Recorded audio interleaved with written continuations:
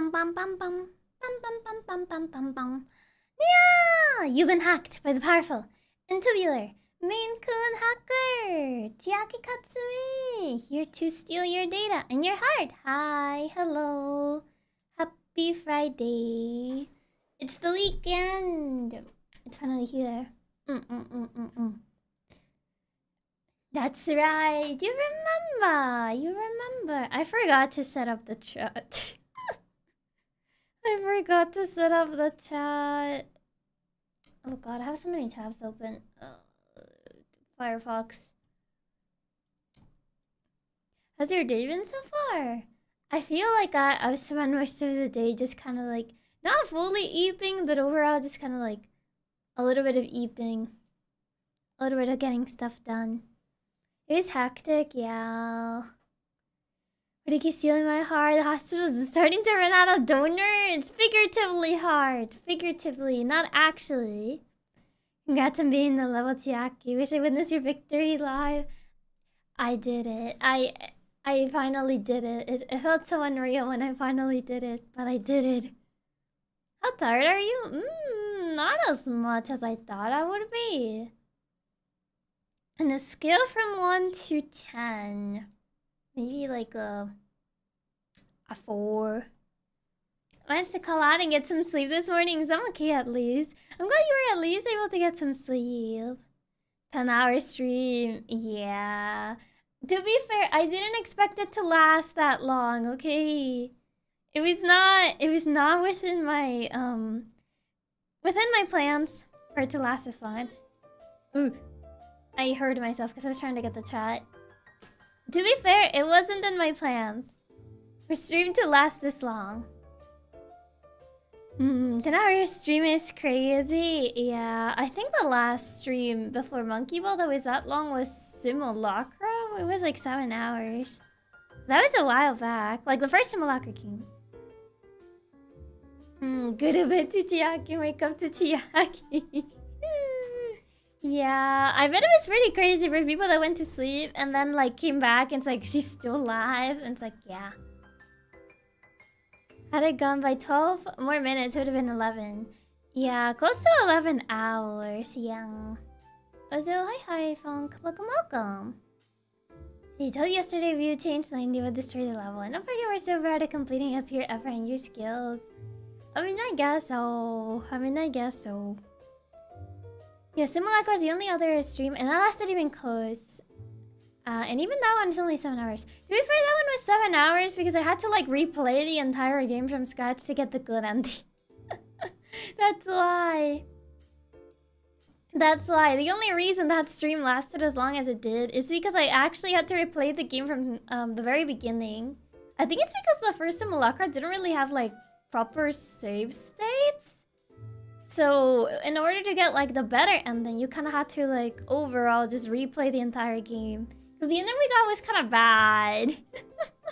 To be fair, the reason we didn't get the good ending is because he kind of had to be a bootlicker to, like, some of, like, the worst characters. And I didn't want to do that. I think Simulacra was very close to 8. I think so. Yeah. I woke up at 6, brush my teeth, turn my PC, open YouTube. Hey, Chiaki's live. Yeah, you really want to get that good ending since the other one was that bad. The other one was really bad. We got, like, I think the worst one. Yeah, the game was short enough to not need saves. I mean, yeah, I kind of just, like, skimmed through everything, so... There's pretty much no saves in the ride. In the first Simulacra ride, so we literally had to restart the whole thing. So we had to suck up to that one through the whole game in order to get the good ending. Yeah, essentially. Essentially so. You had to be nice to the creep, yeah. Also, hi Thomas, welcome. I woke up to my dog vomiting like an hour into sleep. Oh no, I hope your dog is okay. Maybe you didn't need to be able to look at just not being into the cringe guy. He was suspicious. And you had to like laugh at his jokes and whatnot. It's like, it's not... Cleaning dogs, sick up at 7 AM is pain. I can imagine, yeah. Hopefully it was just like he didn't actually get like fully sick. That was the worst part. His jokes are terrible. Yeah, to be fair, like the jokes of that character were not great. He was the dude that did the cringe thing in the shower too, right? I believe so. I believe that's the same guy. Okay. I went to Eve yesterday because I'm sick and got a headache. Then I woke up. I was really wondering how Aki was doing. I saw you were doing the stage and wanted to cheer for my favorite cat. Aw, thank you. I appreciate it. Yeah, I did it. I succeeded. I got a doggo monitor. Change his food in case he ate something funky. That's good. I've heard that grass can also help. Usually dogs eat grass to clear their stomach. But yeah, it's better to just monitor him to see if he didn't eat anything strange. There's a Brazilian streamer that played some Malacca a long time ago, and even he said that the things you need to do for the good ending are a bit questionable, like continuing to lie to the friend. They are questionable, which is why I didn't guess that that was the way you got the good ending. It was like, what? I had to look it up. I straight up had to like look it up. Same with the cats. So eat plants to help with their hairballs and stuff. Yeah, some animals just do that. They eat plants to help with their stomach. Anytime my cats have a stomachache, they always go out and start numbing the grass. The two fish on your ear, they're clips. Essentially, they're clips. Kind of like the hair clip on my hair, but these are clips on my ears. You know dogs clean tummy by eating grass? They do. My dogs do that whenever we take them to the park. They start eating grass. But yeah, essentially so. But we survived. We survived. We did it after 10 hours, but eventually we did it. Oh god, so you're saying we get sick, we should eat grass? I mean, I don't know. And my dog just enjoys eating. He's been eating pecans from the ground. It fell from the tree. I'm not sure if dogs can eat pecans just fine. I'm not so sure about that. It's basically a source of fiber. Yeah, essentially. It's like a source of fiber. What happens if we nibble at the clips? Do they have fish flavor? No, they don't have a fish flavor. No, don't nibble at my clips. They don't have a fish flavor. They're just clips. They don't taste like anything. Dogs have masters. Cats are the masters. Essentially, I mean, cats are more independent than dogs are. Are pecans even safe for dogs? I'm not sure. You should probably look that up. Yeah, you did. I'm so proud of you for your persistence and willpower. Chiaki, you never gave up and you conquered the challenge. Aw, thank you. It's really sweet. I know it was a pretty long stream. I know it was pretty long. I don't think pecans are safe for dogs to eat. I'm not 100% sure. I've never looked into it. Vision their abilities like yummy data. That's just, those are just USBs. I know they can eat carrots. They can eat carrots just fine. My dogs don't tend to eat carrots super often, but I heard that it helps them clean their teeth, apparently. But my dogs kind of like, they don't really like chewing on carrots that much. That probably just started being a long stream. That just means you got extra time to study the cutest cat. Aw, thank you. I'm good reading with Chiaki in the background, comfy. Oh, I kind of want to start reading like manga again. The last manga I read was Deepaku Shonen Hanako-kun, Toilet Bound Hanako-kun. I have the first volume physically. I wanted to get the other volumes physically, but I haven't really. I saw on Amazon they have like this pack that has like all the volumes together. I was like, oh, I wanna buy them. And I just never got around to doing that. Never got around to doing it. And to get around to doing that, because I kind of want to like start reading manga again. Yeah, one should feed dogs a salad every so often. Me and your dogs are getting something. I don't like raw carrots either. We're ready for the 12-hour stream. The more Chiaki, the better. There's no limit to how much Chiaki like to have nerd lives. I feel like 12 hours will be too much after the last 10-hour stream. I can say something, Chiaki. I wouldn't have the patience playing the low for that long without any distractions. You really feel different. I'm just stubborn. I'm just stubborn, honestly. I feel like my stubbornness just comes from the place of like, I've given up on many things before in the past. So at some point, I kind of just vowed to myself I wouldn't give up on things that I wanted to see through anymore. Just because it was something that I did too much in the past. So eventually it started getting ingrained in my personality, and I'm a little bit stubborn like that. The bundles make it so convenient. They do. They do. There's nothing quite like reading a physical book. Yeah. I remember when I used to collect hardcover books. Well, manga. Toilet bound Hanako-kun. My mom's cat loved running around in the rain and getting dried off. Really? Considering cats don't like rain. Rock cats are better than cooked carrots. I mean, allegedly, because cooking them takes away some of like the vitamins, I believe. I'm a big girl sub-reader, so I don't think my recommendations will work. That's fair. I kind of like want to find more fantasy manga that's not isekai. Like actual like fantasy world building. Which is kind of like why I like Toilet Bound Hanako-kun, because it's like it's usually the narrative is kind of like surrounding like urban tales, like urban legends. That's the correct word. And I kind of like all that sort of stuff, like urban legends, myths, all that stuff. I always thought it was really cool. The fact you did it while chatting to us the entire time, your ability to focus is insane. Seriously, it's so impressive how you managed to do the entire stream while talking to us so much. Oh, thank you. And this is an anime character pop point if I heard one. Is it? It's a good thing you don't give up. It's a good mindset to have, not giving up on things you care about. Yep, Master Chiaki is a hardcore gamer. What can I say? I like playing the funny video game. Even when they're not so funny. Oh, so hi Wolf. Welcome. Welcome. I've seen dogs that hate water and cats that love water. I mean, there's a lot of dogs that don't really like being like showered. Physical books are the best. They are. There's something nice about them. Fantasy manga, something like Ancient Magus Bride? Yeah, something like Ancient Magus Bride.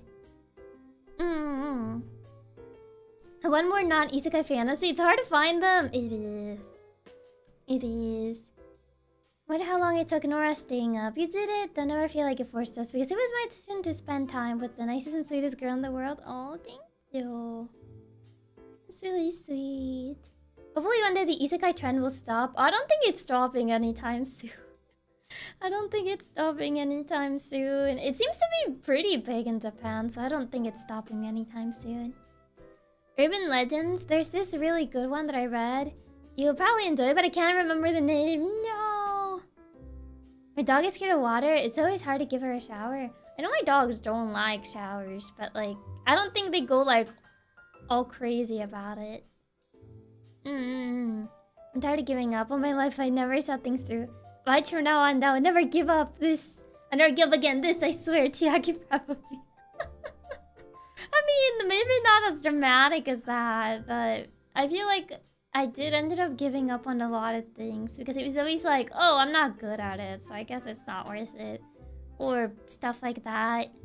Like, no matter how hard I tried, it always just kind of like wouldn't work out. And a lot of times it kind of happened.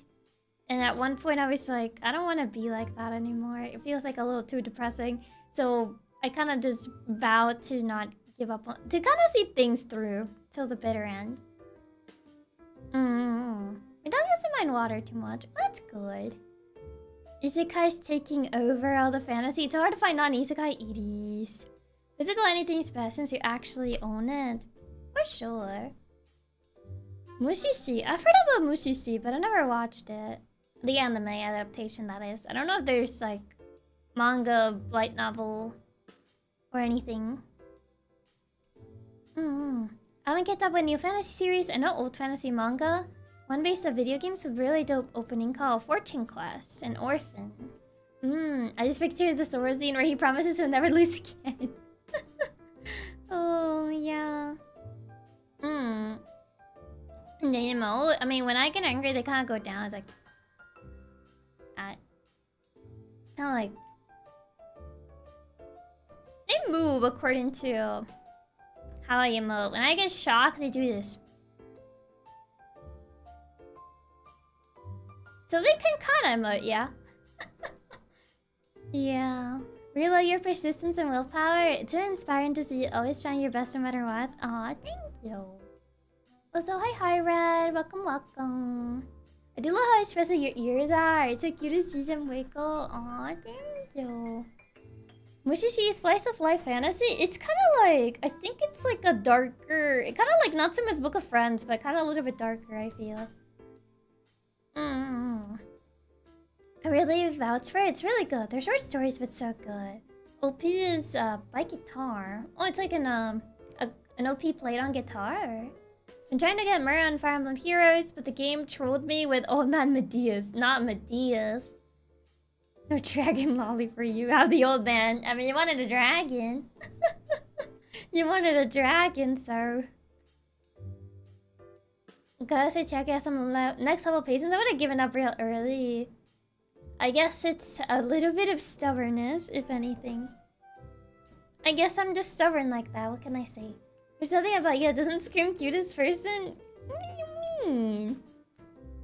By the way, a bit random, but I saw a mod for Fates that replaces everything with Shadow Dragon's plot. A Shadow Dragon, I mean, it has like the typical like hero story and characters, but with some of the Fates gameplay and better art for everyone that you might like. That's crazy. At least, oh man, if they had better sprites. I mean, it would be neat if they had like support conversations, because I feel like Shadow Dragon characters don't have support conversations. They can kind of talk to Marth, and then it's like, okay, you're back to being irrelevant now. And I'm like, okay. Like when you recruit them, they talk to Marth like maybe once, and then it's like, okay, back to the line with you. Stubbornness is just consistency for those that know their objective. I guess so. I guess that's a way of putting it. The game also gave me Nyaa instead of Mur another poll. Naoi's art on Heroes, at least the first one, was kind of odd. I wasn't really a fan of how Naoi looked on Heroes, like the first version of her art. Yeah, when I first heard you talking about how awful the sprites were, I thought to myself, how bad could they be? And then I looked them up and my god, you're so ugly. They're ugly. They really are ugly. Being stubborn is good in some context. Got me into most places. I mean, I feel like it's good to fight for what you want. Like, if there's something you want to do, I feel like if you really want to do it, then you gotta fight for it. Like, I know sometimes life throws you curveballs, but you can't just give up. Because if you give up, at that point, you won't accomplish anything. So if you really want to do something, you gotta fight for it. He uses the Fate sprites and 3D models, but custom-made ones for everyone. But I think the actual combos use the Shadow Dragon art. No, it used the ugly art. To be fair, in general, when you recruit characters the same, unless you actually care for the supports, you don't have to talk to them ever again. Yeah, but like Shadow Dragon doesn't have supports. Speaking like a true protagonist, Chiaki really does have the MC energy. You watched Spy X Family? I watched season 1 and I didn't finish it. I never finished Spy X Family. I only watched the first season. When life throws you a curveball, you say we ball back and throw it back with an even larger curve. Exactly. Exactly. That's what you do. I remember there was like a...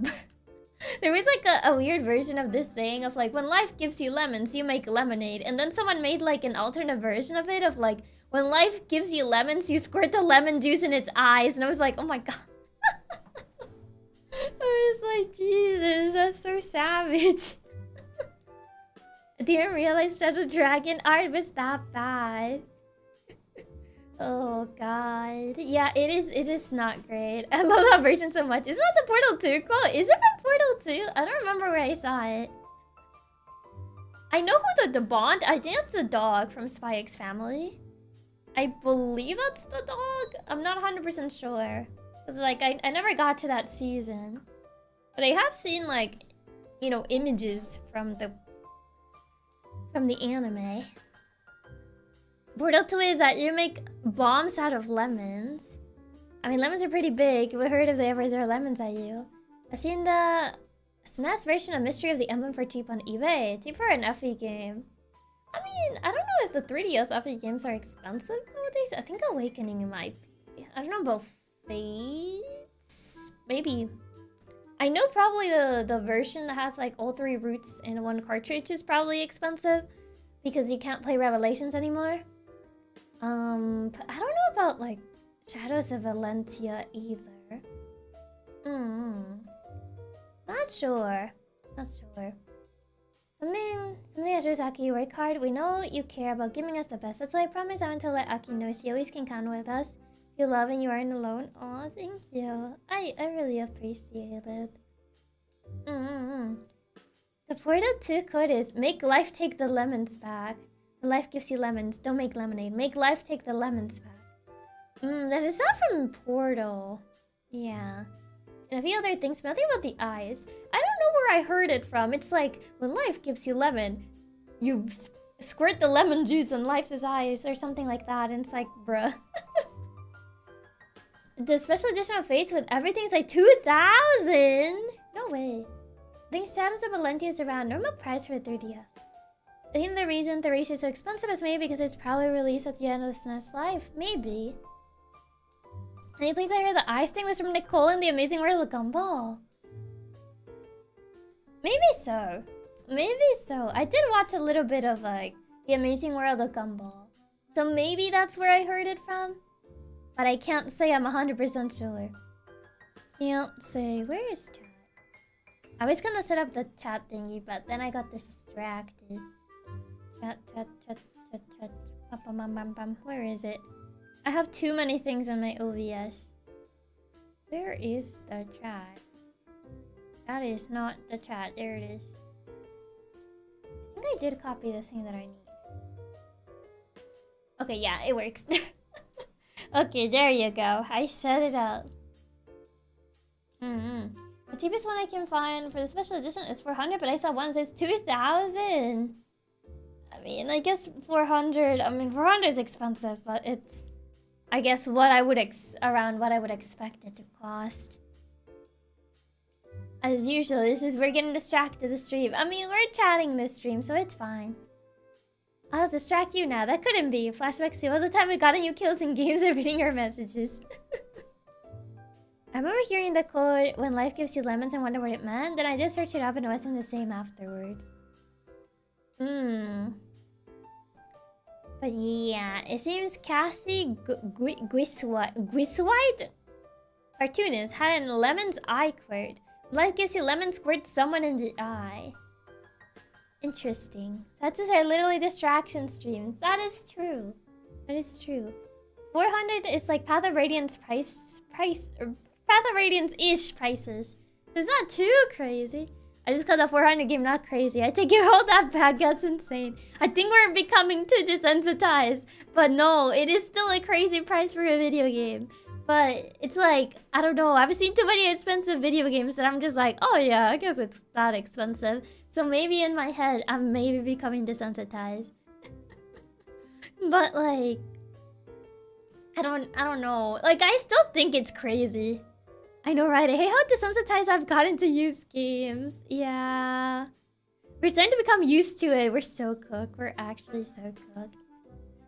Getting Path of Radiance still cheaper than to buy the Switch 2 Plus. I mean, yeah, but that's assuming you have the console where you can play it. Stream says cat yapping. Shouldn't say meowing. You worry too much about the details. I don't think it really matters. No, Chiaki, if anything, we need you to stop normalizing the high price of retro games. I'm afraid that that is something beyond my level of power. Especially for a game like Face, and it's not even that good. I mean, there's games that are not really particularly good, that are expensive, if you think about it. Last time we talked about the Piglet game, and when it was mentioned, it was 80. My first thought, it was like, oh, that's not so bad, we're so good. It's like, it's not so bad in the sense of like other expensive video games. But like, in the general retrospective, it is kind of bad. You know what I mean? I can't believe how close we are to 100 for a AAA. I mean, I feel DTA was just gonna be 100 anyway. Even before, like, the whole, like, oh, Switch games are gonna be expensive. Switch 2 games are gonna be expensive. I feel like GTA 6 was just gonna be expensive anyway. It's just that Rockstar just outright said it early. Yeah, it's just that we've seen so much worse that 80 sounds good compared to 400. Exactly, like it should be like $15 max. I hate how scalpers look what they've done to my brain. One of the most expensive games had 3DS a tech demo. I think it was 1,000 for a copy. I guess because it's not like distributed usually, so it makes sense. Sonic games are almost always good, the exception being Sonic 06. I think the Sonic fandom would think otherwise. What's GTA be $60?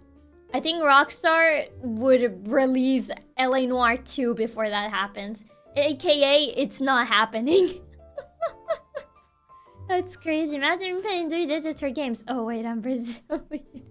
Man. GTA was always going to make that jump no matter what. GTA 6 will be expensive.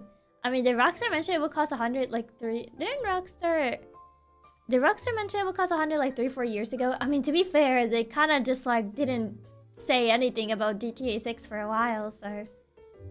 Because they had no reason. GTA 5 still got them a ton of money, so it's like, no reason. Did I miss the yapping? Nope. Not at all. But, hi, Bebop. Thank you so much for the tip. Thank you. The Sonic games are always good. Sonic Adventure 2 wasn't a buggy mess or anything. Sonic fans will agree that 90% of the games are god-awful, but still enjoy. I'd be surprised if GTA is more than 100. I mean, I am thinking it's gonna be around 100. GTA might sell the base game cheap because they'll milk you using the DLCs.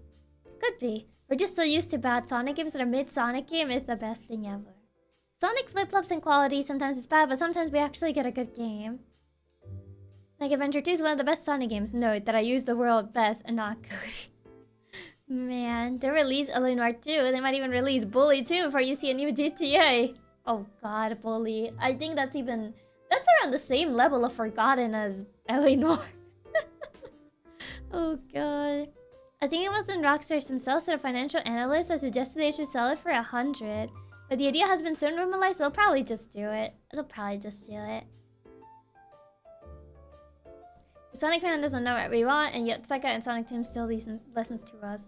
I mean, it's like they want something new and then they hate something new. But to be fair, that's a lot of like fandoms in video games. They want something new and then they hate the new thing, and it's like, what do you want from me? Yeah. It's like, bro. Crazy. I feel they're only going to keep it at 100 for now, but I wouldn't be surprised if they do make it more too. If they release the base game cheap, will 100% have an incomplete map or literally barely something to do. For Sonic games, you almost always able to clip through levels. Bully might actually be more forgotten than LA Noire. I never see anyone talk about the game ever. I mean, I've seen people play it, but like... I think I've seen people relatively recently-ish play it, but... Other than that, I don't really hear much conversation about Bully. Oh, let Bully ever got a sequel. They were so much more fun than GTA ever was. We live in a world where we got YouTubers Live 3 and not Bully 2. At least Bully got a graphic update release. I mean, that's good. Sonic fans, Pokemon fans, asking for something new and then getting mad when the company does something new. Fans both love and hate changes. Yeah, essentially. It's like, they want something new because it's like, oh, it's too formulaic. And then they get something new and it's like, I hate it. Eleanor at least had a remaster. Bully has been the same since 2008. I think it only got ported on Steam. But that's about it, honestly. Something I can get credit for Sonic Team. They do try new things for each game. Can't they try to be creative? They try, but unfortunately, they don't have the fandom doesn't reciprocate as well. I don't play Nintendo exclusive. Sonic game PlayStation forever. We live in a world with no new Wario Land. Give me a new Wario Land. Oh right, Wario Land hasn't gotten a game in a while. That is true. The best thing about Sonic games is the music. You cannot change my mind, unfortunately. Eleanor also has a VR game from 2017. Eleanor has a VR game? And I always one for Bully, great game, but it reminds me way too much of Postal 2. And as for Eleanor, I never played it. Postal 2? Sonic Adventure 2 was a pain to get through. You haven't seen Sonic Lost World and Sonic 06, which are next level of tedious. I know Sonic 06. I feel everyone has heard of Sonic 06. For better or for worse. Wasn't Legends Arceus something new? Did people not like it? Like, people were like, oh yeah, it's like aight. But I didn't like see as much of like, you know, great reception on it. I saw a lot of people dunk on them for graphics, which I'm like, Pokemon has never really been a game for graphics. It's like, it's more that people get angry when TPC changes the main game formula. And to be fair, Arceus is more like a side game rather than a main game. You know what I mean? They don't like when people change the mainline Pokemon. I fear Arceus wasn't really a mainline Pokemon. It's a banned game. Yeah, can't say that I've heard about that game. It was recently well received, but it had the same graphics complaints. Yeah. I have jokingly suggested Chiaki play Sonic 06 with something, but it's something I wouldn't wish upon my worst enemy. I think it's only on Xbox, and I wouldn't get an Xbox just for that. I really wouldn't get an Xbox just for that. I'm drinking my tea. And Arceus, despite the best for graphics, it was well received. It's also a reason we're getting a sequel for it. And technically, Arceus is considered mainline, but it's different enough that it doesn't feel like one. Is Arceus considered mainline? I always felt Arceus was more like a side game. Sonic 06, it was a horrible thing being a Sonic fan when people pit that game against Mario Galaxy. That's a little unfair. Pitting 06 against Mario Galaxy is so unfair. It's not even a competition. I'm sorry, Sonic 06. But, like, yeah. That's my Xbox and copy of Sonic 06 to my Kawabundu for Chiaki. No! Not 06. You might find it on Steam, but yeah, I recommend playing something like Metal Gear Rise and Devil May Cry. For Bully, or? Putting 06 against Mario Galaxy is literally the coughing baby versus nuclear bomb meme. But yeah, that's crazy. Galaxy and 06 are contemporary. It feels unfair comparing them. Like, they were released around the same time period, yes. But it doesn't feel fair due to, like, the quality of the games. So it's like, it doesn't feel fair. 06 is also for PS3, but never would like to put you through it. The loading times take forever. I'm probably one of the few that did actually enjoy it somewhat. 06 could be coming back as people are making a more polished and finished version. I mean, having the fans fix the game for you, it doesn't necessarily mean the game is coming back. I wouldn't consider it like a fan mod, like a game officially coming back, you know? It's sad to imagine being a Sega kid while the Nintendo kids were going, that's crazy, replay Mario Galaxy having the time of my life. Pretty much every mainline Mario is good. Worst one would be SMB2, mainly because it was just more Mario. It didn't introduce anything new except Goldflower and reused some boss fights from the Wii. Yeah, New Super Mario Bros. 2. That makes sense, yeah. Especially the Mario and Sonic fans were still butting heads. That's fair. That's fair. The game is finally good 20 years after its release. So 06 and Galaxy are also nothing alike. It's not the same. Yeah, it doesn't feel fair because it isn't. Galaxy is one of the best Mario games since 06 is considered one of the worst Sonic games. Well, yeah. That's totally fair. Yeah, it's totally fair. It's actually 20 years? It's actually been 20 years since 06 release? That's crazy. There's a guy who would open Sonic Adventure 2 every time 06 would be loading. He beat Adventure 2 before 06. Oh my god, that's insane. That's actually crazy. That's how long the loading times were. Jeez. I didn't think the loading times would be that crazy. Like, I was like, oh, it's maybe they do take a bit, but not that much. I think with the Sonic 06, there's a good game somewhere. The main issue, they were forced to release it before the game was fully developed as to why it's so broken. I mean... There there's games that had good intentions but just didn't have enough time to cook. And then there's games that are just like not made with any passion at all and just to get a quick buck. There is a difference. It's actually insane. The loading times for 06 are longer than the entire Sonic Adventure 2 game. The loading times are so long because there's so much video game you don't understand. Surely that's why. There's too much video game and the graphics are too powerful. So it takes a bit. It just takes that much to load. Games that had good intentions but still just were the worst thing ever. Bubsy. I don't know if Bubsy had good intentions, honestly. I feel like it was more of like, yeah, you know, people like Mario, people like Sonic. We need to make our own mascot platformer game. The loading times on Xbox are okay. Don't ever play on PS3. You have enough time to play all of Final Fantasy 8 and possibly 9 before it loads. On Xbox 360, the load times are shorter. Probably because more power. To be fair, I can actually see Sega releasing the Sonic 06 fix fans made. Didn't they also license Sonic Mania from fans? Did they? I don't know. I don't keep up with Sega too much.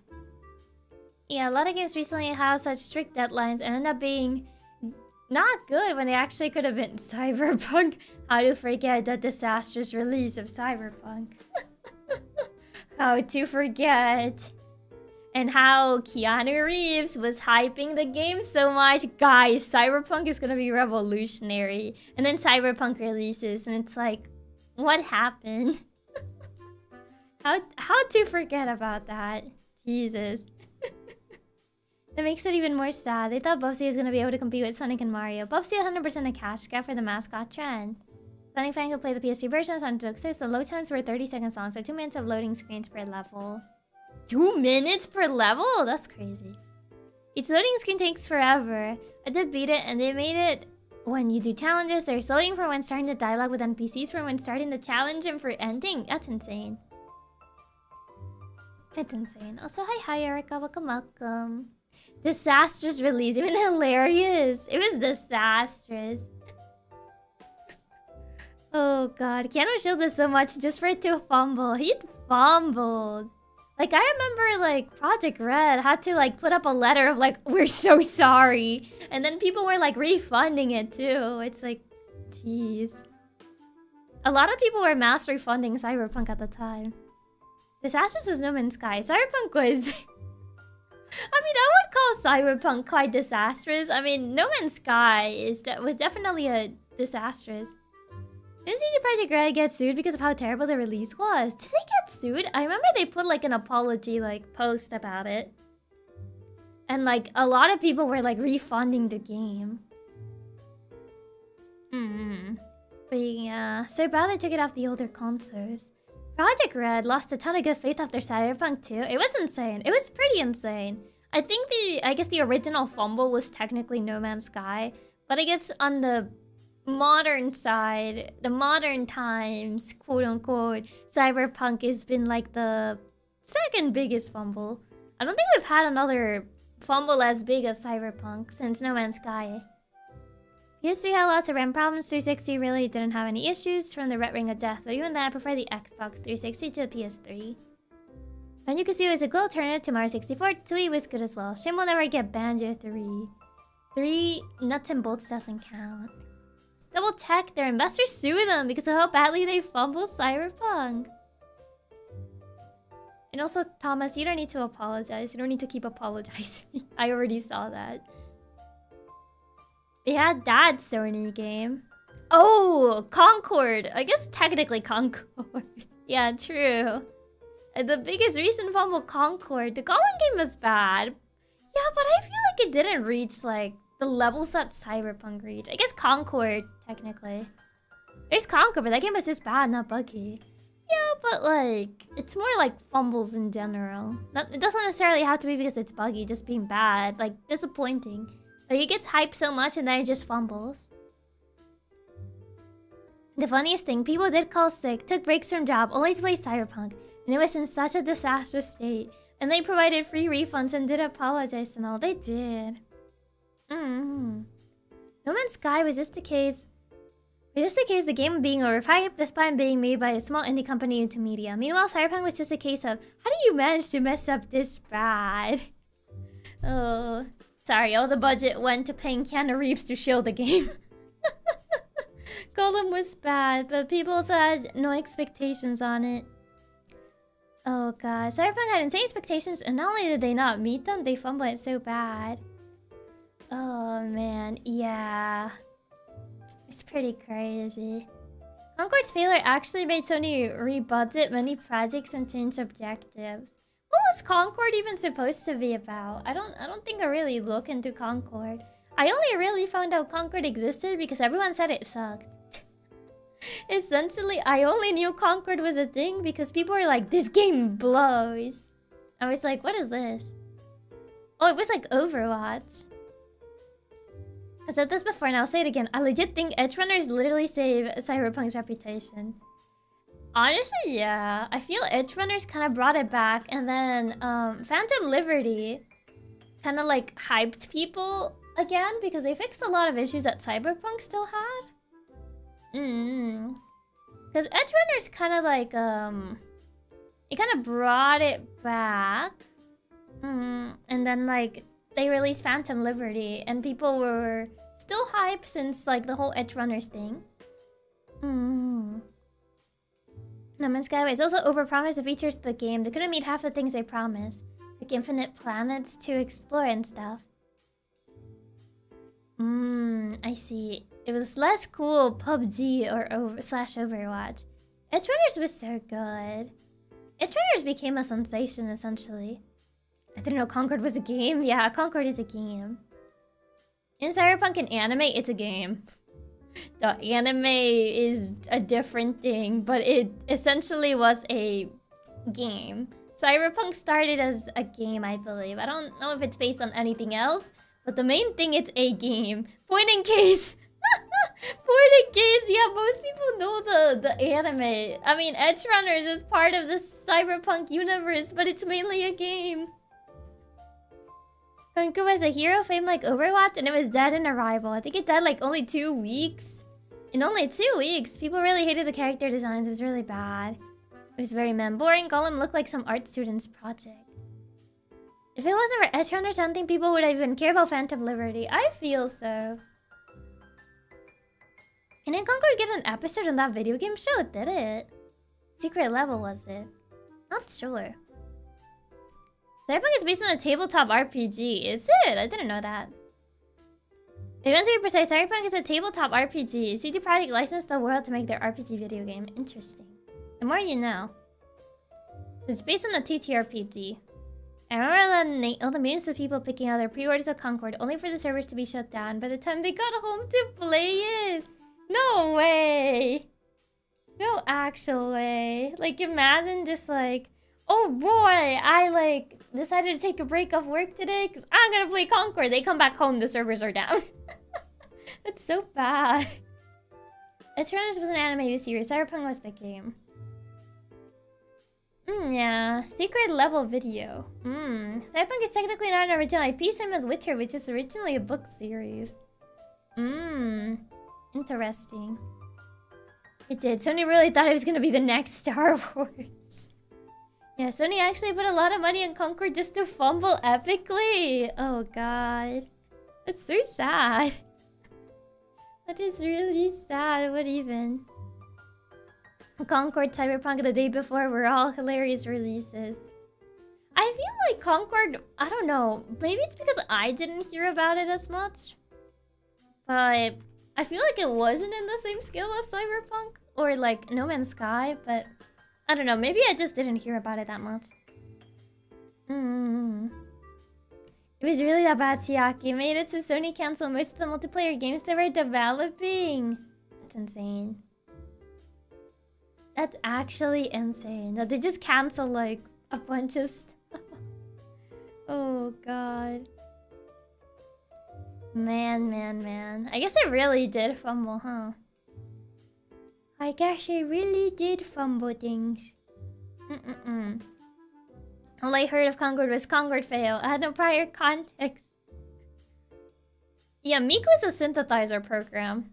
It's not an anime. I don't know where that comment came from. It was very out of nowhere, but no. Miku is a voice synthesizer. Concord specifically had an episode secret level with new characters, not even the ones early in-game. They already had plans for battle passes and new seasons. Whoa, they had a bunch of plans and then it's just like, well, guess this fumble. We're not doing it anymore. It makes it even more sad. No one heard about Concord, but Sony somehow burned millions and millions of dollars on it. Like, for me, I didn't hear about Concord until, like, everyone was talking about how it was bad.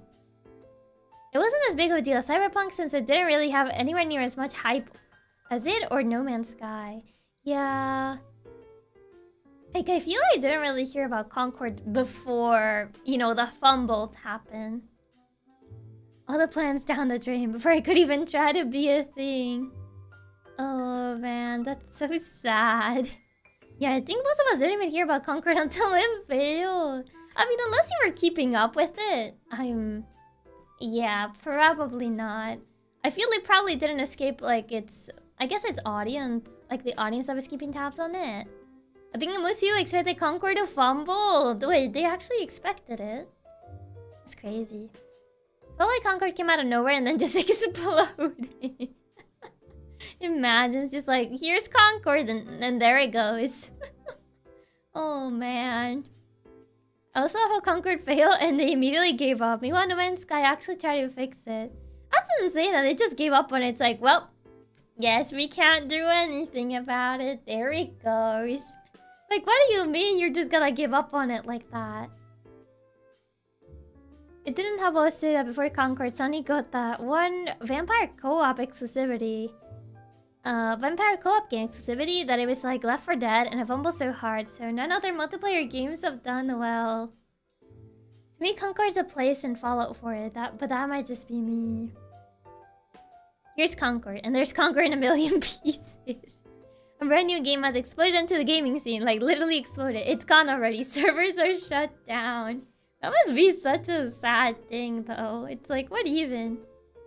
Like 5-ish years of game development down the drain. Essentially, yeah. I don't know, I feel like making like a big, like massive multiplayer game. Not necessarily an MMO, but like something in the veins of Overwatch or Apex or, you know, that sort of stuff. Is really hard to do nowadays because there's so many people trying to do that essentially. There's a lot of like games that essentially are trying to be that. And they're all kind of like fighting for maybe not the same player base, but I guess for like the type of people that would like to play those types of games that prefer, I guess, the more social gaming experience. So there's a lot of competition, especially if you want to make a shooter, like a hero shooter sort of thing. Like, it's crazy. It's actually insane. Yeah, the market's already way oversaturated. I feel like hero shooters in general are like kind of oversaturated. I'm glad the live services craze is kind of ending. It was getting pretty exhausting seeing it constantly being shoved in our faces by every studio. Yeah. Concord was going for like a Fortnite aesthetic. Oh, I see. People who call Concord said it looked bad, but they did nothing to change it. Doesn't Sony only have mostly movie games left? They scared all the JP devs of the US branch's anti-anime approach. Could be. Could be. I feel like a lot of Sony games try to go for like the more realistic approach. Instead of the, at least on the web side, like this side of the world.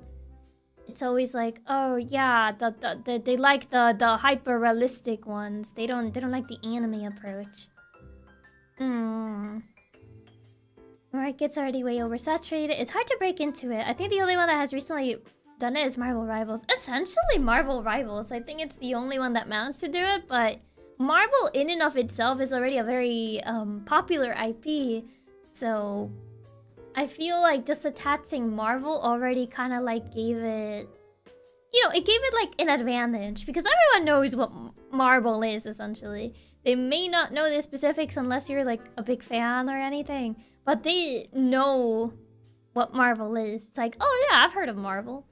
So it already has that easy approach because they don't really have to fully, I guess, learn new characters out of nowhere. Yeah, Apex has zero hype until release date, and that was a strategy. We're making a battle royale game after being bought by EA. We're not gonna overhype this game. Paraphrase quote from Respawn. That's crazy, and still it managed to do pretty well. There's a main issue for multiplayers and free-to-player gacha. There's a lot of competition, not like people who play those games are going to essentially just leave. Yeah. Same thing with MMOs. Essentially, yeah. I really hate how Sony basically just gave up on their JP Studios. They had so many good IPs and amazing talents, they just threw it away. I know, it's sad. I missed anime-esque games. Also a game that is very nice is Conception. Conception plus Minions of the 12 Stars. Pretty much, yeah, Marvel only did it because it was Marvel to begin with. Marvel Rivals started because of some ex-Blizzard employees teaming up with Marvel games. Honestly, a perfect combination. Interesting. To be fair, yeah, Marvel is already a recognizable IP, so it does a bit of the heavy lifting than if you're creating, like, new characters from scratch. Like, yeah, it's still kind of expensive because you have to get the rights for the IPs, but, like, it does a good amount of heavy lifting if you have, like, a game that already has, like, a recognizable character attached, you know? More anime games are popping up on Switch and PC, but I see Nintendo banning some games like Red Tunia of all things, despite a few games releasing on there. I have heard that apparently they changed their policies for releases relatively recently. I don't know exactly what those policies entail, but I did remember hearing about the Neptunia thing. Like, Neptunia kind of canceled their release on Switch because of some Nintendo policies that got changed recently. We need more Sony games like Astrobot. It was really one of the better and charming games I've played in a while. Pretty purely catered towards gamers. Well, yeah, we'll have to see if, like, I guess Sony wants to release more games like that. Marvel Rivals did actually manage to get a huge fan base out of people that didn't actually consume Marvel media, too. So I'm gonna play Expedition 33. I've heard about it. I don't know if I'm gonna play it anytime soon, but I've heard good things about it, so I'm kind of curious about it. I thought I would have done anywhere near it as well if it didn't have the stuff like Spider-Man in it. The biggest shame is Sony taking down the Japan studio, the team behind the Astrobot Asobi team, before they were forced to only do Astrobot games. All their games were so unique and good. Man, that's really sad. Oh god. There was a good chunk of Marvel games fell apart, like the Avengers games and the Guardians of the Galaxy. Yeah, but like combine a popular IP with like a format of game that's already popular, which is hero shooters. Learn Rivals is an apology for the god-awful Avengers game. Is it? I don't know. So hi Shito, welcome. Completed Expedition 33 trophies. 87 hours. Man, that's crazy. Neptunia actually kept their game on Switch, but didn't release on PlayStation since for some reason Sony's more strict now than Nintendo is? Really? Astrobot was great. If Sony doesn't release a sequel to it, then I'll completely give up on them releasing games. Spider-Man and Marvel Rivals. I never hated Spider-Man more than I do now. What's wrong with Spider-Man? Funny enough, despite Neptunia being banned, that Galagon spin-off game with Demon Girls is still out on Switch. I don't know what their policies are. I mean, they also released Bayonetta on Switch, so take that as you will. Take that as you will. And also, isn't Catherine Full Body also on Switch? So, like, I don't know what their policies are for, like, what gets released and what doesn't get released on Switch. It's odd. The big faces with hero shooters, and we got a game. Yeah. I feel like there's the biggest possibility right now. They released DLC for it. Absolutely adore Expedition 33. It's an epic cinema and good game through and through. At least for me. I've heard lots of good things about it. Sony was more strict than Nintendo, and now they're swinging back. I already blocked like 3 games. Sony? Really? That's crazy. Bayonetta being on Switch is insane. I'm telling you. Does Switch have Dead or Alive? Not that I know of, but I'm not sure. Southern Full Body is Switch exclusive. Real crazy. That's what I'm saying. Like, their policies make no sense. It's like, it doesn't make any sense. Yeah, Nintendo has quit caring about the third parties anywhere near as much as they used to, but now Sony will block a ton of stuff they used to allow. I've seen 2 games on Switch, so I think it's who can sell most and pay most. Not necessarily. Not necessarily. I mean, if we talk about the eShop, I feel any garbage gets on the eShop nowadays. But apparently they're fixing that on the Switches to eShop. I guess we'll have to see. But, Yeah, we'll have to see if the eShop gets filtered better, but I don't know. I mean, yeah, the current eShop is honestly filled with a lot of garbage. On Switch. But like, I'm talking about like official like physical releases. They do have a little bit more strict policies on those, but I don't know what they entail and what gets released or not.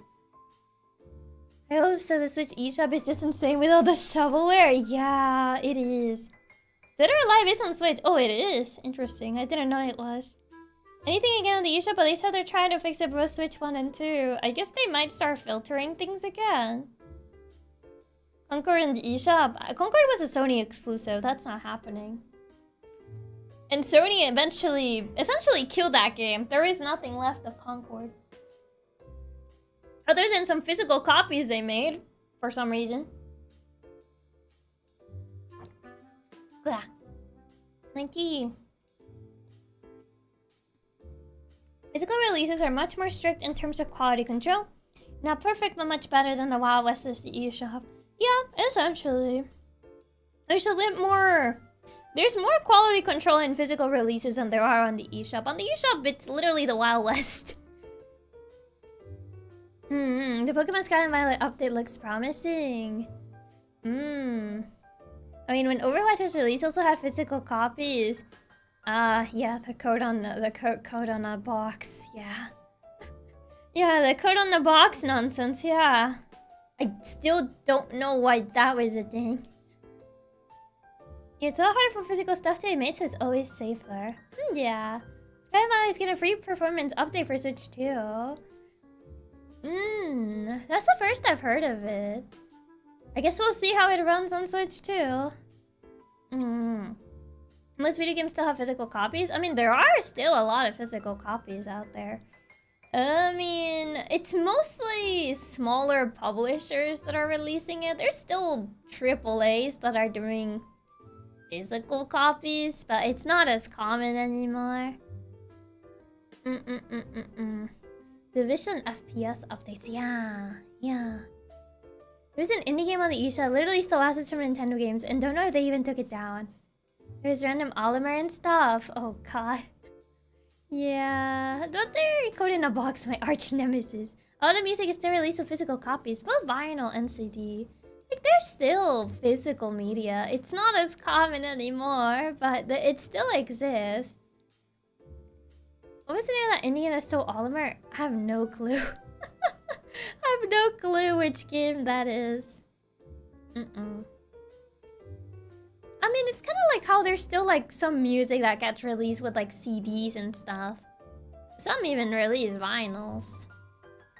But yeah, I know there's a lot of people like dooming about like the whole physical media and like, oh, physical media is gonna vanish forever and ever.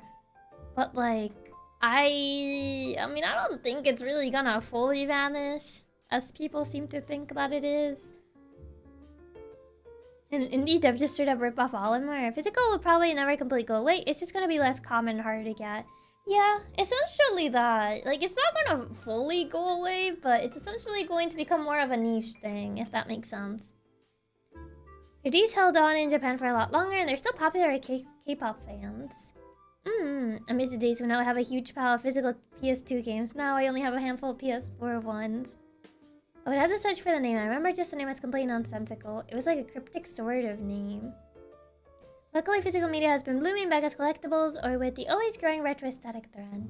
Oh yeah, the whole keycard thing has gotten people really concerned with the future of physical games.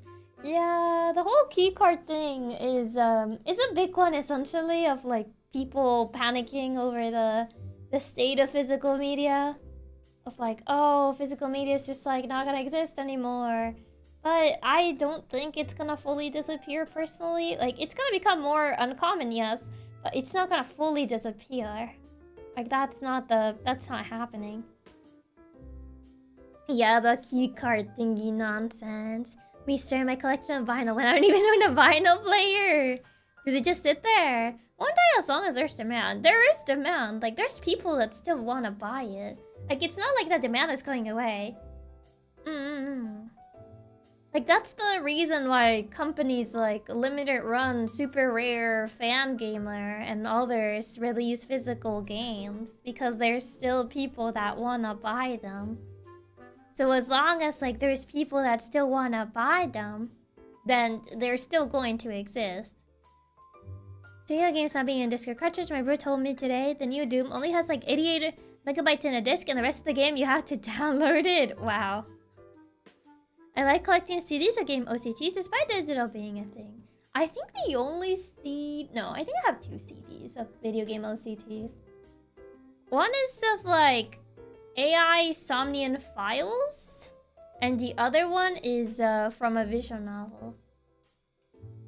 Any of the extra companies making the games quit making physicals, others like Limited Run will pick up the slack.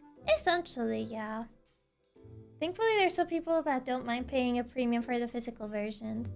Yeah, unfortunately, it's gonna become a more niche thing. That's just how it's gonna be. It's just gonna be more niche. Which is unfortunate, but that's kind of like how things seem to be going towards. It be what it be, essentially.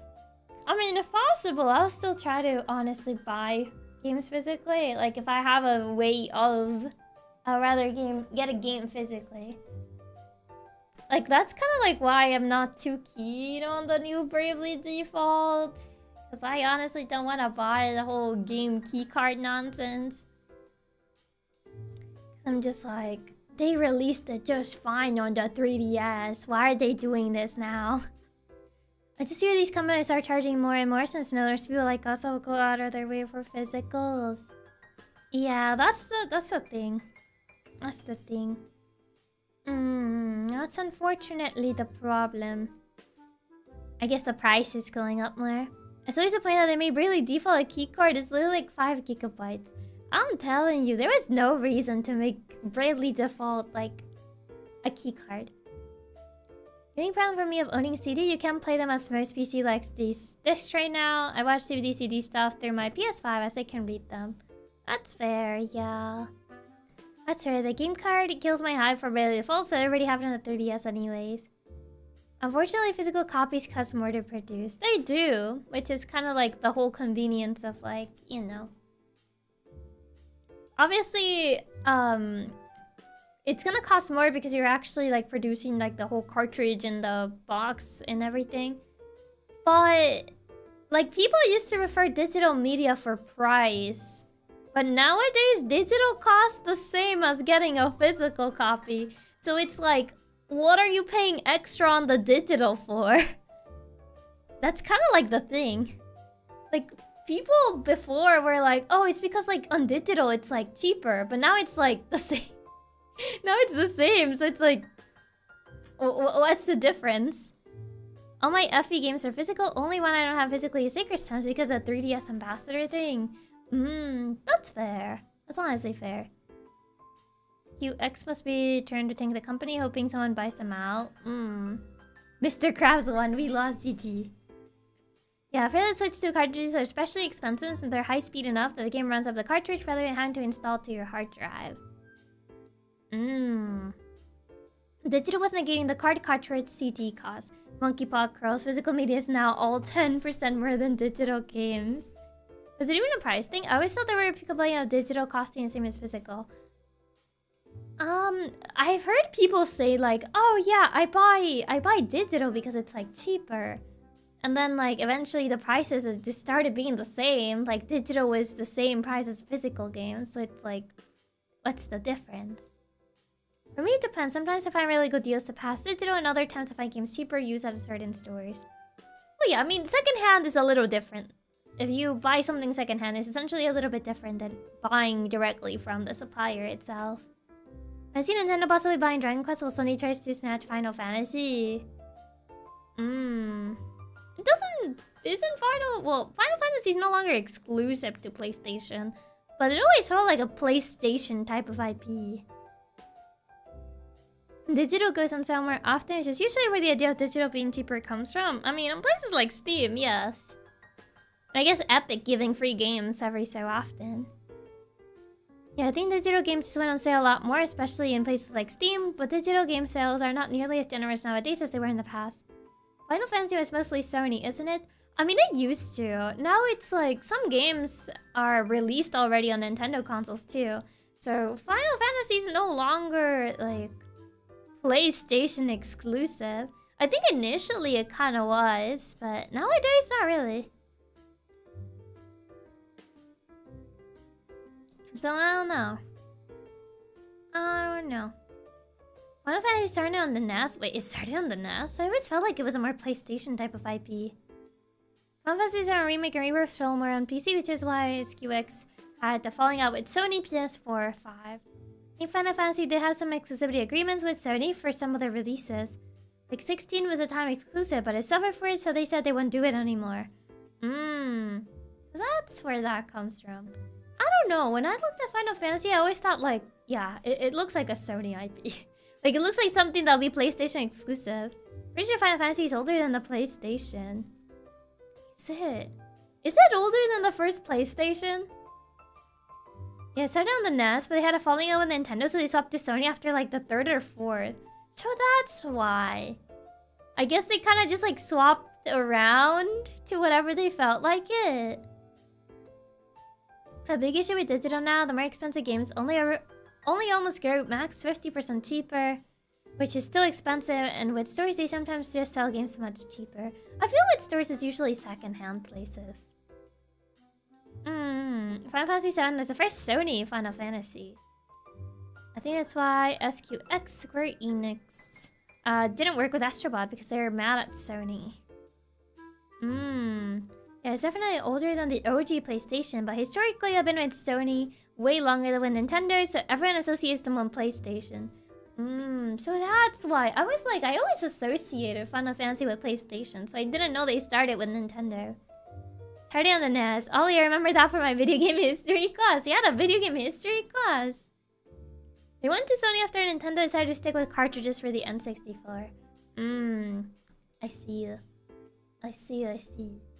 I didn't know that. To be fair, I've only played Final Fantasy 13 too. And I know like some of you guys have said like, play a better Final Fantasy. I tried playing 10, but my PS3 exploded, okay? It didn't literally explode, but it just didn't work. It like shut off when I was playing the tutorial part. And then it wouldn't turn back on, so I was like, okay, I guess this doesn't mean I get to play it. So I've only played 13 too. Please play any other epic Final Fantasy game, I beg of you. You do need to play a better one. Final Fantasy 1 to 3 was NES, 4 to 6 was SNES. That's a thing. Learning animation, you gotta learn from games and movies. I mean, I didn't know there was specific, like, a video game history class. Like, yeah, animation classes make sense. But didn't know, like, actual video game history. I mean, there's a very good Final Fantasy game you could play. Oh no, I know which one you're gonna say. I haven't settled for X. Final Fantasy 10-2 at this point, anything. Wait, really? 13-2 is rough. Yeah, I got it as a gift. I got it as a gift. And I didn't know much about Final Fantasy. So I was like, okay. And then I played it and I was like, man. This game is, It's a game, alright.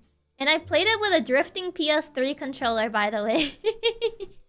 My control stick had drift.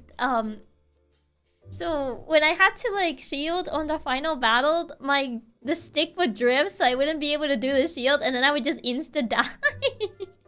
I would just insta die, and it was so rough. Because I was playing with a controller that had drift. It had a drifting stick, so I was like, man. Haven't given up hope yet. Helps the entire copium tank. We learn about different consoles and games that shook up the media during the time. Interesting. With drift too? Yeah.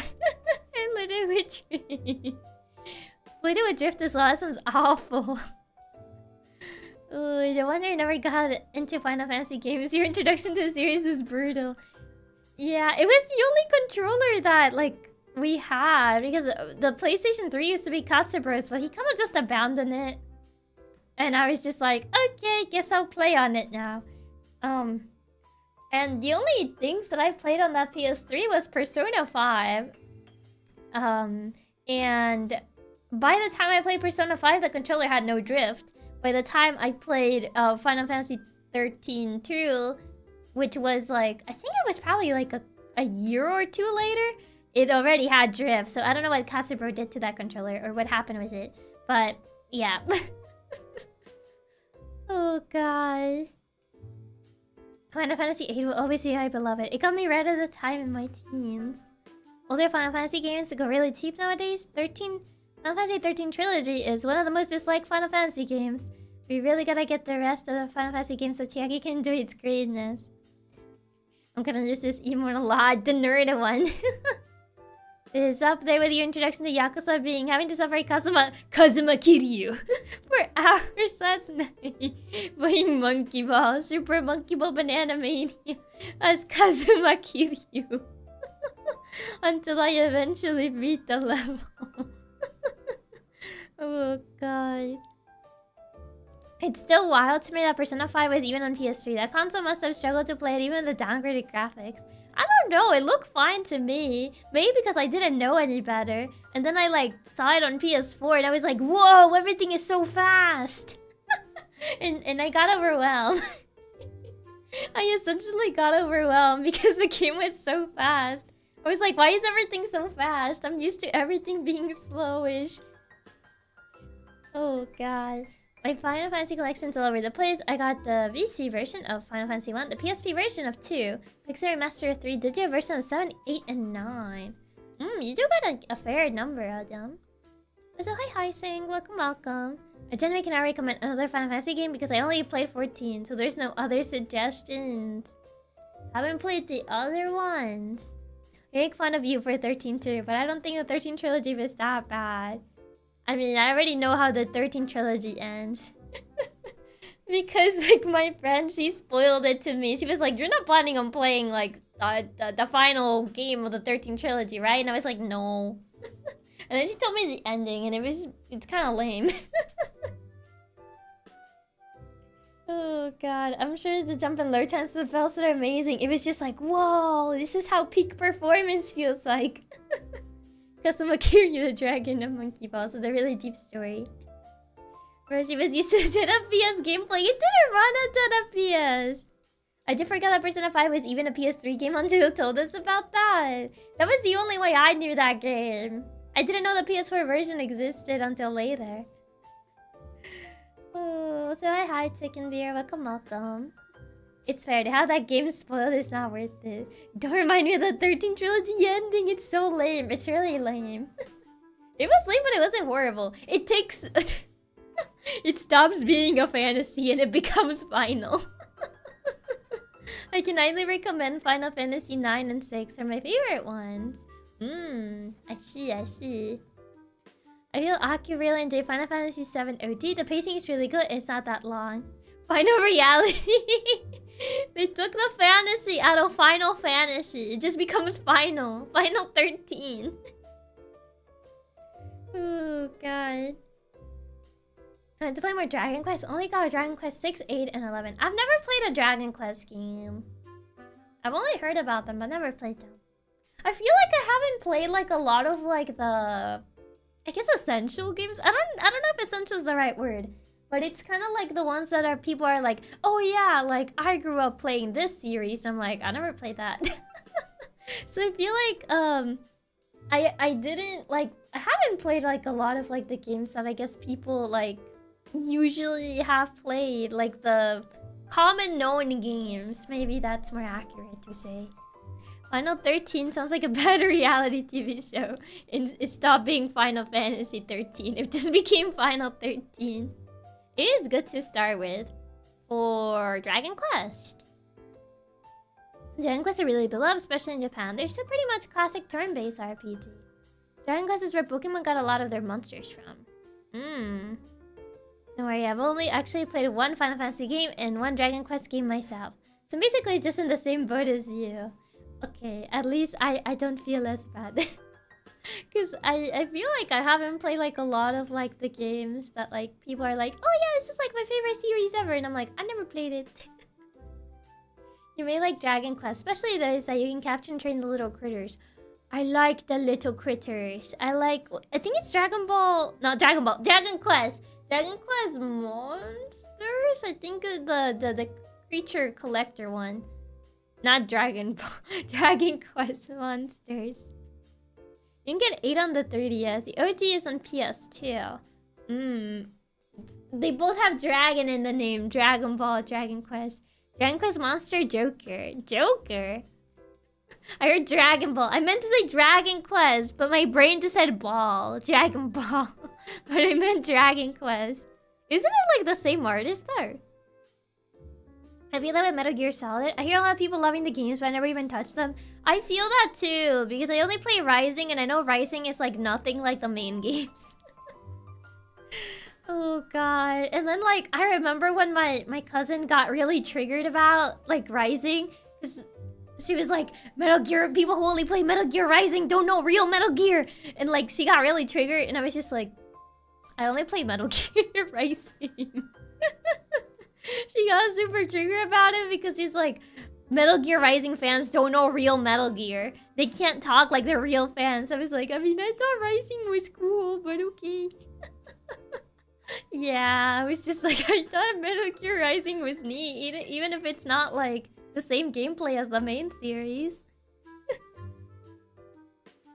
Toriyama is a goat, doing Dragon Ball and Dragon Quest at the same time. Pretty crazy. And Rising's good, that's enough.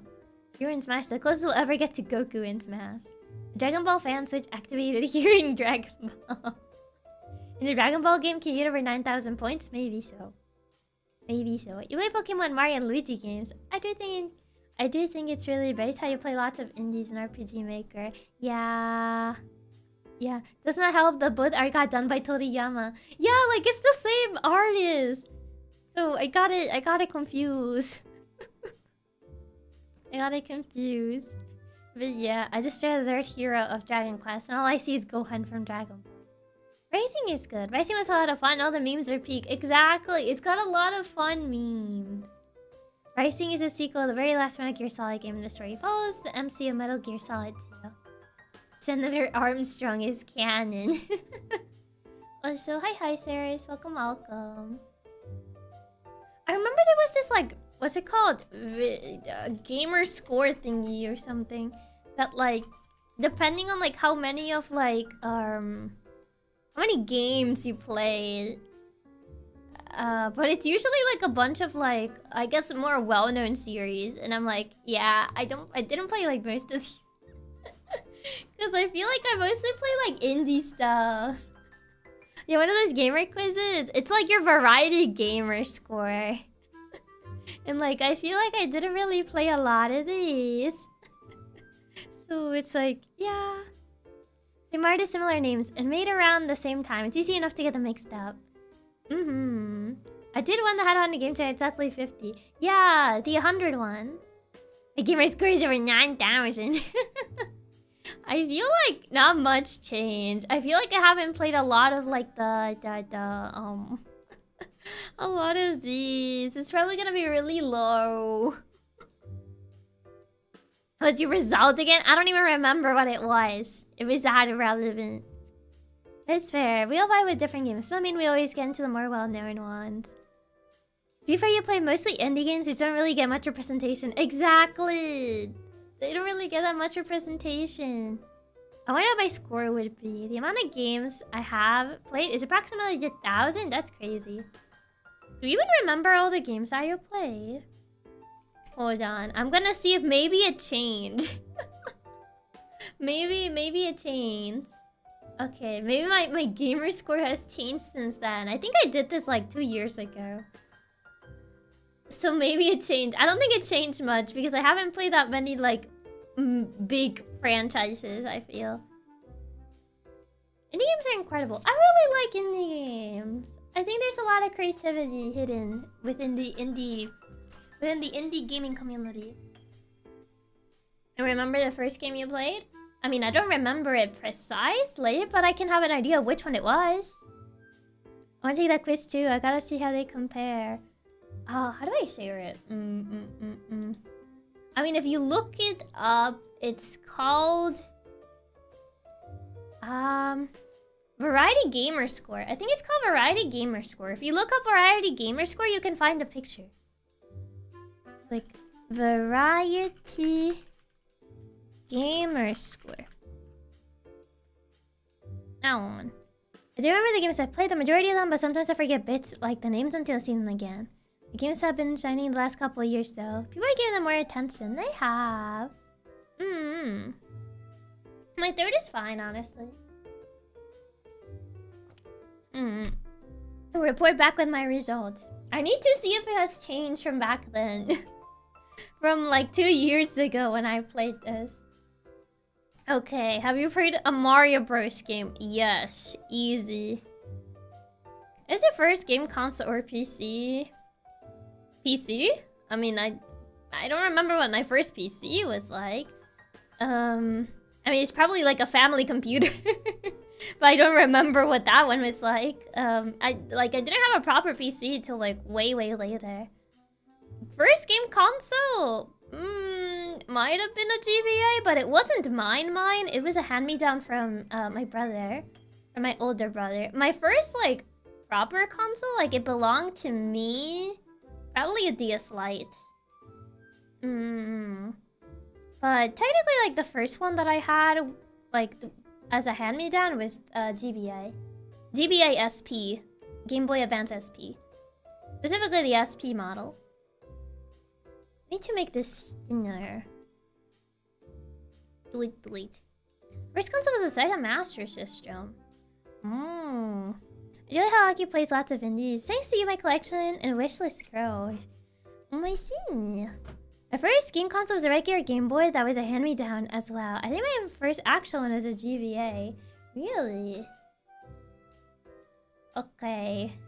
You played Legend of Zelda. I mean, it says according to the thing, it says that I have played. Technically, I have played a Zelda game. I just never completed one. So it doesn't say about completing the game. It just says about having played it. So I have technically played a Zelda game. Pokemon, yes. Warcraft, no.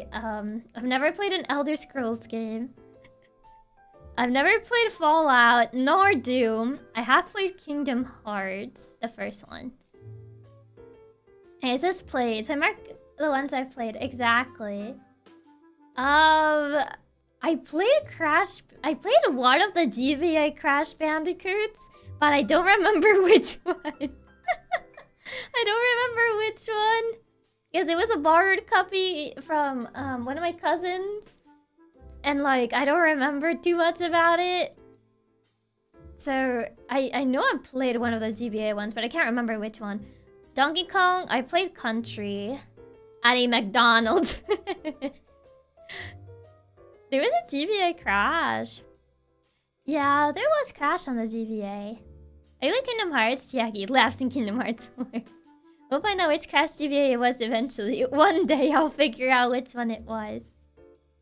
For Donkey Kong, I've only played Country. Donkey Kong Country. I played it at the McDonald's because they had what's it called? They had GameCubes at the McDonald's. Donkey Kong. It was Country, I think. Was it Country? Was Country the one on the... Wait, no. Was it Country? Which one was on the GameCube? Donkey Kong... GameCube.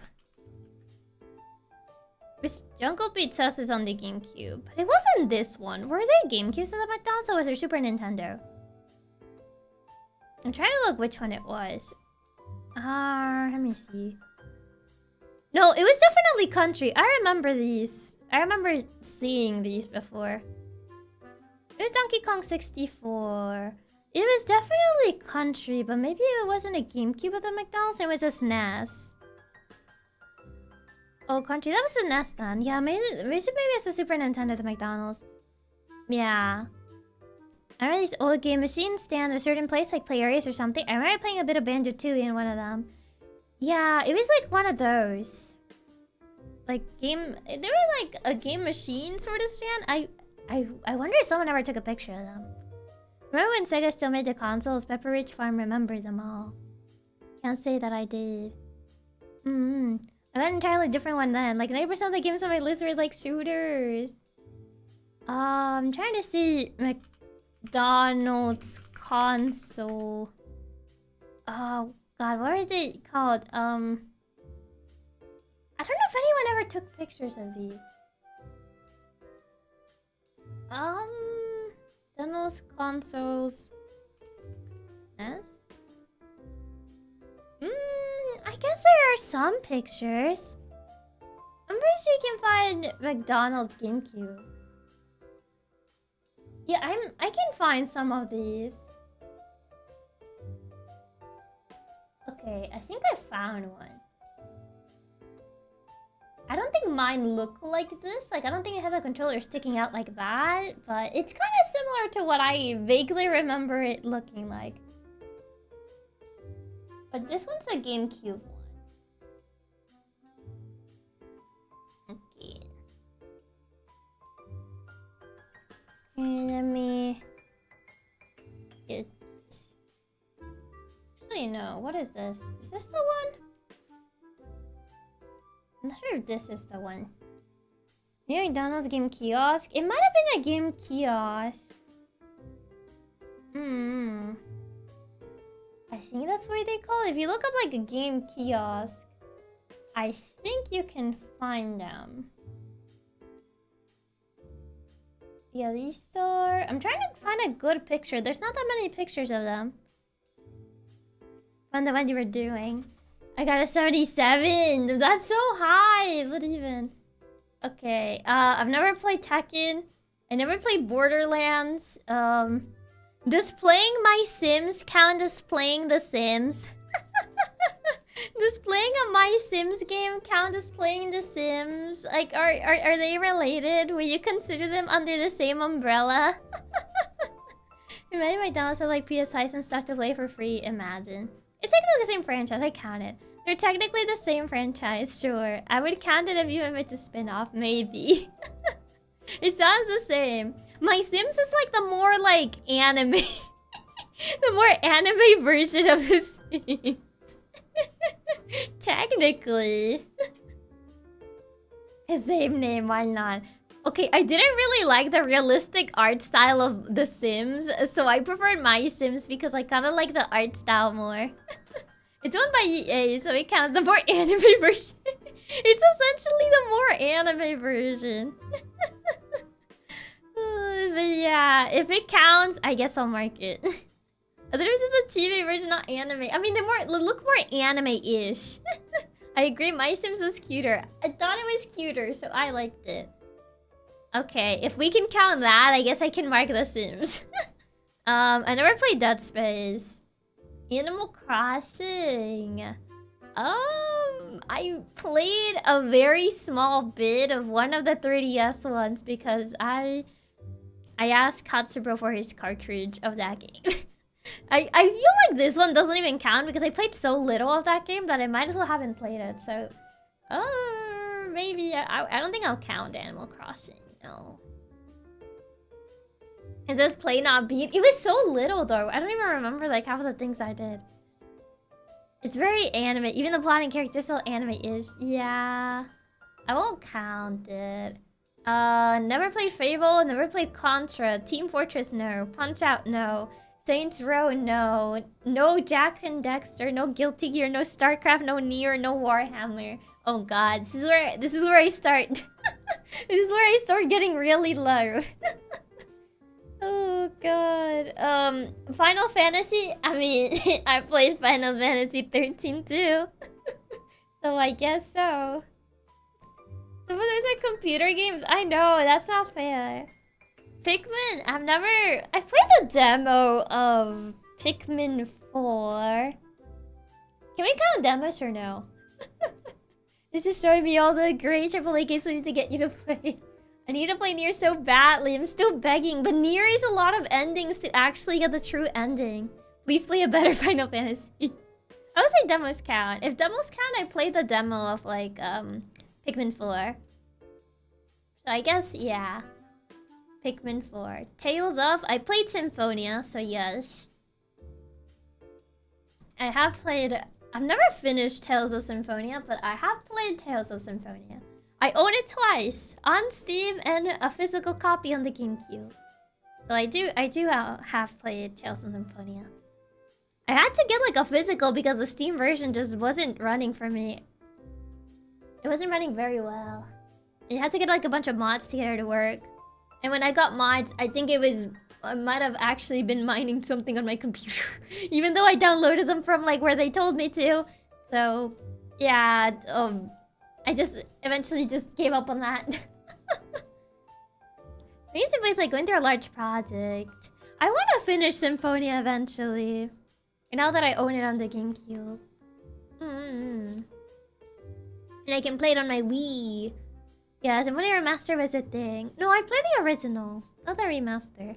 I need to play several Tales games too. I need you to finish Symphonia, Abyss, Vesperia, Bersia, both Zillia, and more. It makes you feel better. I did not play 4 out of the 5 games on this list. Oh god. I haven't played the Mana series. I've heard... I like how the Mana games look, but I haven't played them there. Metal Gear Rising. I only played Rising! Ooh, but I played Rising, so it counts. Even if it doesn't count on the main series. The Mana games are so much fun. I want to play the Mana games. They look really pretty. I never played the Mana games, but they seem interesting. They do. The original Symphonia is so good. My favorite Tales game. Especially old games. Solutions and corrections get deprecated more often than not. I've only played Berseria. How long do you reach Symphonia? I think till the purple ninja lady joins you. Is where I stop. I've never played God of War. I mean, everyone has played Tetris at least once. I played it on the phone. Red Dead? I haven't played Red Dead. Street Fighter? I played Street Fighter on like this cabinet that my high school bought one time. They brought this cabinet that probably had Street Fighter, probably not installed through legal means. And like I played Street Fighter there. I don't remember which one it was, but I played Street Fighter there. It was still just purple ninja joints. It's not that far, so you still got a lot to go. Yeah, the Koodle arcades. Yeah, the total legit arcade cabinet that had a bunch of games on it, essentially. A totally legit Street Fighter cabinet. Yeah, that's the only time I played Street Fighter. So yeah, I played Street Fighter essentially. Okay. Chrono series. I haven't played the Chrono series. Ratchet and Clank. I've played Rift Apart, and it tried to rift apart my computer. It was the main reason I got a PS5. And then I started buying games to justify the purchase of my PS5. Okay. Chrono Trigger is so good. Please, you gotta play it. We totally love our very not legit cabinets. Nier Automata, the 5 main endings is not that long. Another route, mainly just linear continuous stories. But isn't the main ending like the most important, the true one? You need to do a bunch of stuff. I need to play Chrono Trigger. I've heard lots of good things about Chrono Trigger. Rift Apart was a whole beast altogether. We still need to get you more games to justify the PS5 purchase. PS5 just for Rift Apart. Yes. I then bought more games to justify that purchase. Because it tried to rift apart my computer when I was playing it. Call of Duty, I have. The COD Zone. I've told the COD Zone story. I played Black Ops on that. So yes, I have played Call of Duty. It's just Chrono Trigger so many times. Chrono Trigger has good music. According to time, it's pretty good BTM. Running of Nier requires several playthroughs, but each playthrough is differently. Nier's true ending is a bit annoying to get since you need to collect all the weapons. Jeez. If you can't, the DS version is the best one, I think. The COD Zone. How do you forget about the COD Zone? How was Chiaki's COD Zone experience miserable? Because I'm not a Call of Duty fan. Not the COD Zone. Choice, COD Zone or Fun Tunnel? I think the Fun Tunnel will actually be more fun than the COD Zone. Age of Empires? I've never played Age of Empires. Need for Speed? Nope. No Harvest Moon. No Prince of Persia. No Max Payne. No Ninja Gaiden. I have played Persona 5 and Q2. I never finished Q2. Yeah, when you're Yamada Chuan, just worth it. I mean, I've heard it's good. Just mute everyone. The Katsun would be fine. I'd rather go to the fun zone only play COD. Not the COD zone. Didn't you pick up P3 Reloaded? I did, but I haven't played it. I do have it. I got it for the PS5. It's been sitting there because I haven't played it. But so essentially I've only played P5 and Persona Q2. Oh god. Bayonetta. I've never played Bayonetta. I've seen Katsuro play it. But I never played Bayonetta myself. It's an intimidating game to get into. It's so long. It's so long. Medal of Honor, no. Dead or Alive, no. Deus Ex, no. No Drakengard, no Breath of Fire. Oh god, this is a line that probably is gonna have nothing. No Dragon Quest, no Halo, no GTA, no Diablo, no Assassin's Creed, no Metroid, no Bioshock, but I have played Mass Effect. So, Mass Effect, yes.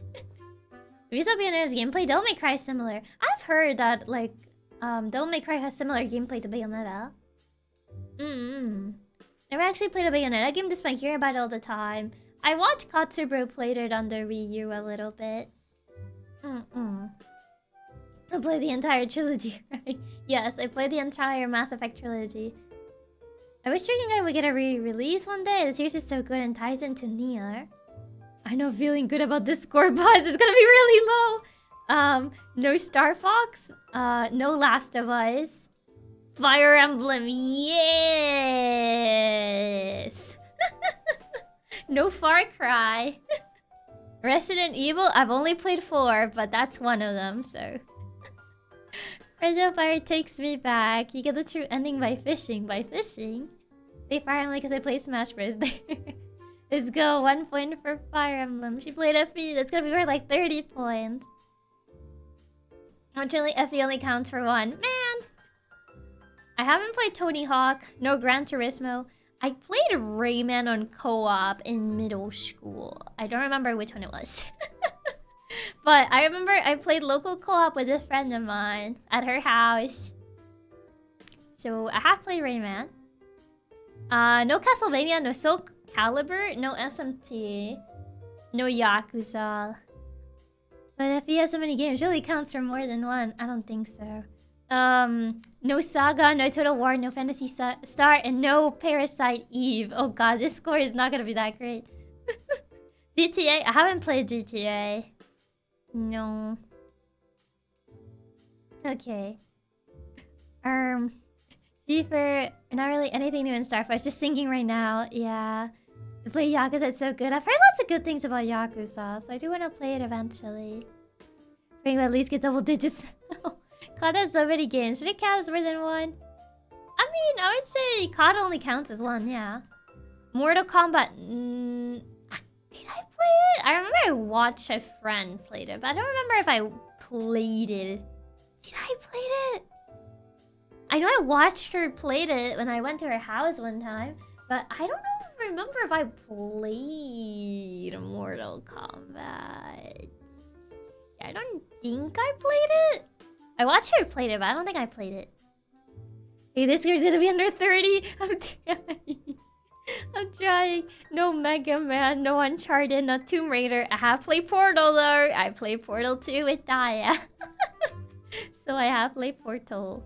Sonic. Yeah, I've played Sonic. I played Generations and I played Adventure 2. I was such a boo baby as a kid. I would play with my friend and I would force him to turn off literally all the blood effects. My friend liked having the blood effects, like the spine destroying and stuff, and I would just like look away. Because it was too much for me. I was like, ooh. And I would just look away. Oh god. Okay, Witcher, no. I never played The Witcher. No, I've never played Half-Life. I played a Spyro game. Like, I knew of Spyro, but I don't think I ever got to play any of the Spyro games. No Dark Souls, no Devil May Cry. I technically played a Silent Hill with a short message, so I get that one. Even if you guys don't consider a short message a Silent Hill game, it's technically considered a Silent Hill game. So, too bad. I take that W. No, short message it does count. It literally says Silent Hill in the title, so it does count. Even if you guys don't consider it a Silent Hill, it does count. I mean, you totally love the Spire remake. It looks really good. So I'll take that. I haven't played Hitman, no Dragon Age, no Gears of War. Even it's considered a spin-off, so yeah, it counts. It's in the name, exactly. It's in the name. No Banjo, Kazooie, no Counter-Strike, Worms. I actually have played Worms. I have it on the DS. Technically, it came on a double pack with a game called Chicken Shoot that I got as a that was given to me as a kid. So I have played Worms. I'm saying it doesn't count because it's different. It's like saying Resident Evil 7 doesn't count because it's a first-person game. Exactly. You had a Worms game on DS? That's crazy. Yeah, I played it on the DS. Chicken Shoot. Yeah. Worms on the DS. That's how I played Worms. Let me see if I can find... I think it's... Yeah, it's Open Warfare 2. I was trying to see if I had the Open Warfare 1 or 2, but I got 2. The Worms game that I played is Open Warfare 2. That's the one that I own and I have played. And I still own it. Shadow Hearts, no. Bomberman, no. Monster Hunter, I played a little bit of Generations. Couldn't get into it though. Never played Shenmue. Watch Dogs. I own Watch Dogs 1 for the Wii U. Because I wanted to see how it would run on the Wii U. And because I kind of made it like a silly mission to kind of collect as many games as I could on the Wii U. You never played Bomberman? I never played Bomberman. IGN gave Chicken Shoot a 2 out of 10. For the Wii U of all things. I'm kind of curious how it runs on the Wii U. On top of the Wii U one. In another world, Chiaki could take that box. No Dishonored and no Wild Arms. Okay, I got all of them. How much is my gamer score now? I'm kind of scared. Okay, 3, 6, 7... Then 8, 9, 10, 11, 12, 13, 14, 15. I'm kind of scared. Oh god. 16. And then on this side, 17, 18, 19, 20, 21, 22, 23, 24, 25. At least over 10. It's 25. I don't remember what it was before, but now it's a whopping 25 points. Bomberman is such a blast with family. Wild Arms is so good. It was under 30. It's, to be fair, a couple of these are not even like the type of game that I would play, okay? I feel like I wouldn't play Mortal Kombat. Like, I'm not really like a fighting game person. It caught it automatically for me. Where do you do it that it caught it automatically? I had to actually count them. I could have counted wrong, to be fair. I got 38. Where do you did it that it just counted automatically for you?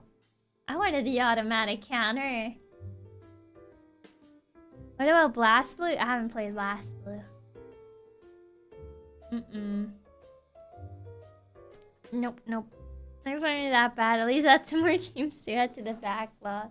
You heard there was a bunch of PC games too, and you were a console gamer growing up. Exactly. I was a console gamer growing up, so it's not fair. A Katsutality. Yeah, mine counted automatically too, but the list was the same. Where do you guys do it that it just counted automatically for you? Now I need to find where do you guys do it? Because now I don't know if I did it, if I'm counting correctly. Okay, variety game score test. Okay, maybe this... Okay, I found it. Okay, I'm gonna mark all the ones that I did so it counts them automatically this time. Okay. Oh, they're out of order now. Oh, I hate it here. Why are they out of order? Now I gotta actually, like, look at this again because they're out of order. Why did they put them out of order? Is it the one in GitHub? Yeah, I found the one on GitHub. So that's the one I'm doing again. But since they're arranged differently, now I have to, like, go through it again. Okay, I did play that, did play this. None of these ones. Then I have played that one. I did that one. And then I played that one. I played that one. I'm kind of just like going through them again just to kind of like see where if I got all of the ones that I've played.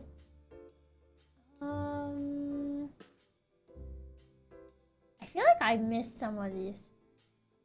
Probably because like the order was messed up. They changed the order, yeah. Need to add more franchise at Toho, Eternal Odyssey, this Gaia, Golden Sun. I feel like there needs to be like a more variety of ones that get added. Personally. I don't know. I feel like if more of these got added, then I would have gotten a higher score. Have you played RTS like Command and Conquer Age of Empires? Nope. Haven't played those two. A lot of times I miss how to market with like emotions. It's one of those moments. Oh man. This is so... I thought it would be higher. I don't remember how it was 2 years ago when I did this. But I don't think it went that much higher. You click the buttons on the bottom, you can add your own games. Come on, if they added more indie titles, it would have been higher. Because I feel like, personally, I don't really keep up with the AAA industry as much. So it's like, well...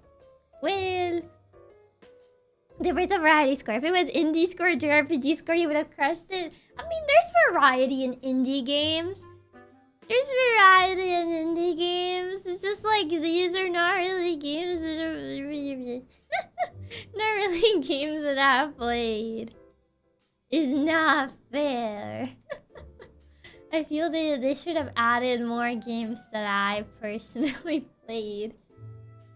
But there wasn't a lot, in particular, that got added. Now it says 24, but I counted 25, so now I have to double check. Now I have to double check. I might have missed marking something on the thing. Did I miss? Since the order is different, now I have to be super... I did mark Pikmin. Did I mark Tails? Yes, I did. Did I mark Tetris? I might not have marked Tetris. I don't see where Tetris is. Yeah, I don't think I marked Tetris. So that's why it wasn't 25. I was like, it should have been 25. Like, I counted it. But where is Tetris? Team Fortress. Why did they organize it differently? Okay. Search. Okay, Tetris. No, I did mark Tetris. Back in the games are all placed under the same tag and are properly tagged by games with mechanics. Yeah, it was mostly shooters and motion fighters, not exactly variety. It's not me that's wrong, it's the test that's wrong. For indies, I would have Cave Story, Hollow Knight, Rabby Ribby, Shovel Knight, Shantae, to name a few. You could honestly add a Cuphead too. Like, there's a lot more they could have added. I mean, this was probably made like a while back. Probably made a while back, but still, they could have added more. They could have added more just so I could have a higher score. Wait, did I mark Street Fighter? I think I didn't mark Street Fighter. Did I mark Street Fighter? Oh, that's the one I was missing. There you go. Yeah, it's 25. Okay, it is 25. I forgot to mark Street Fighter on the one that actually counts them. Yes, I 25. Oh man, I'm only at 25 out of 100. Oh. There's also Yokai Lily, Guacamole, Hotline Miami, for example. There's a lot. I own 4 copies of Case Story. Now continue to buy every single version of that game that gets released. W Street Fighter. So I realized I don't think there was a single visual novel in the list. Yeah, where's Ace Attorney? Where's my Ace Attorney? Where's Danganronpa? Where's AI Somnian Files? Oh god, so hi Pavel, welcome. Like, unbelievable. There's a lot missing in this quiz. Visual novel fans in shambles. Today in more series, Bokai Trails, Ease, Gurumin, Arcana Heart, Blessed Blue, Ace Attorney, Okami. Yeah, where's Okami? Where's Zero Escape? Where's Professor Layton? There's a lot missing. Is AI? Is that VN? AI Somnium Files, yeah. I would say it's considered VN-ish. Kind of like how Danganronpa is considered VN-ish as well. Like, there's a lot of series that if they had been added, the score would be higher. Is Ape Escape in there? Nope, it's not in the list. It's not there. Like, come on. So, hi, Luna. Welcome. Zero Escape is so good. I would at least expect a Steins Gate. 25 is not bad, Aki. Remember, this is only a small representation of all the games out there. No Mario, no Pokemon, no Zelda, no Donkey Kong Country. They have Mario and Pokemon. And also they have Zelda. They also have Donkey Kong. So they do have all of those. But they don't have like a lot of others. Which, if they had them, it'd probably be much higher. Is this a no good old Flash games? Bloons, Fire Guy, and Water Girl? I never played Bloons. But I did play Fire Guy and Water Girl, though. But I didn't play Bloons. Yes, this is kind of lame. I don't think they have Kirby. I don't actually know. I don't think they have Kirby. That's interesting. Wait, do they not? Wait, Kirby's actually pretty big. Why don't they have Kirby? That's actually insane. I would have thought Kirby would have been here because they do have Mario and Donkey Kong. They didn't even have Monkey Ball. Bloons is so good. You need to play it even if you have to use Flashpoint. There was no Kirby or Smash Bros. Either. There was no Kirby. Guess let's do childish. Come on, they have Pokemon. If they have Pokemon, they have to have Kirby. Ryzen Puyo. No F-Zero. Good point. No on Kirby. Yeah, that's actually odd. I didn't notice that. And no Smash Bros. Yeah, like I feel like there's a lot missing. There's a lot missing. Tetris but no Puyo Puyo. Yeah, there is Tetris but no Puyo Puyo. It's odd. There were a lot missing. No, Metroid. Metroid was there, yes. They did add a Metroid. Yeah, no Kid Icarus. Metroid was there, but no Kid Icarus. No F-Zero or Earthbound either. Yeah, if Earthbound was there, I could have marked it because I played all 3 of them. Yeah, it does have Metroid. There's just too many games for a list of 100% everything. Yeah. Does Punch-Out have more than one game? I only know one game of Punch-Out. Because, like, it says video game series, so I'm assuming, like, something has more than one game, but does Punch-Out actually have more than one game? Doesn't Punch-Out have, like, 2, 3? Punch-Out has more than one. There's a few Punch-Out games, really. I only knew the Wii one. I only knew Punch-Out for the Wii, so I didn't know if Punch-Out had more games. It has 3-ish. I guess it does count. There's like 4 Punch-Outs.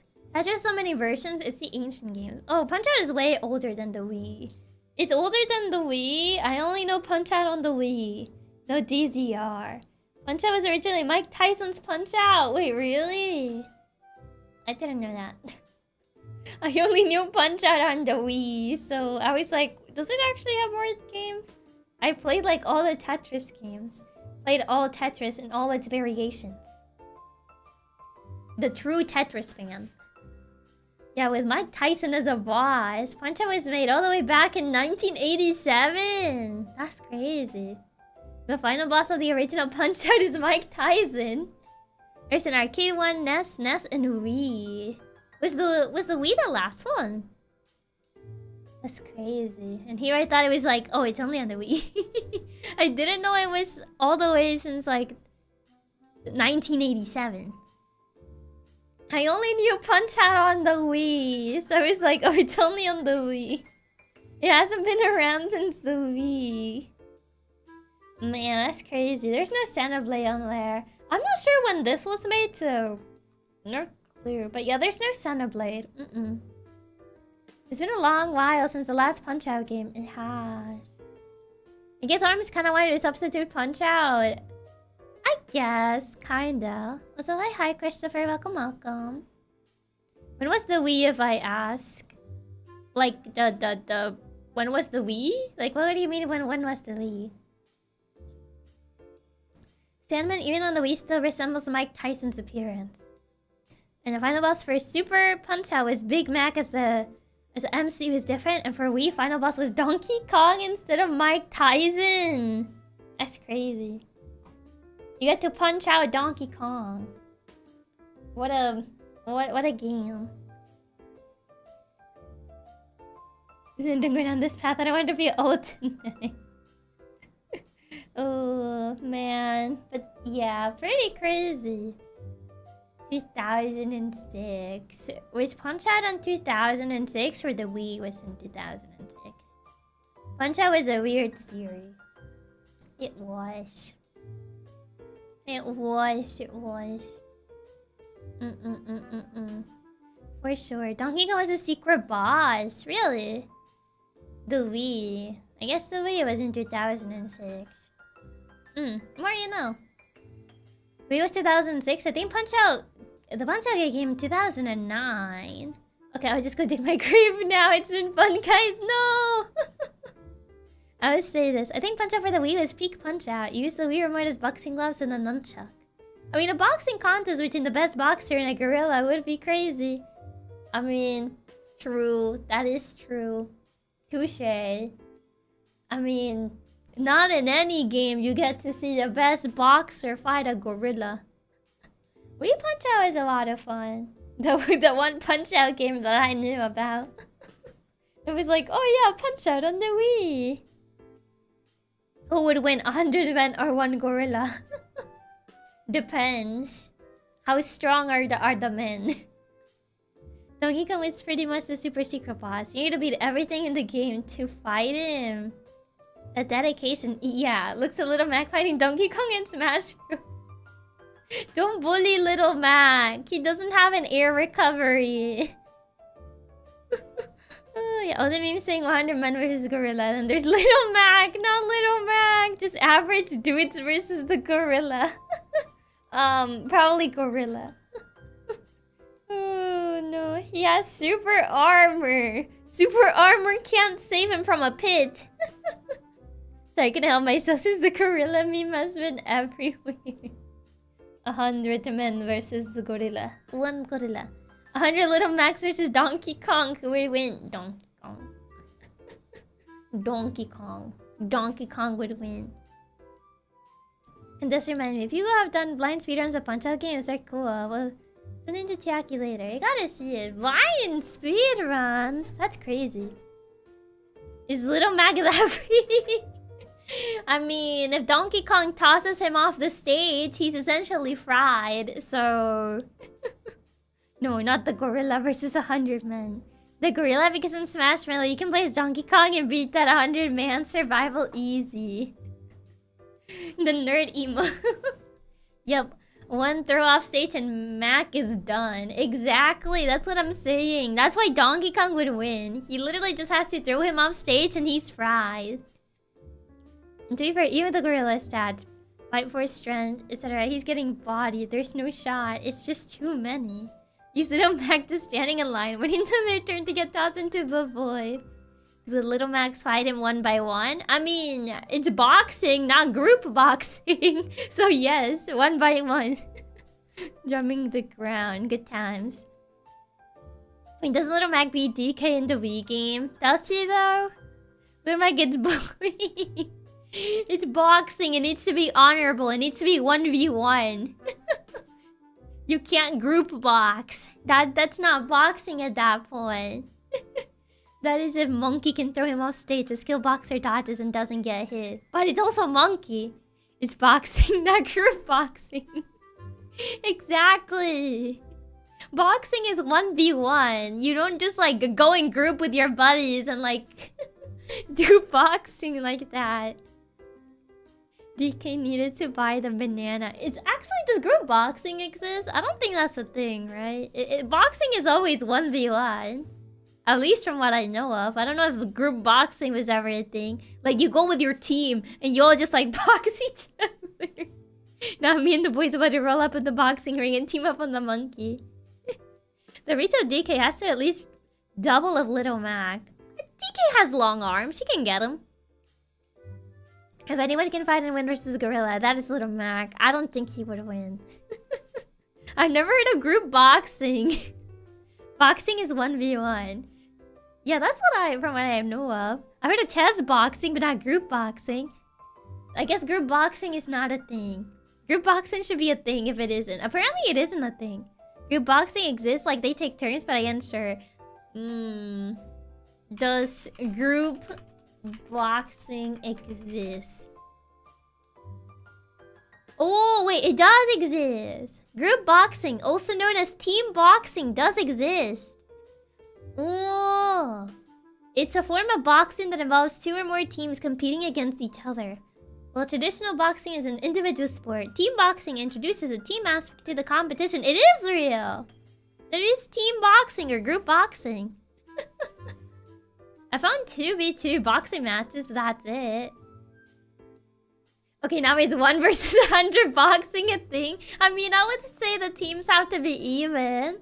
Actually, Chiaki, there were some money matches where 2 people, like average, would fight like an MMA fight. Oh my god. That's crazy. But yeah, there is team boxing. Stronger together. Why boxing is the ultimate team building sport. There's MMA fights with full plate armor. Yeah, it wasn't just a little, it was real. It's real. Yeah, team boxing or group boxing is an actual thing. So yes, I guess rolling up with your buds.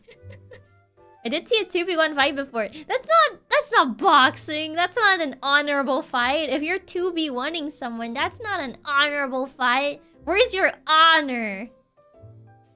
Dishonor. I've heard of monkeys strong together. Whenever boxers strong together, boxers strong together. There is a boxing match. 2v1 doesn't sound fair. Imagine Konami made White Ghost 5D's realities and make card games and motorcycle turnings.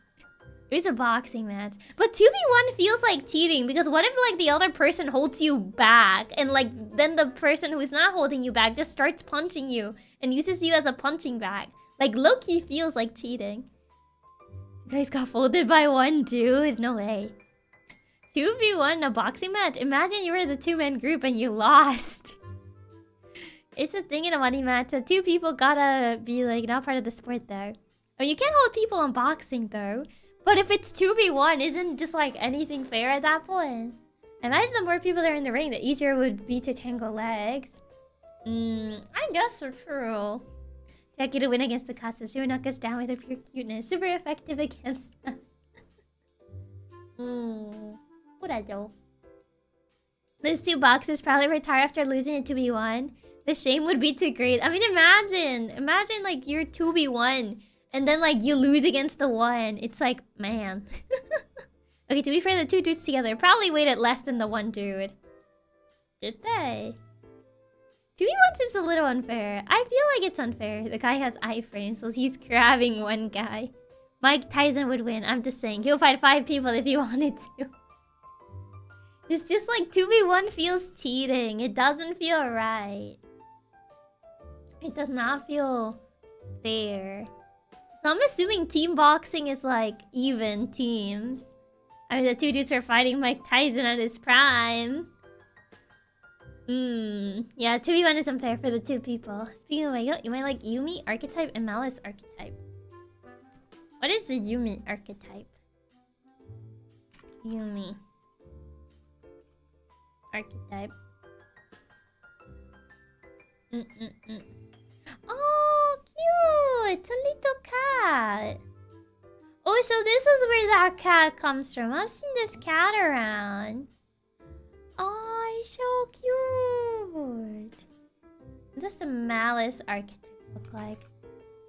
Malice archetype. Need a better picture. I can barely see this. Is it this one? Kind of hard to tell. I need a better picture of this. Malice. Just our cat. Oh, she's a cat girl. Cute. Ridley's pretty cute too. He's a goofy little guy. Yu-Gi-Oh has some super cute card archetypes nowadays. Martial arts for real life side of the fence. 1-1 to learning to deal with many is better. I guess so. Malice is a hacker archetype. Oh. There she is. She looks really cool. Malice girl looks yandere. She's supposed to be a yandere. It's kind of hard to tell. The card art is kind of small. Malice Dormouse. She's like Alice in Wonderland theme. Malice March Hare. It's really hard to tell the expressions because the art is kind of tiny on these. Yeah, it's kind of like Alice in Wonderland theme. Malice is also Alice in Wonderland. Alice in Wonderland plus hacker. Oh, I see. I was like, she looks Alice in Wonderland theme. Always like Ghost Trick archetype and Yu-Gi-Oh! They're pretty silly little guys. They have some silly cute cards. I remember Katsuro has some Yu-Gi-Oh cards. I don't know if he still keeps them. Interesting. Alice in Wonderland mixed with hacker. That's unique. That's pretty unique, yeah. Especially because Alice in Wonderland's are more fantasy-ish. I'm finally home. Hi, Fox. Welcome. The trap cards are based on chapters of the book. Do you guys ever read the original Alice in Wonderland? I actually used to have the... I think it was like a version closer to the original of the Alice in Wonderland book. As a kid, I used to have a version of that book. Which was pretty crazy. Nope, never read it myself, really. Never the OG. I think the version I read was the closest to the OG, but it wasn't like the OG. It's a really fun story. Both Alice in Wonderland and Through the Mirror. No, I haven't ever read it, but I've heard about it. I only saw the movies. What, the Tim Burton ones? You guys saw the Tim Burton Alice in Wonderland movies? How different is it compared to Disney's version? Which one? The animated one or the live action with Tim Burton? Not the Tim Burton one. The animated one. I think the animated one is a little more bright than the original. Fortunately, yes, the Tim Burton ones for me. What is it with the Tim Burton hate? Do you guys not like Tim Burton? Is he too edgy? Is he too edgy for you guys? Oh, so hi Twilight, welcome. Oh god. I've actually never watched the Tim Burton ones either, funny enough. You play Yu-Gi-Oh? I definitely see you playing something Cyberese related. Cyberese. I'm going to Perish on the Hill. The first Alice in Wonderland Tim Burton movies peak. I like the first one. Through the Mirror is kind of lame. But the first one is actually kind of good. Like, it might not have been accurate, but like, I thought the first one is actually kind of good. I feel like you would really like the American with G's Alice if you like the original books. They're dark and really cool aesthetically. Tim Burton is a horrible adaptation of the story. It had so many horrible stuff, especially the second movie. I mean, the second movie kind of sucks, yes. But I thought the first movie was actually kind of good. I'm not sure. What's Tim Burton done? A lot of movies, I would say. I like Tim Burton's other stuff, so I feel like I wouldn't mind his versions too much. Okay, I actually like the first movie. It's the second movie that I have complaints about. Through the Mirror is not that good, but... Nightmare Before Christmas was good. Nightmare Before Christmas is pretty good. Cyber's stuff like Code Talkers and Solomon Greets. There's also Marinces.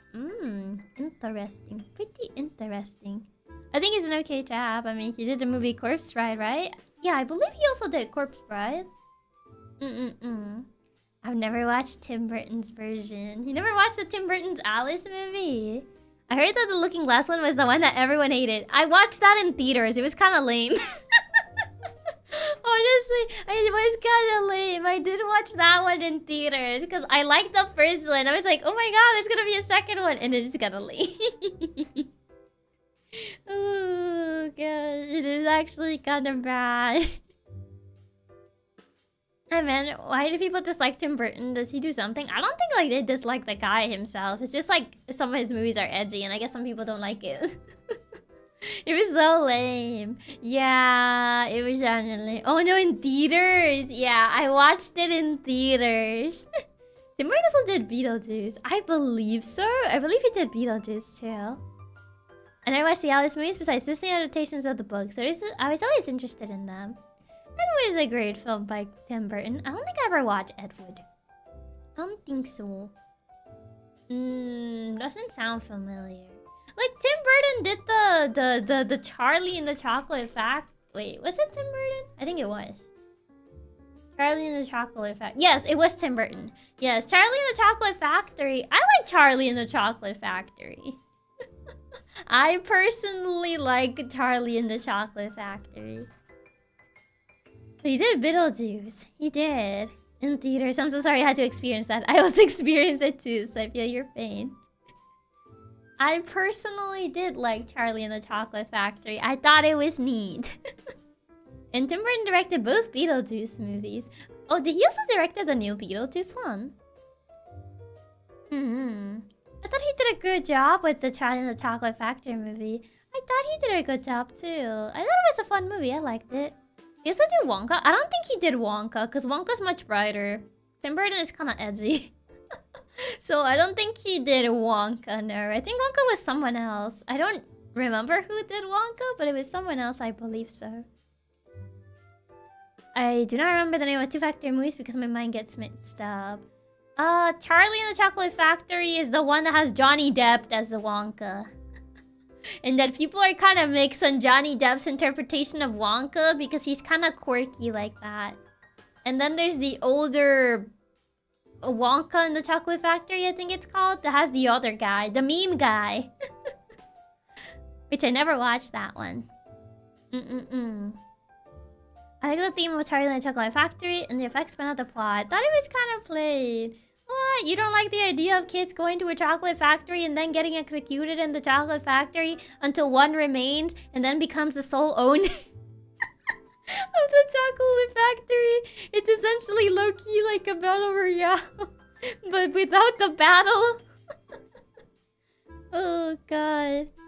Both Wonka and the Mad Hatter are both Johnny Depp. I just realized they are. They're both quirky like that. He likes playing the quirky characters. Wonka's the coolest character in the movie. The meme guy. I mean, you're wrong. I don't know his actual name. I really like how weird Johnny Depp was in it. That's what made it so funny. Original Willy Wonka and Chocolate Factory is the only good one in my opinion. Really? Because it was like the least accurate one to the book from what I've heard. You get nothing, you lose. Good day, sir. To quote the OG Willy Wonka. Yeah, can you put it like that? It's like a horror movie. That's basically what happens, though. Basically, like, happens in the movie. The OG Battle Royale, essentially. That's the funny part. It's like a death game, but they test your patience and out of control. I never thought about it like that. It actually fits. It's just Johnny, I suppose. Those kids kind of were asking for it. Last week from 2 to 4-pack boxes. I mean, it's kind of a horror movie, but made for kids. Kinda. Yeah, why do you make it sound like the Hunger Games? And why does your version of it with the Danganronpa execution seem more interesting? I mean, it's kind of like what it is, essentially. It's kind of like a test of like the limits of like children. It's like, okay, look at all this cool stuff, don't touch it. And then they touch it, and they essentially kind of low-key... I mean, I don't think they die, but like they kind of go through it. I mean, it is what it is. You're not wrong. You just will never be able to see it as anything but a battle royale. I mean, do they actually die in Charlie? Actually, I don't remember. I think some of them do. Wait, no, I don't think they did. They die. No, I don't think they died. I think they Augustus survives somehow. And so does the rich girl. They don't die, but some of their fates are pretty bad. Yeah, the bubblegum girl, The gum girl turning elastic, yeah, and the edgy guy getting trapped in the TV. They survived, just get memed for life. Ever seen Wonka? I did watch Wonka. I like Wonka. I know it's like much brighter than Charlie and the Chocolate Factory, but I personally liked it.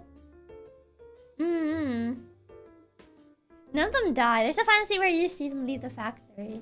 Yeah, I don't think they die. Nobody actually dies, but doesn't mean they left unscathed. That is true. As a TV kid. Yeah, the edgy kid. Like, I remember he was, like, very edgy, and, like, his dad was like, oh, I don't know what to do with him. He's, like, very rude with me. And the kid would, like, curse and stuff. I don't remember if he actually cursed, but he was, like, very rude to his dad. And his dad was just like, I don't know what to do with my son. He's, like, very mean, and he plays violent video games. Oh, God.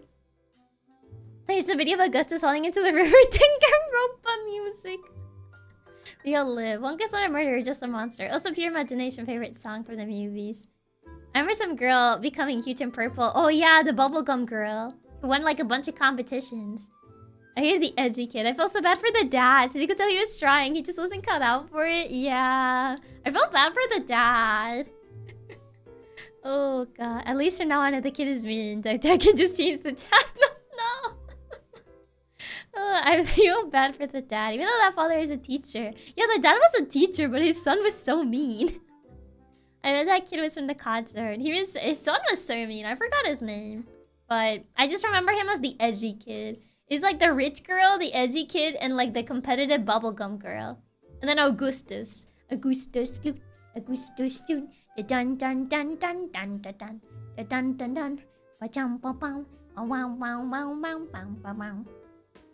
I mean, the kid didn't get trapped in the TV. Just became small from the teleportation. I think he got trapped and then they got him out and he was tiny again. And Augustus is the only name I remember. It's because of the song. I remember him because of the song that the Oompa Loompas would sing. Like, Augustus, Augustus, the dun dun bang bang bang bang bang bang bang bang.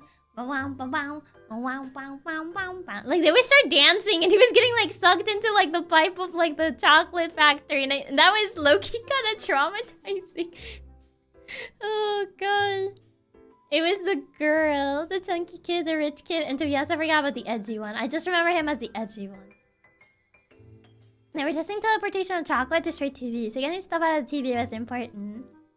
The other kids are not good kids either. I mean, the whole thing is like, the other kids are kind of bad except Charlie. Because Charlie is essentially a Gary Stu and he's perfect and he would never do no wrong. Even the Oompa Loompa songs are bangers. Even their kids getting brutally killed. Honestly, the scene of them dancing while he's getting sucked up in the pipe was legit traumatizing. That scene was low-key traumatizing. You see him like crying out for help as he gets sucked into the pipe, and the mom is just like, oh my god, my son, and the Oompa Loompas are just having a blast, and it's like, what's going on? Who approved this scene? Who actually like looked at this? Who looked at the script and was like, yeah, put that in the movie. Put that in the movie for kids. I bet they're gonna love it. More like Charlie won by literally doing nothing because the competition eliminated themselves. That is true. To be fair, it was funny. It's kind of like hearing it in context. It's like actually kind of brutal. And it's like, how did this scene actually get approved? That was a horrifying way to start the movie out. Not gonna lie. That was a literal start of the actual factory stuff. It was, yeah. Step just doing his little jolly side-to-side step was looking funny every time a song came. Yeah. Didn't Charlie like behave until the very last bit? I believe so. He kind of like behaved until the very end, yeah. I don't think he ever did anything. He mostly was just like, no, I don't want the factory. And Wonka was like, ooh. But he was like, okay, thumbs up. So like, he kind of preferred his family over the factory and stuff. But he never really did anything, to be fair. The Oompa Loompas just breaking it down like Gus is screaming in the background. It's low-key kind of traumatizing. He didn't misbehave, just complained about not being allowed to bring his family. Yeah, that was about it. So, Charlie was literally just Luigi wins by not doing anything personified. He didn't have to do anything because the other kids just kind of like eliminated themselves out of the competition. Yeah, you put it that way, maybe I'm gonna watch it again. I forgot a lot of it. It's actually kind of crazy when you like think about the movie, because like a lot of the things happen, and then the atmosphere is just like, yay, let's go, and it's like, what is going on? I found the video of them putting the Dingaruba music over the Augustus, and it fits too well. Oh my god, it's actually very crazy. But yeah, Charlie kind of behaved until the last bit of the movie. He kind of just won by not doing anything. He was alright. Oh god, I kind of want to like re-watch this movie. It's been a while since I watched it, but just like remembering how crazy this movie was, I'm just like, I need to watch it again. Oh god, I believe like all the kids had like a song too. Like whenever they would like get trapped or like, you know, something would happen to them, they would start singing and you would see the kids suffering, and then they would just like, yeah, let me just break in a little song. I do remember the fever dream scene of the dancing guys.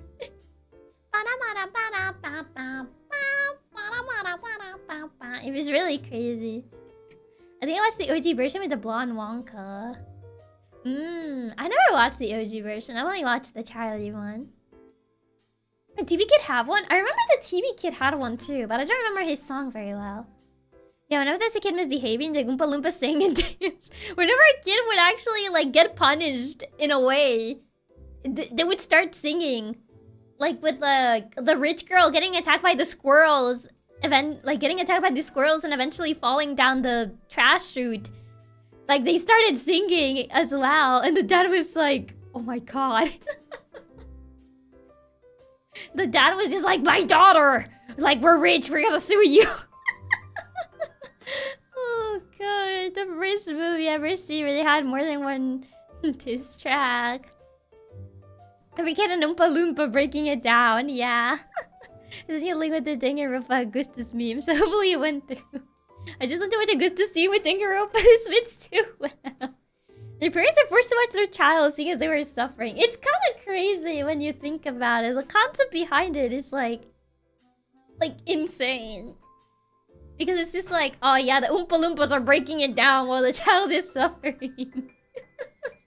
It's like, how did the script actually made it? It's actually low-key pretty crazy.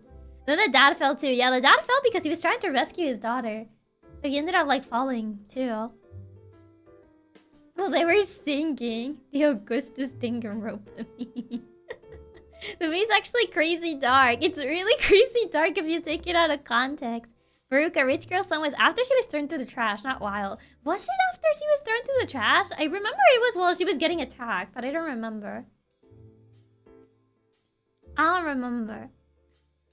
Oompa Loompas are basically like, that's what you get, essentially, yeah. It's like, oh, well, you misbehave, so that's what you get. Oh god, it's so crazy. I kinda wanna watch it again.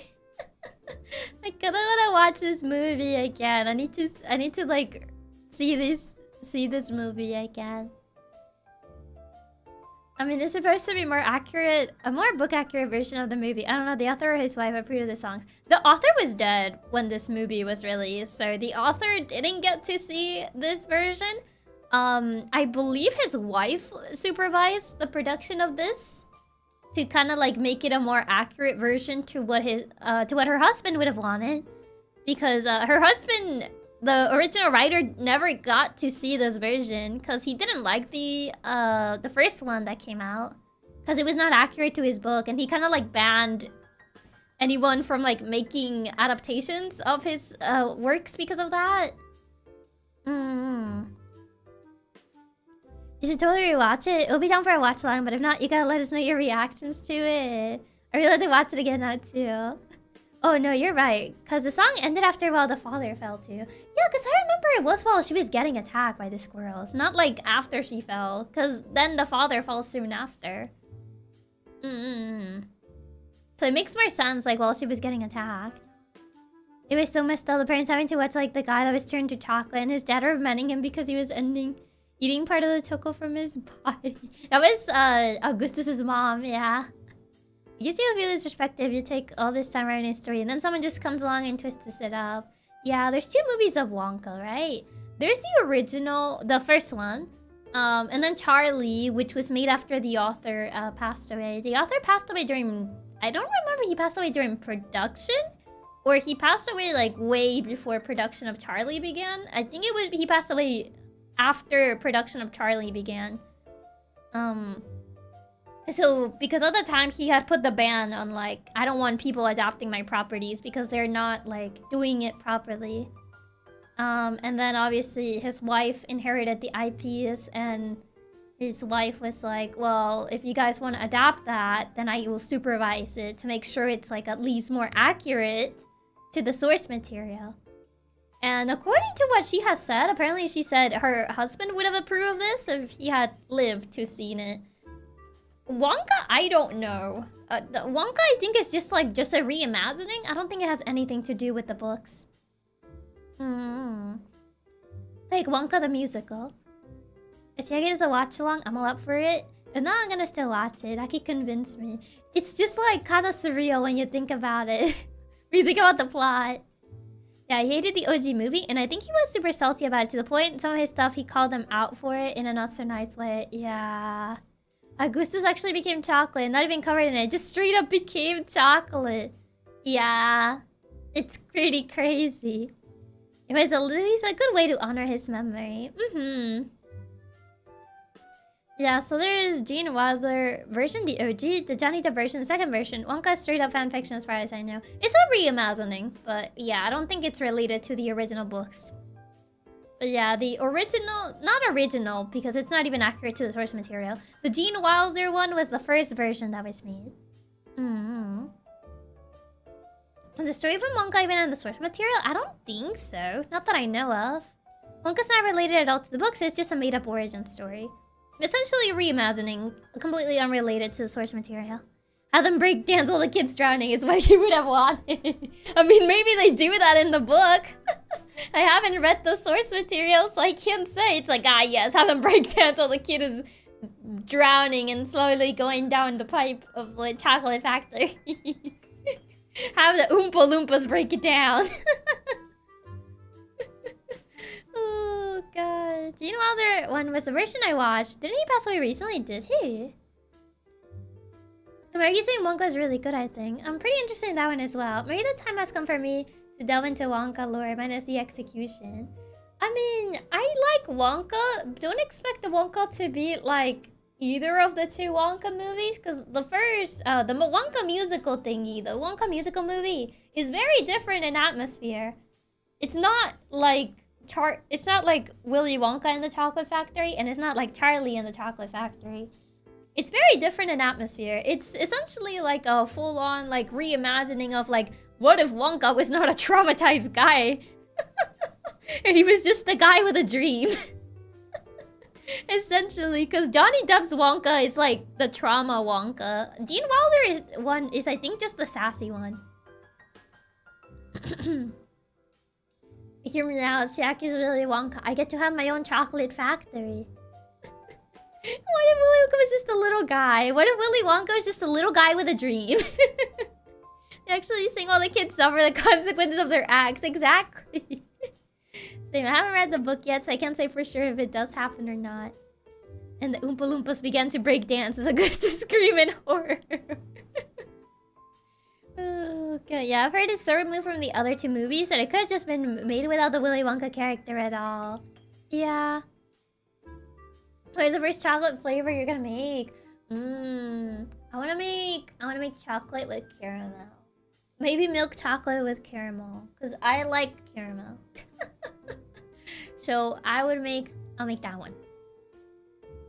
Cookies and cream. Ooh, cookies and cream is also a pretty good option though. Your chibi already gets it with a top hat, so I can see a portrayal of the character with plenty of singing. It's okay, I know it's a musical. Besides, if you liked it, I know it will be amazing. I trust my cat Oshi's taste. Just like the fun games I discovered from watching you. Aw, thank you. It's okay, I know it's a musical. Oh, yo, wait, this actually fires something combo. I've never seen it before. I would like milk chocolate with caramel. That would be the first flavor I would make. I think it would be pretty neat. Chiaki themed chocolate when? I don't know what Chiaki themed chocolate would taste like. Like blueberry maybe? Trying to try panda taste with chocolate. Panda taste? What does panda taste? Fellow caramel lover. I like caramel. Caramel's pretty good. But yeah. Oh god. What other movies? It's Tim Burton Nightmare Before Christmas. Has he made anything recently? I guess Beetlejuice. Here's a Chiaki chocolate bar. The first thing I'm doing, munching the ears, not the ears. Matcha chocolate from Japan tastes very premium. Milk chocolate caramel tastes really good. I've tried it before. I don't know what flavor a cat has. I mean, if we go by my color scheme, I feel it'd be like blueberry. I feel it'd be like blueberry chocolate. He made the Dumbo movie? Wait, did he make the Dumbo movie? Tim Burton movies. The Dumbo movie was 2019. I guess Beetlejuice is the most recent thing he's made. The only thing I remember him doing is the new Beetlejuice. It seems like his most recent work is the Beetlejuice movie. Wait, he made Miss Peregrine's House for Peculiar Children. I think I read a little bit of this book. I don't think I ever finished it, because I think I got it from, like, school library, and then I never finished it. That explains the Dumbo live action is so edgy. Wait, is it? Is it? I didn't know he had, like, directed Miss Peregrine's House of Peculiar Children. Interesting. I mean, that movie is also kind of, like, dark, so it makes sense. It makes sense. Miss Peregrine sounds like an interesting book series. I read a little bit of it. I don't remember too much about it because I read it a couple of years back. Miss Peregrine's House of Peculiar Children. There's a live action Dumbo? There is. Chiaki team flavor really see lots of sugar. Blueberry and Oreo, the best of both worlds. You finally get to munch the Hogan the fluffy marshmallow ears and hair. Not the ears. Tim Burton also did Batman. He did Batman. Was this a horror thing? Miss Peregrine's Home for Peculiar Children. Was this horror? I don't remember this. Oh, it is horror. Miss Peregrine's House of Peculiar Children. Yeah, he's been pumping out a lot of live actions. Sorry, Jacob, the ears will be the first to go. No. Next up is Lilo and Stitch. Hopefully it does good. The trailers look nice. Blueberry chocolate with a hint of Shrek. Shrek? Why Shrek? No. It's not horror, but many of the topics it touches in Maine Village are very horror-esque. I mean, according to Google, it says that at least the movie is horror, fantasy, adventure, action, science fiction, drama, suspense, and thriller. All in one. I mean, the covers kind of do look like horror. For the books, I mean. I don't remember this is a horror book. The covers kind of do look kind of scary. Like, the main villains is basically the representation of fear. He said Google. It's so dramatic. Oh, I don't remember these books too much. The whole, like, Miss Peregrine's House for Peculiar Children. The movie was more of a dark comedy. Was it? I don't remember. I don't remember, honestly. Like, I remember this existed, but, like, I don't remember too much about it. I remember the book had the photographs too, right? I believe so. I believe the book also had, like, the photographs of the kids. The rest of the books make it feel more like it's going to be horror books. Memory does not serve right. I don't remember this series too much. So I can't say. Can't say. Memory of this thing is a little bit fuzzy, I would say. Yeah,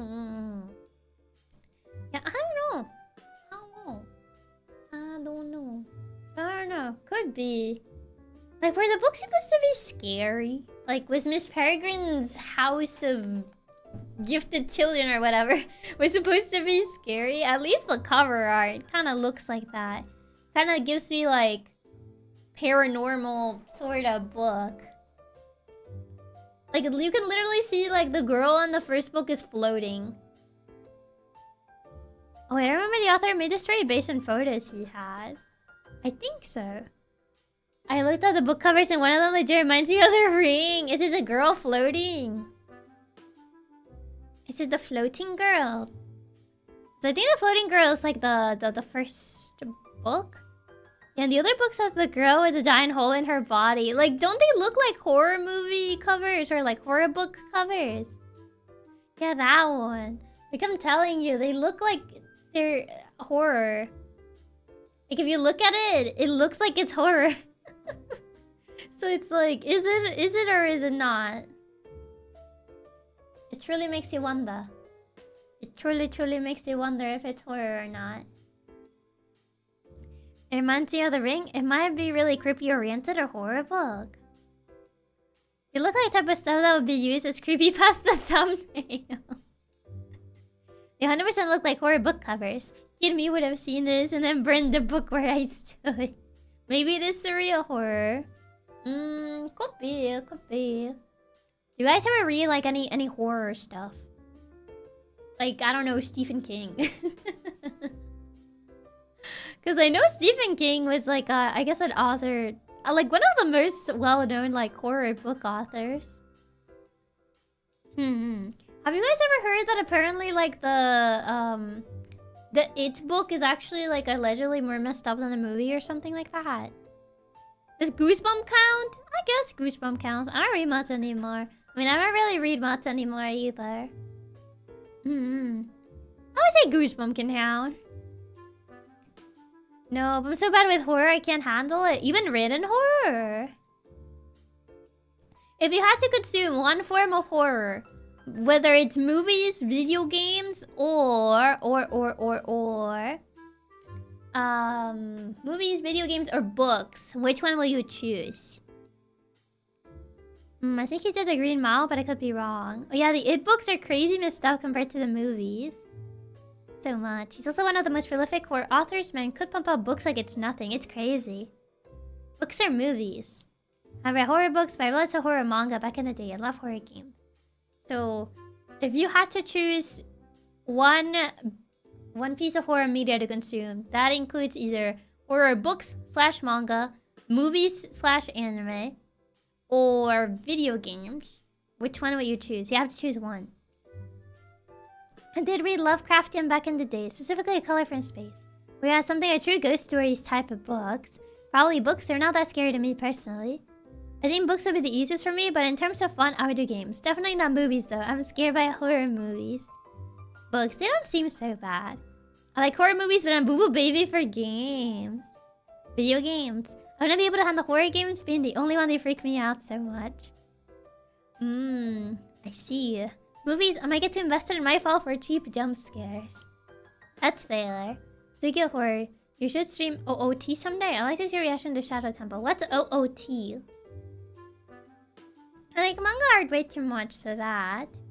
What about manga? If I got to pick only one, I actually do manga. Books / manga, so manga would fall under written media, so. I like horror games. Ocarina of Time. Oh, but Ocarina of Time's not horror, though. If I could choose the video games, I would choose video games, no contender. I like exploring and be there and do the decision myself. I don't like horror movies much. I find the plot most bad and literally only gore. I mean, most horror movies I feel is mostly, rather than gore, it's most like ghosts and stuff like that. At least from what I've seen recently, it's mostly like specters, ghosts, and the like. Yeah, but the Shadow Temple can be scary for some. Books feel less scary. I mean, there's people that say that the imagination is scarier than what you can see. Because, like, at least with, like, movies and video games, you can kind of see the horrific thing. But with books, it's all in your mind. It's all in your mind. Your mind can make it worse. Ocarina of Time isn't horror. I tell that to 9-year-old me who had to get my older sister to beat the bottom of the well for me because it was too spooky. That's fair. That's fair. I don't know. When I look at Ocarina of Time, I don't really think of a horror game. Now I can just imagine me punching the monster. The game doesn't let me do that. Touché. I can shut out my mind. I can just read the words, no problem. You guys can just shut your mind at will like that. Ew. What's that superpower? I mean, the style sure resembles a horror game. I don't know. I just never really... I don't know. When I've seen horror movies, it's almost always the same. The plot is different, but characters and scenes are so alike. I like good stories, no random gore for the sake of it. That's fair. That's totally fair. Just give the horror monsters Chiaki ears, it'll be less scary. Then you're just gonna be staring at their ears move all the time. Books vary a lot more in the creeps based on how he's explaining the monsters. I don't know, like, I feel like it's... I mean, I feel like I can read horror books much more easily, but like, in concept, I would say it's like... I would say horror books would be more scary in concept because, like, you don't know, you don't have a visual representation of the monster. So your mind can picture the monster depending on the description that you're given. Man, I wish I could just shut my mind at will. Once something is in there, it's gonna be there for weeks. If the monster has Chiaki ears, it's no longer a monster, it's dinner! No! Don't chomp my ears!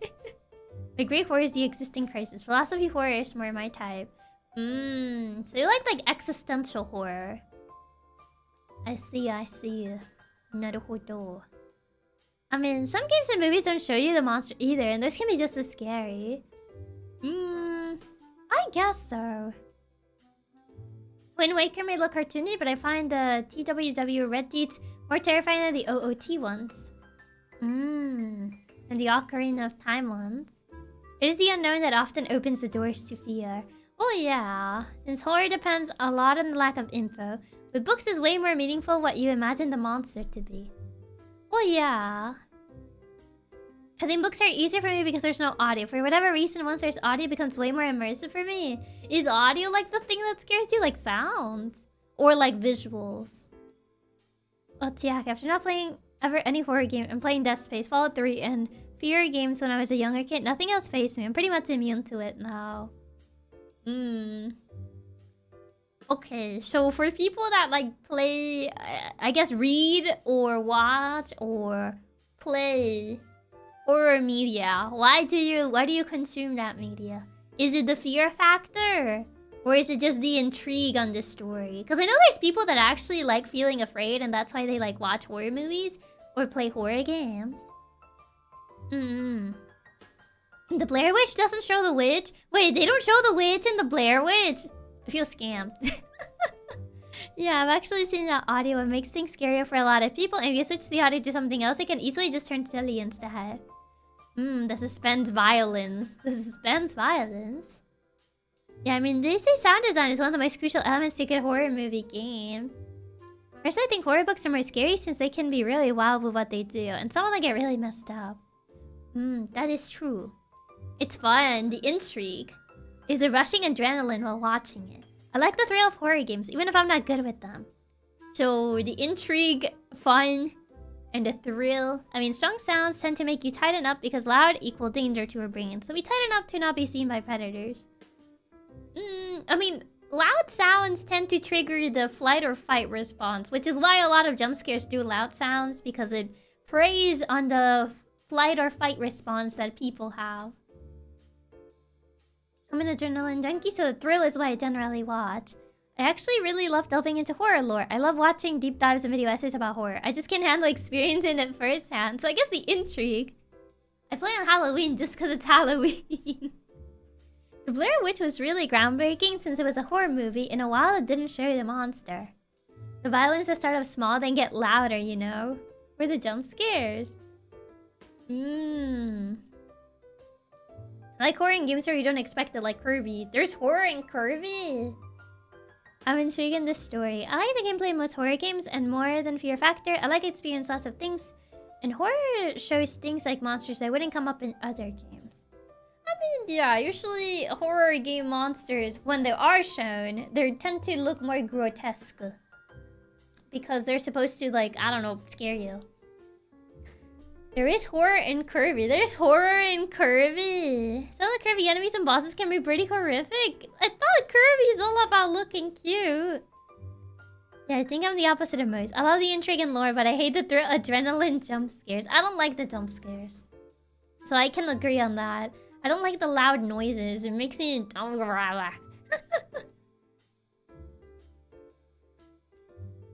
Not only just loud sounds, knowing how to control the silence and the low noises. Not only loud sounds like screamers, even the funny child songs that treated right can enhance the horror factor. Oh, not the kids singing. Not the singing children. Yeah, there's horror. Like, some monster transformations are horrific. Dreamland's 3 final boss is kind of horrifying for a kid's game. Wasn't Kirby about killing God because someone stole your cake? Is that what Kirby's about? Now, Kirby's just cute on the surface. His games are actually horror and cosmic destruction? No way. Have you seen 02 Kirby? No, I don't know what that is. 0 and 02. Kirby lore gets wild. I didn't know the Kirby lore was that crazy. Okay, Kirby has lots of cosmic horror creepy content. There is even blood, especially for final bosses. They're all creepy. Imagine like Earthbound Gaigas, you defeat gods in almost every game. That's crazy. I don't know, I saw like the Switch Kirby game and I was like, oh my god, it looks so cute. And I didn't really notice anything scary on it. Kirby's filled with cosmic horrors. That's crazy. That's insane. I didn't really think that Kirby was like that. I saw that game on Forbidden Land, I think, and I was like, wow, that's really cute. Mind control can be a form of horror. Yeah, Kirby seems cute, pink little blob, but he's actually living in a nightmare world. Kirby seems to like doing that to King Dedede. They usually save the cosmic horror for the end. Kirby's the most mentally stable person in 2025. Oh god, 0. The final boss of DL3 literally ejects his eye out and bleeds. Dreamland 3, 0. Dreamland 3. What is this? Just a bunch of eyes. Just a big eye with 4 little eyes. What even? Or is it just like a big white eyeball? Unless you playing some of the Kirby games though, like Forgotten Land and Crystal Shards. If you want another example, Kirby 64 is believed to be a post-apocalyptic world. One character is believed to be the only human survivor. Biblically accurate angel. You know what horror is? This physics book, The Entropy in the Quantum. My head aches. Schrodinger stopped doing physics and went to another field. Not the physics book. Look at O2's design. Is he just called O2? O2. Or is it just called 002? I don't know how to look him up on the wiki. 02. 0 to the square. Oh god, what is that? There's this creepy pasta looking villain. What does he look like that? Kirby Forgotten Land has a lot of creepy stuff. It feels one of the most upfront. Is it? At least from what I saw, it looked really cute and didn't have any creepy stuff. Here's this thing, 02. Oh, it's in this little angel form with this big smile. Look at that. You wouldn't hurt a fly. Kirby enemies can get insanely creepy. Well, I learned something new today. I thought Kirby was just a cute game. I was like, oh yeah, it's a cute game. Kirby always fights some kind of eldritch abomination for his final boss. Doesn't have any creepy stuff. Doesn't that game happen in Abandoned City? I mean, just because it's an Abandoned City doesn't mean that it's like, you know, doesn't necessarily make it creepy per se. Not necessarily. That is anything I can make you until you look deeper into. I mean, in my mind, I was just like, it's a cute game. You know, it's just a cute game. Kirby is cute until it isn't. I researched for final boss of the game, and one of the final bosses is literally a creepy blob of madness. Man. And here I thought Kirby was just a cute little orb. You should look up Scarfy from Kirby. They give me nightmares to kiss since they were so freaky. Scarfy. Let me see. Scarfy. When Kirby the character is cute, the games, yeah. I think it's getting to 0 and 0 2 is kind of tricky for a Kirby game, so kids most likely never encounter either of them. So they were hidden. Scarfy. Kirby himself is a placeholder model for the game. What do you mean? He's so cute. He's just a little orange blob. What are you on about? He's just a little guy. Oh. I mean, in Air Ride is not so cute, but I mean, in everywhere else, he's just a little guy. Whenever you could get close to the Scarfy, they would turn into a demon form. Look at that one eye, man. You'd stare at it. What? Look, it's just he just has a lot of twofers. He just has like a couple twofers. In Kirby Air Ride, apparently he has a transformation. But overall, he's just a little guy. He's just a little guy in Kirby. It's a enemy that appears in most of the game. Kirby always seems to be angry on the US cover art. I mean, if you look happy all the time, people would think he's just a cute little guy. And apparently, you guys say that the Kirby games are not so cute now. He looks cute at first, Chiaki, but his other form is evil. He would never. He's just a little guy. No, Kirby might seem child-oriented, but they're really good games. And extra content gets difficult. Common bosses go hard, too. I see. Very, very interesting. Well, I learned something new now. Also saying, thank you so much for becoming a member of Nailina. Thank you. Welcome. Kirby is easy unless you try for the secret bosses. I mean, doesn't that apply to most games? In Portal, we all found out the cake is a lie and Kirby is mad about it. The cake is a lie. He's a little guy. The TV show really does a lot for the funny shenanigans and just Kirby eating all the food. Pretty crazy. Well, I learned something new. That Kirby's not so cute, I guess. My life has changed. My interpretation of Kirby is never gonna be the same now. It's never gonna be the same after that. I'll be honest, I really think you would enjoy the gameplay of Forgotten Land. Forgotten Land looks cute. I was thinking of getting it, but apparently it's getting like an updated version on Switch too. So I'm like, I'll just get it when I get the Switch too. I think it's getting like a double pack on the Switch too with Dreamland, I think? Maybe Dreamland. I can't remember the other title it's getting a pack with. But yeah, I feel I'll probably get it with a Switch tail later on. Was it a DLC for the game? I don't remember. Will you consider a little ball that literally comes to his enemies to gain their powers a cute little guy? I mean, look at Kirby. Wouldn't you say he's a little guy? Even the show, Kirby gets possessed by some evil entity. It's the creepiest he's ever looked. Forgotten Land was fun, but I never finished it. Forgotten Land's a ton of fun, but they announced a Switch 2 version with new DLC. Yeah, that's what I've heard. Do you like Kirby or something Sario? Sario? I mean, I think Kirby's design is cute, but I don't think I ever played like a Kirby game properly. I thought Switch 2 was just the pack with the DLC. Sanrio? Do you mean Sanrio? Chiaki Kirby has the bosses. Secret bosses, the super bosses, which often ran the difficulty from easy and comfy to really hard.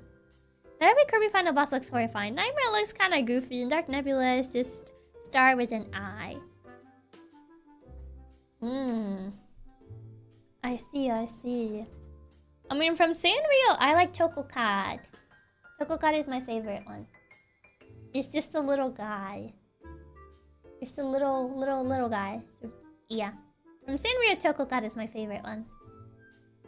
Kirby's is Souls-like. I mean, the combat is not a Souls-like per se, no. I mean, good to know that not every Kirby final boss is horrifying. I thought DDD was like the villain in all of them. I thought it was like how Bowser is the villain in all the Mario ones. I thought DDD was the villain in all of them. Darkman has a hellish looking second form though. Took has a little guy, just like Chiaki. The 3-hit formula does not work in Kirby games. What? They lied to me. You can't break the laws of gaming. It's not Souls-like, but you have to learn patterns and stuff. I feel like that applies to a lot of games where combat is present. Like action combat. I won't spoil anything, but when I was playing Forgotten Land, I took a screenshot during a certain scene at the end of the game and sent it to my friends. Oh god, it was that bad. DDD is pretty rarely the main villain. What? I got lied to. DDD is actually a friend. He only gets possessed often. He's not even a full-on bad guy, actually. I can't believe Smash lied to me. Kirby goes through a lot, and in lore he might be the reincarnation of God. DDD always plays second fiddle for some reason. Actually, DDD is a really nice guy, often just misunderstood. King DDD is more like an anti-villain. He's not really evil. He definitely shows up, but he's very popular. Most jerk thing DDD did is steal food. I can't believe Smash lied to me. It made it seem like Smash Bros lied to me. Yeah. He lied to me because I remember in South Space Emissary and Brawl, they made DDD so evil, and I was like, oh my god, he must be the villain in Kirby. And then you guys tell me that he's not even like that bad. It's like, what? I've been lied to. I can't believe Brawl lied to me by making me think that DDD was the main villain in Kirby. DDD saves everyone in Brawl. Yeah, but he was also evil too. He was like going around amoebifying people. So he's like, he must be the bad guy in Kirby. Pretty sure DDD helps us more often than he was the main villain. But he has his main villain cutscene. You beat the campaign in Brawl? I did. I wouldn't blame you, since I think a lot of people know DD from Kirby right back at you, and he's one of the main villains. Next you'll tell me Ganon is a chill guy. I mean, Ganon, I know he's evil. He's never really been a chill guy. I need to see someone to be evil for Kirby and Brawl. DD knew about Taboo, the statue badge thingies were his counter to Taboo. Oh god, now I'm picturing Ganon with a chill guy meme, not the chill guy meme format. Bowser's a chill guy. I mean, Bowser's evil, but he's goofy evil. Like, you know what I mean? Like, he's evil, but he's goofy evil. So people are like, oh yeah, he's a chill guy. Like, technically, in paper, he is evil, but he's chill evil. He does evil stuff for a good cause sometimes, like in Brawl, he was prepping everyone for a possible future where everyone gets murked. Ganon, he's just evil in meme culture, he'll dance on anyone. It's how Bowser is also not that evil, and Mario has to actually find more eviler villains, even with Bowser's help. DD's depiction in Brawl might have been influenced from the anime. He wasn't fully evil, but more like mean and selfish, but also goofy. Bowser's lived like Doofenshmirtz. Wait, he actually kinda is, except without like the exploding like inventions. But he kinda is like Doofenshmirtz. That's just like Doofenshmirtz. He's a bad guy, but a goofy bad guy who's a very good father. I mean, is he really that good to Bowser Jr.? I like to see Ganon actually force a team with Link and Zelda in a future Zelda game. That would be interesting. Look at DDD Crouch and Smash and tell you he's evil. He's evil! According to Brawl. According to what Brawl made me believe, he was evil. And now you were telling me that apparently you fight Eldritch Abominations in Kirby. I still want my Bowser game. We never got one. What do you mean? Bowser's Inside Story. Bowser took away Bowser Jr.'s Switch. He's evil. A plumber puts on cap. Mario the plumber. Which reminds me, oh, I miss my copy of Bowser's Inside Story. I wanna get it back. I wanna get it back. I need to. How much is it on eBay? Hold on. This is important information. I don't want the 3DS one. I don't like the art style change. Is it too expensive on eBay? Bowser's Inside Story DS. Oh, it's actually kind of cheap. There's one copy for 25 doubloons. $25. I need to snatch it. I need to yoink it. Bowser's inside story was so good. The whole reason he kidnaps Peach is because he wants to give a mother to Bowser Jr.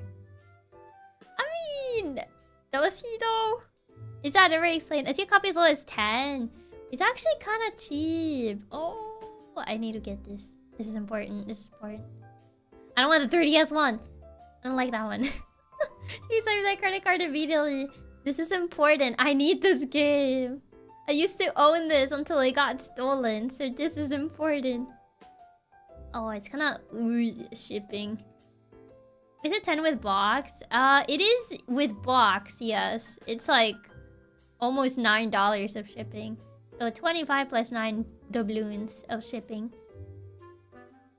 The 3DS remake visually is pretty good. Like, it's fine, but I personally like the pixel art in the original one.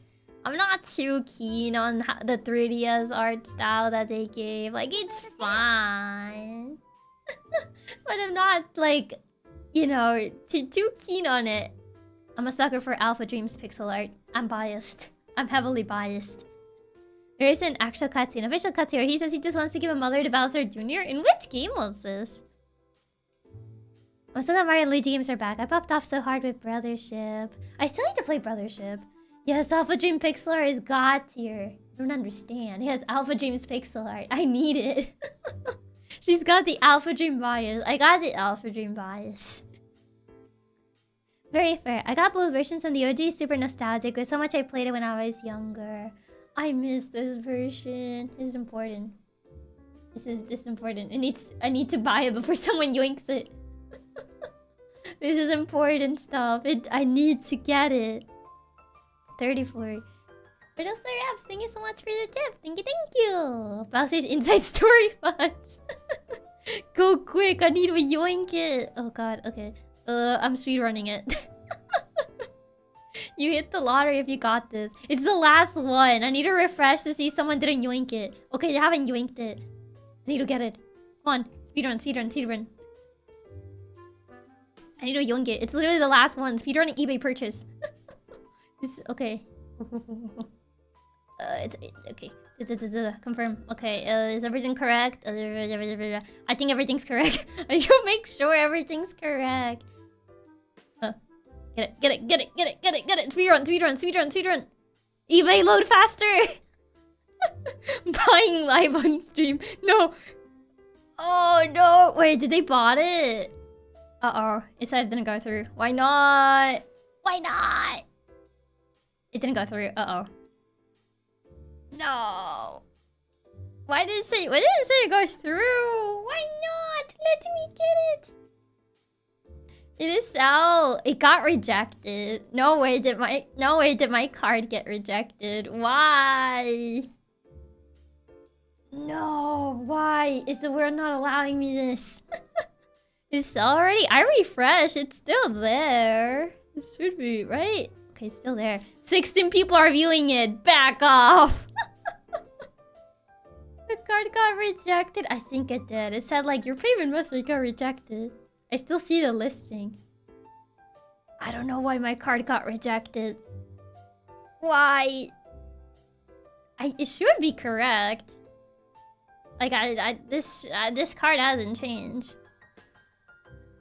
He's biting off like $100 for the food I needed. I need to recover it. Did I buy the bank? It seems to be.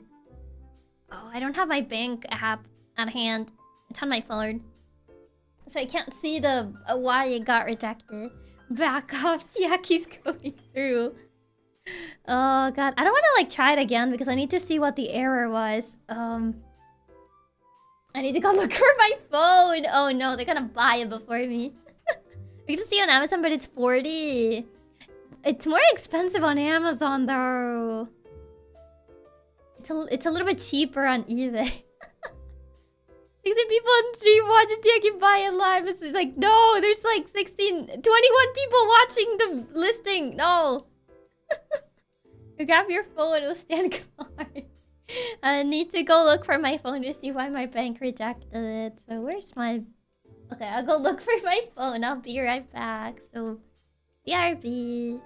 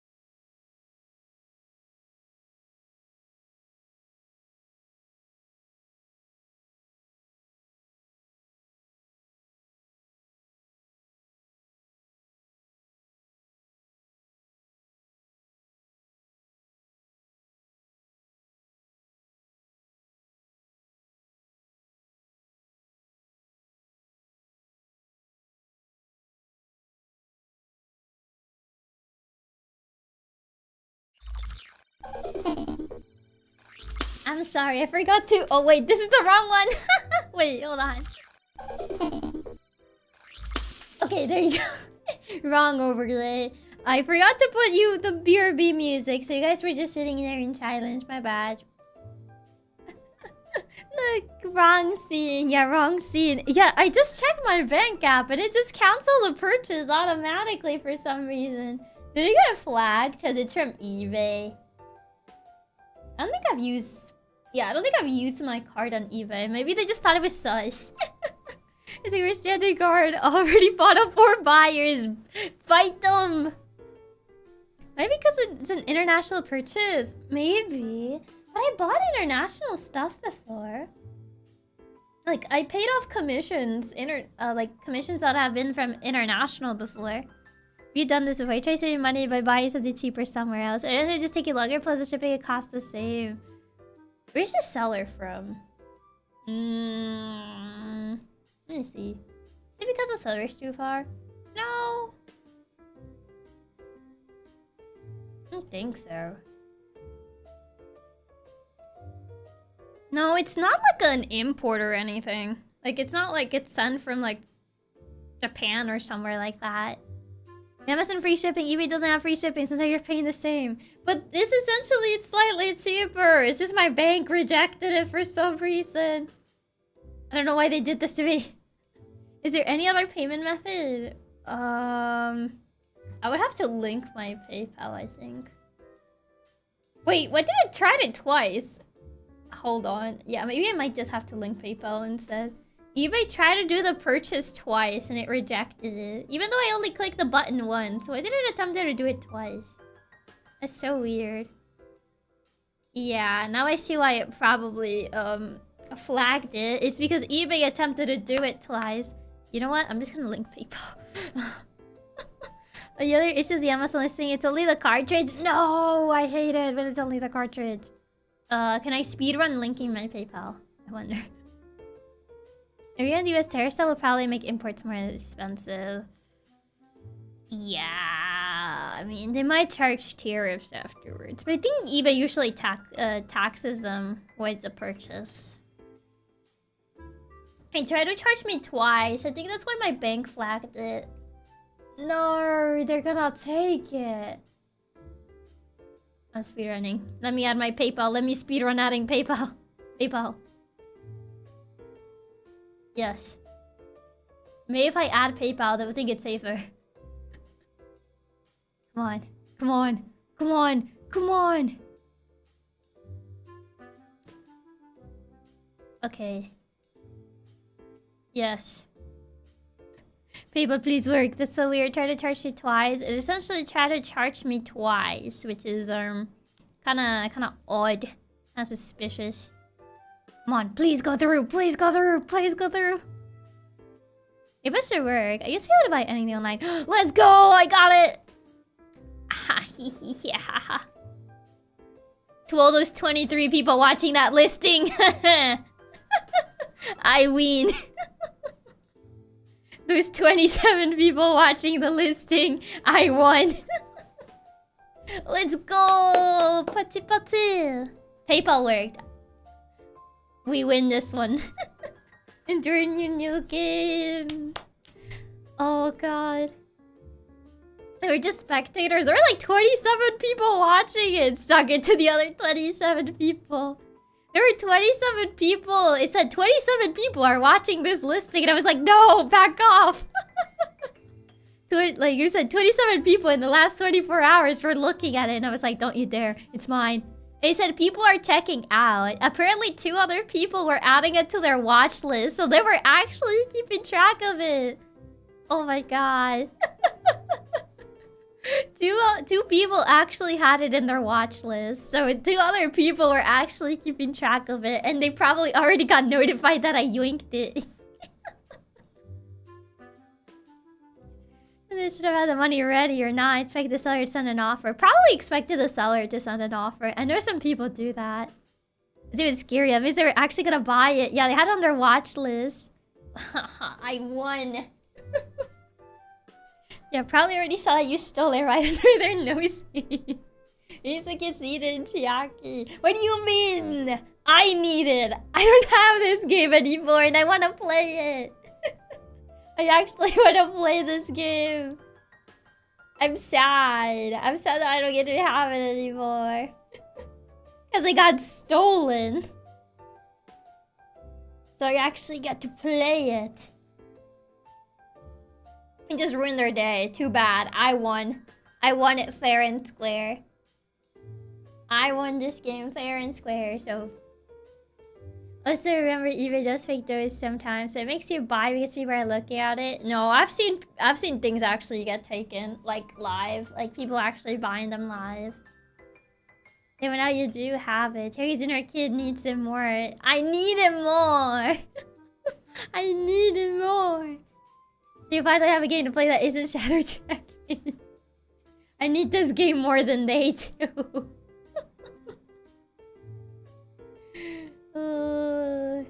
But yes, it's finally here. Which game was it? Mario and Luigi Bowser's Inside Story, the DS version. I remember still, we were looking at the Alvin and the Chipmunks games, and us cutscenes literally started buying the listings as you looked at them. Yeah. I remember that. I remember that. Yeah, trust me, I've dealt with people stealing things from me on eBay multiple times now. I've heard bidding is really bad. Like, it's really bad on eBay because they actually have, like, bidding bots. Like, people, like, sometimes set up bidding bots. So, like, they would just, like, steal a bid from you, like, 5 seconds before the listing ends. Some sellers just raise suddenly raise their prices when I try buying something. I've had, like, sellers, like, send me offers before because I keep something on a watch list because I'm like, this looks cool. I guess I'll, if I ever, like, want to get it or I can get it, I will get it later. And then they're like, please buy it. You can send an offer. And I'm like, no. Those are evil, the bidding processes. I tried bidding once. I think I bid like 3 times before. I failed 2, and then the other one I won and I didn't even know that I won. I don't remember what it was though. It was quite a while back. I like bid 1 time. I was like, I'm gonna bid once. And then like I was like, well, I'm not gonna win, so whatever. And then like I just get a notification, you won the bid, and I was like, what? I guess I like a little spoiled kid. I like spoiling you. You're supposed to be cats, that's why. What do you mean? I got myself a treat. And that treat is this game. Didn't even realize you won the auction? Yes. I didn't even know that I won the auction because I only bid it once. I was like, yeah, whatever, I'll bid once. Hold on, I didn't actually want to buy that. Yeah, I was like, wait, I didn't actually want to buy it. So I was like, well. She's actually explaining herself for once. I'm so proud of her. I mean, yeah, finally one treat that you give yourself without us begging you. You definitely deserve that treat after yesterday. I got myself a treat. So, many people said the automatic bids. It literally becomes a guess game. A lot of people set up automatic bids. Especially for, like, rare stuff. Rare stuff is probably, like, the worst for, like, bidding. Because then it's, like... You would think, like, oh, the bid is low, I'll bid. It's like, no, don't. Because it's actually gonna be filled with bots bidding to get it. The bidding bots are evil. They're evil. Evil. Evil. So yeah, I would recommend against it. Against bidding. Meanwhile, I'm that evil person that goes around and snipes auctions with the last second bid. I use stress like changing my bid often so to put people off from buying it, increasing the price up to scare other bidders off. I mean, to be fair, like increasing the price, it only works sometimes because there's people that are willing to just like increase the price massively too. You deserve the treat, Akin. And if not, you treat yourself with that game. It would have been nice. Evil Q. Evil. It's evil. Evil, evil, evil. Very, very evil. Yes. Yes. So that's just kind of like how it is. Alas. Bidding is like a game of poker. Essentially, well... How it goes with bidding is... You know, it's always kind of like a gamble. It's always kind of like a gamble with it. But yeah, I don't remember what it was. I'm trying to see if maybe I can find it on my account what it was. But I think it's like, it's been a while, so I don't think I can find it. Yeah, I don't think I can find it anymore because it was such a while back. And I don't think I can find like what it was. Nelina, the Menace of eBay. Digital purchase history. I'm trying to find it, but since it was from so long ago, I can't... Oh, yeah, I think this is... Oh, I know why. It's because this is a newer eBay account. Oh, wait. Now I know why. Yeah, never mind. It's because I lost my... I think I told this story. My first eBay account, I lost it because they locked me out. Because they said I was suspicious or something when I was trying to buy Tokyo Dark. And they locked me out of it, and so I couldn't check if the purchase went through because it happened like right after I bought that game. So I was like, oh, I guess the purchase didn't go through because they sent me like an email that was like, oh yeah, all previous purchases have been canceled because we locked your account. And I was like, oh, I guess that didn't go through. So I made a new one and then bought Tokyo Dark. And then apparently the other purchase did go through, and now I have 2 copies of that game. Yeah. So that's why I own that game twice, because I got locked out of my account. And they never like gave it back to me, even though I was like, what? I was literally buying a thing. I don't know where you're coming from. They just never replied to me, so I lost that account. Never been locked out of mine. Weird. It was really weird because that's never happened to me, and I had that eBay account for like a very long time. So it was just like, what even? So yeah, I lost my first eBay account. So I think that's why I can't see that, because this is a newer one. I forgot about that until I look at my order history, and I was like, oh yeah. And then I saw like Tokyo Dark. I saw Tokyo Dark there, and I was like, wait, now I remember. Yeah, the double purchase. Yeah, I remember this story. And then you ended up getting 2. Yeah, I ended up getting 2. And I still have both of them. That's crazy. So not only did they never unlock your account, they still let the purchase go through. They still let it go through, even though they said it wouldn't go through. So I was like, okay, whatever, I guess. Whatever, I guess. It's really weird. I just went and locked it down for no reason. It was really weird because it was right after I made the purchase too, and it just immediately locked it down for some reason. So we don't know what to do with the second copy. I don't know what to do with it, no.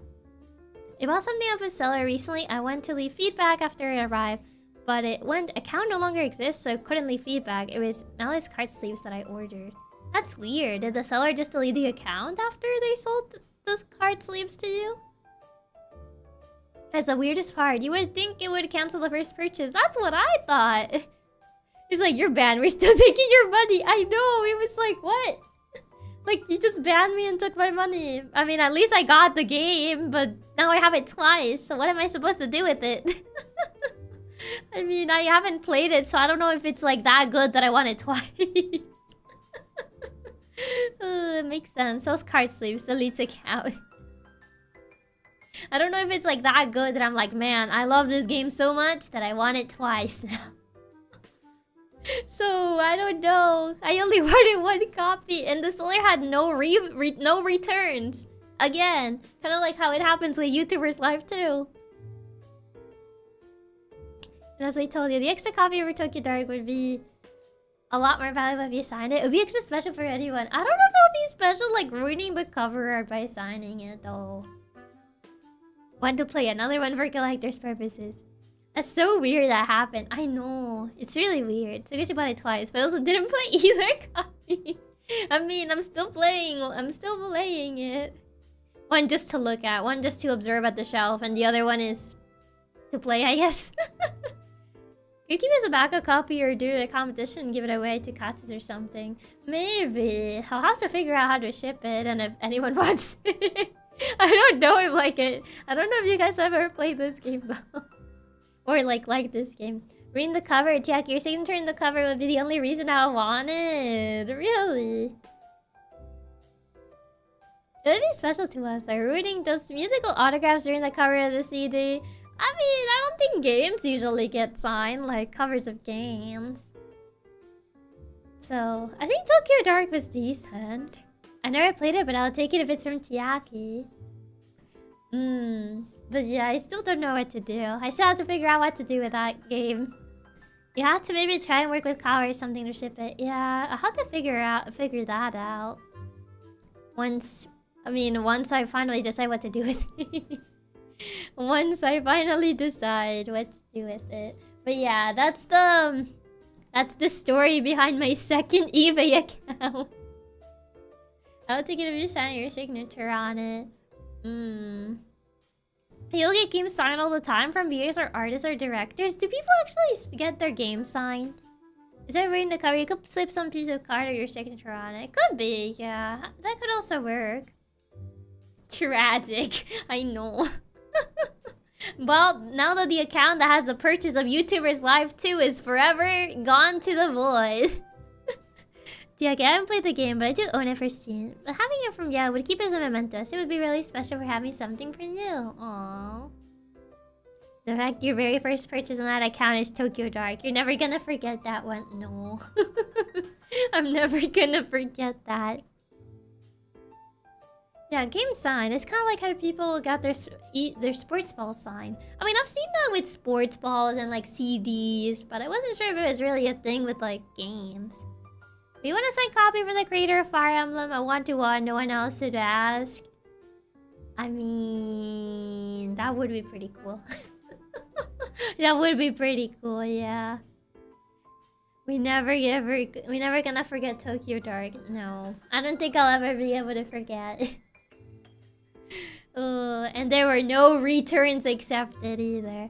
I remember I tried to sell it to my cousin either. And then he was just like, I don't like them anime games. I was like, oh, okay. I was just like, oh, okay. Like I asked him like, do you want it? Like, maybe do you want it? He was like, no. He was like, okay. We do resign next. Just answer the question then. Personally, I love getting signed stuff. There's some of my most treasured possessions besides my Chiaki merch. So some kind of exciting Wii remotes. Custom Wii remotes on YouTube. Ooh, that's actually really cool. I don't like the anime games. Yeah, he was like, I don't like the anime games. So I was like, okay. Oh, God. Man. That's so sad. Ooh. It's not as common with games because these are not that many chances, but people do like getting fancy signs from creators, artists. At least he was blunt. He was. Apparently one of eBay's policies is no selling loot stuff. The Malice card sleeves are bought were dodging ones, not official. But it wasn't even that lewd. It's just a group shot of the girls. I wonder. And maybe it was like something inflicting with the policies of eBay. The animu and the mango.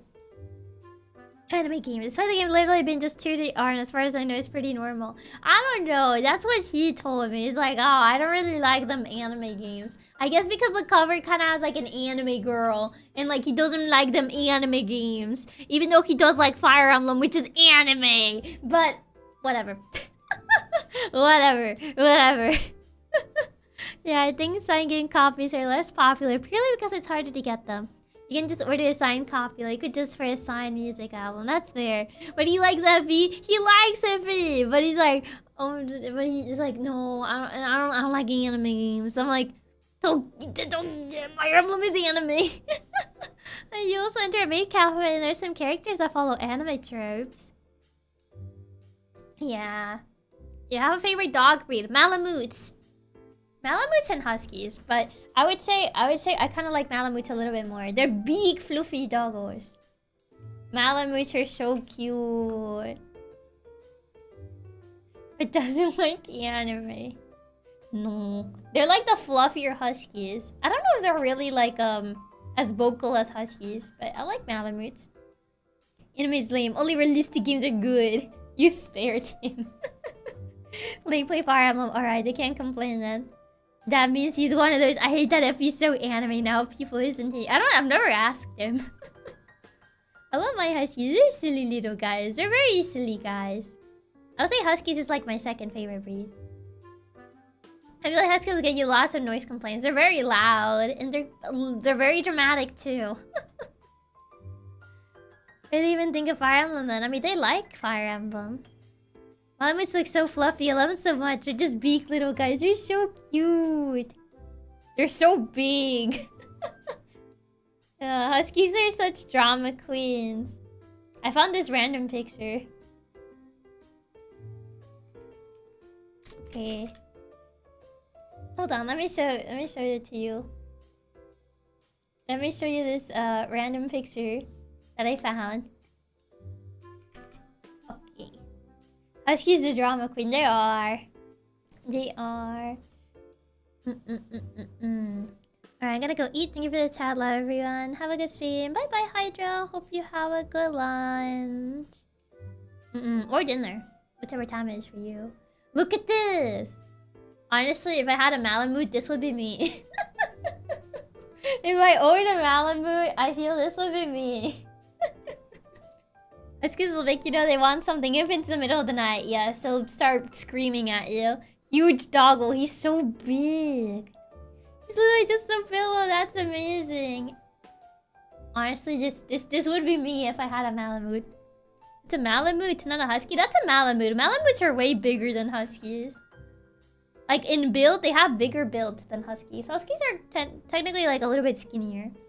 Why can't that be us, Chiaki? What, you want to be big like this? No, you guys small. Chiaki, you probably look even smaller compared to one of them. What do you mean? Huskies just scream and look at you wondering why you aren't screaming too. That's one big fluffiness. Chiaki get lost in there. But it's so cute. Malamutes are similar to Huskies, but they're bigger and fluffier. Yeah, essentially Malamutes are kind of similar to Huskies, except they're bigger and fluffier. He doesn't want us to be big and cool. What, you don't want to be small and cute? Why not? But yeah, Malamutes are my favorite dog breed. They're so cute. Big, fluffy doggo. I love the big, fluffy doggo. You want to be small and cute? I'm powerful and tubular. Yes. Yes.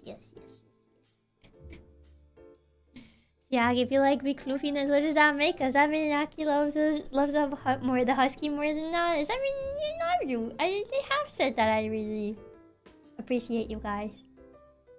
I'm fine with being small and cute if you promise to give his cats head pets often. Otherwise, no deal. Ew. Powerful and tubular. And small and adorable. Nuh-uh. Powerful and tubular. I'm powerful and tubular. That's me. Oh yeah. Oh yeah. Powerful and tubular. And scary and intimidating. But yeah. Want to be big and strong like a Tibetan Mastiff. Aren't those the dogs that hunt bears? Aren't Tibetan Mastiffs the ones that actually hunt the bears? Crazy. Oh my god. Like, this dog is as big as this girl. Crazy. So big. Big fluffy doggos. Scary and intimidating. Yeah, sorry, Chiaki. I don't know about that one. What do you mean? Yeah, Tibetan Mastiffs are really powerful. They are. They really are. Oh, here's like... Oh, can I get a... Can I get the open image in new tab? No, open image in new tab. Okay, awesome. I can get the image. Here's like the differences between Malamutes and Huskies. Yes. Wow. Here it is. So Malamutes kind of have like more shorter snout. Short snout, more rounded, more set wide apart. Eyes are more almond shaped. They're taller. They're taller than Huskies. You can see their limbs are thicker too. They have big paws. Big paws. And their tail is like a little bit more fluffier. And it curls upwards. Well, Huskies' tails are like, they kind of curl, they kind of fall lower. Yeah. They're more laid back and Huskies are like hyperactive. The difference is from Alaska, the other one's from Siberia. Yeah, the ones with the cute curved tails. Yeah. I didn't give them permission to use my image in the bottom. So we are Malamutes. I do love how fluffy Tibetan Mastiffs are. They're like giant teddy bears. Giant teddy bears that can basically hunt bears. You're intimidating for a total of 5 seconds. What do you mean a total of 5 seconds? Also, Star, thank you so much for the super. Thank you. Yeah, here's your difference on Huskies and Malamutes. Malamutes have the bigger paws. So they're the bigger doggo. Actually, do look like the puppy of a Husky. Kinda. I would say kinda. Would this be on the test? Yes, this will be on the test. You better study. You gotta be able to tell the difference between an Alaskan Malamute and a Siberian Husky. Important stuff. The top right looks so dirty. Looks so silly. It's so silly. I mean, Huskies are very silly dogs. They're very hyperactive and like to scream. I'm bad at studying and just be open notes. I mean, if it's open notes, it kind of takes away from the purpose. If the dog is screaming, it's a husky. I mean, probably, yeah. Because huskies are the more vocal ones that just start screaming. So, yeah. Yeah, I would say Malamutes. What is the name of the other breed that's also really fluffy? It's the one that does the meme, the little like GIF image of like it moving its ears. Oh god. Oh, Samoyeds. Samoyeds are also really cute.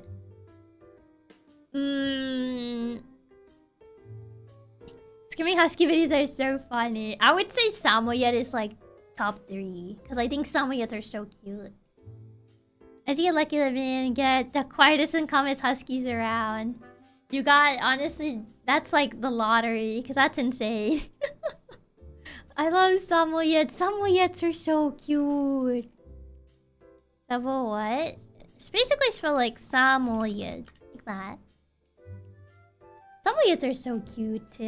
Top number 1 breed for me. Samoyeds are so adorable. I think a Westies. They're Westies. Westies dog. Oh, you're cute! Wait, isn't this the one? No, it's not the one that Weezu has. Weezu? No, the one that Toph has is a Yorkie, I think. Yeah. Toph has a Yorkie. I reminded me a bit of Toph's dog, but no. For some dogs, they look quirky. Does Toph have a Yorkshire? Toph has a Yorkie. I think Toph's is a Yorkie. Not a Westie. I feel like does a family member of mine have one of these? I feel like I've seen these. There's a Westie. Oh, cute! Westies are also really cute. Little guys. Aww, you're so cute. We're really, really cute. These dogs are also really, really cute. Oh, they had this little picture of it with the little bow tie. Oh, it's so cute. Just little guys. Just little guys. Just love dogs. Little dogs, big dogs. Dogs are just cute. Dogs are just cute. Huskies are very hyperactive due to how they're bred. Need to run a sleigh for hours and need hyperactive, energetic doggos. Well, yeah, they were bred for like running sleighs and the like. So yeah, very hyperactive. All the mean gifts of them tilting their heads. Yeah. You know what I'm gonna say, and this may be a hot take, but dogs are pretty cool. All dogs are good doggos. Exactly. All doggos are good doggos. Yes, yes, yes. All doggos are cute doggos. I got small dogs because they can't reach the counter like big dogs. That is true. That is true. Big dogs can just reach the counter and just yoink. Can a dog play basketball? I mean... There are dogs that are smart enough that can probably do it. Maybe bad doggos are bad when there's... Essentially, yeah. I must say, not all dogs are good boys. Sometimes they're good girls. That is true. My counters are unsafe anyways. My cat's already staked out the entire kitchen. No counters are safe. Cats are good even if we munch the couch. Maybe when you don't munch the couch. But yes. Very cute doggos. Very, very cute doggos. It's my family's dog. It's a bad dog that always stole my shoe. Bit mischievous doggo. Earbud in the background. Are really bad doggos. When you munch on the couch, maybe.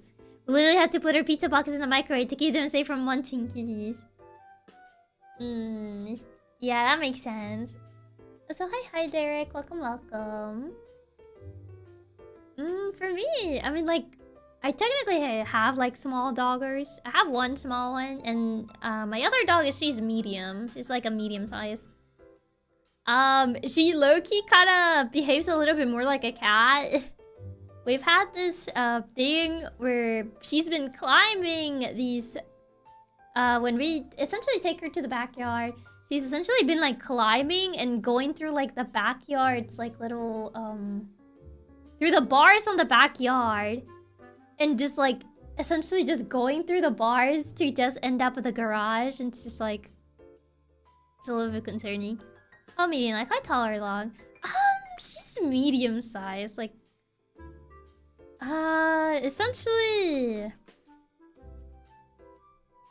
look up a what's it called? She's like she's a golden doodle, but she's like on the smaller side of the golden doodles, because there's some golden doodles that are pretty big. But she's kind of like a mini golden doodle, essentially. Actually, she might be more petite.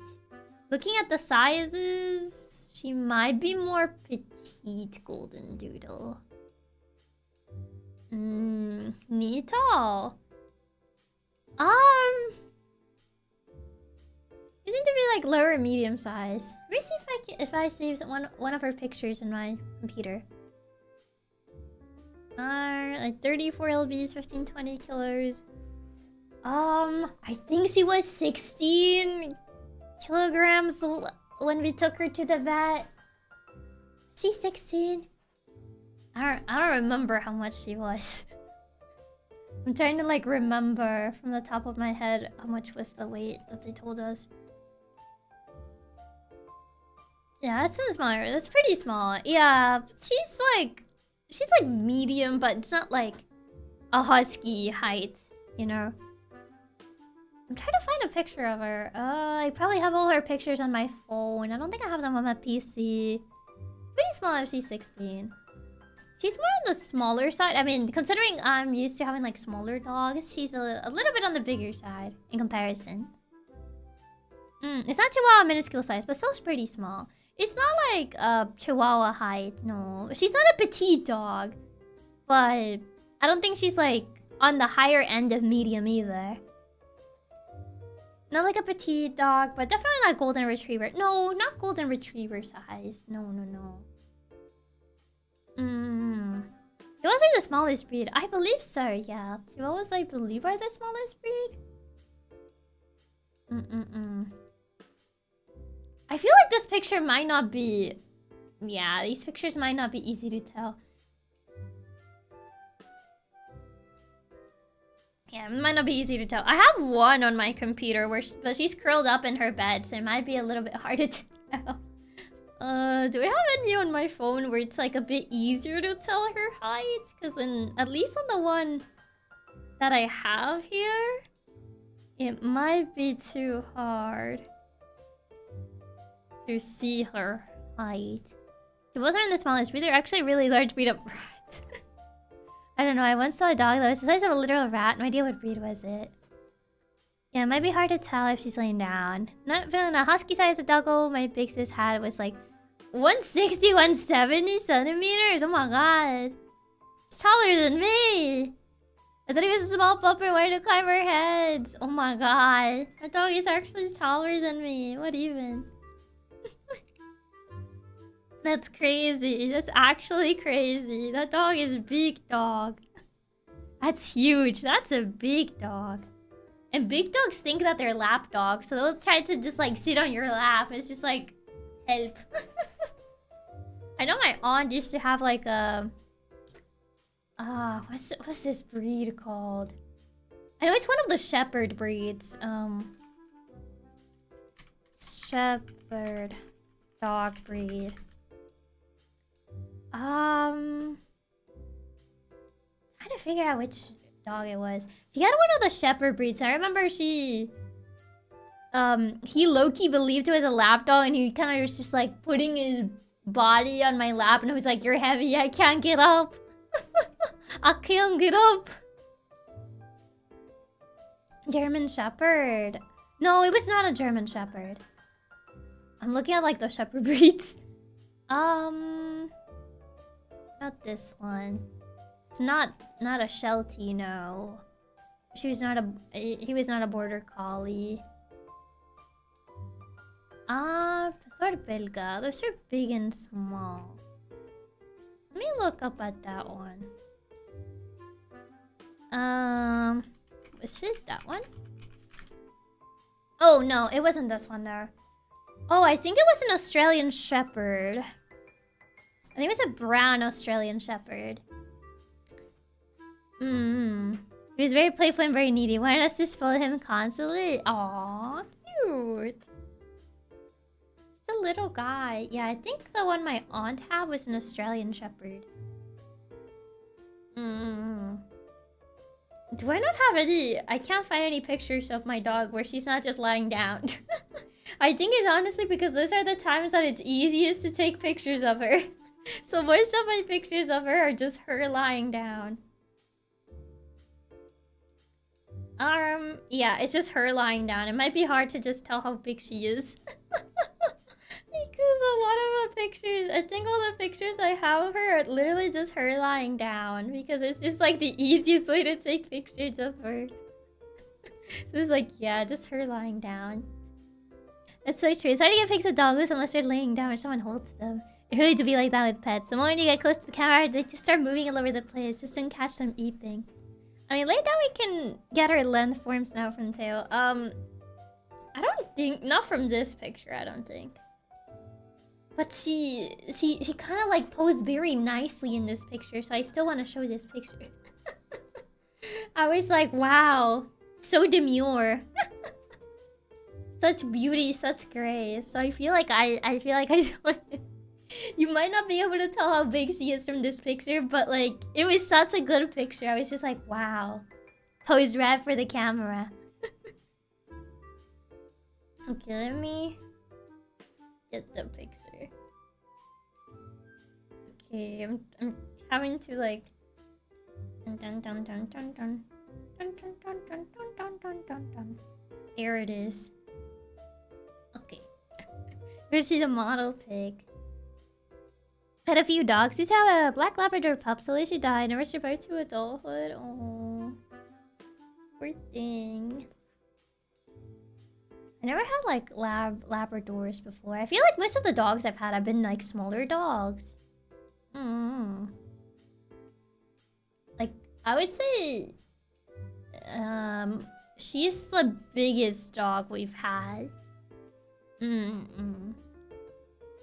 Where I'm trying to find a folder where I usually save them. Okay, there you go. I send it from my phone. Okay, let me get the picture. The dog pictures here. Okay, for once this one isn't. But look at how posed. We had only 2 hours and our French poodle and I was 5 years old. My first dog, she was a toy poodle. Look at her, how demure. How look at the pose. So fancy. I had another dog a few years back. Had to give her away due to circumstances. That's fair. I hope at least she's in a good place now. We're kidding. She's so photogenic. Look at how majestic. Her big snoot. Yes, she has a big snoot. A bra crust over the other. Such demure pose. Yeah, I don't think you can tell her height from this picture. But it's only missing a couple Y. It looks like a fancy party. Yeah, when she was lying down like that, I was like, oh my god. That's pose. I need to take a picture of it. The paw crossed over the other. She was posing. She was posing for that picture. I don't think you can tell her height from this picture. And also, she was very floofy in this picture, so... I think it's a little bit... She looks bigger due to her floof. So there's also that, too. My current dog is also my longest lasting dog. He's 11 now. He's getting old since he was... Had him since he was a puppy. My former dog, she passed away at 14, so... Hopefully his health is still doing okay. And can I get it from the trim in the background? She's definitely a smaller pupper. Gotta put you my location, persecute that kitty uppies. No. Yeah, kinda hard to see the exact height, but we can tell her general size. That's fair. Floofy dogs are always bigger looking than they actually are. Yeah, her floof makes her look bigger. So hi, fourth wind. Welcome. But yeah, look at how fancy. This picture is a really good picture of her. She was one of the ones you heard yapping in Monkey Ball. She was one of the ones responsible for the yapping you might have heard a little bit. And Monkey Ball. And then where's the other responsible little menace? So there are 2 of them. 2. You have a pictures. I need to show you updates on the kitties. Where do you want me to post it?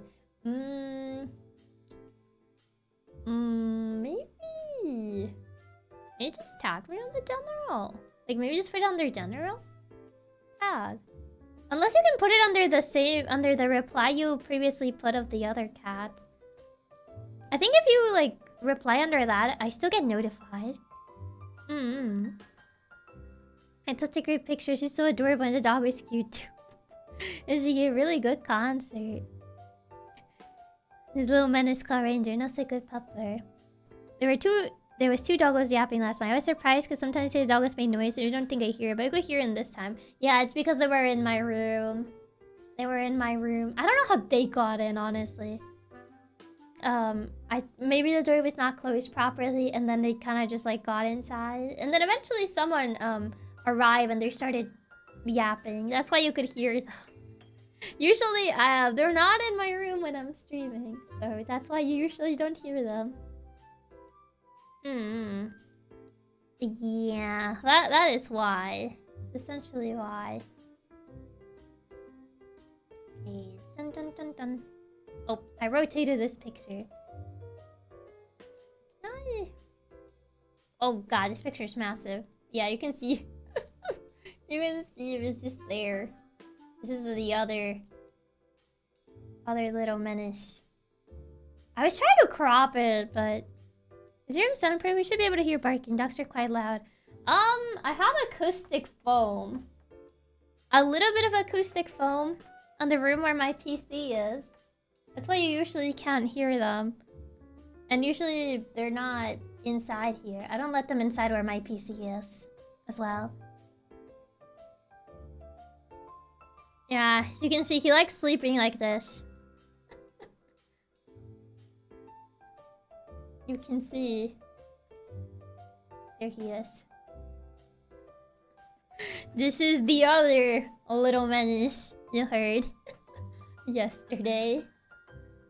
And yes, he likes doing this. He likes putting his back legs on the bed and then the other half of his body just sleeping on the floor for some reason.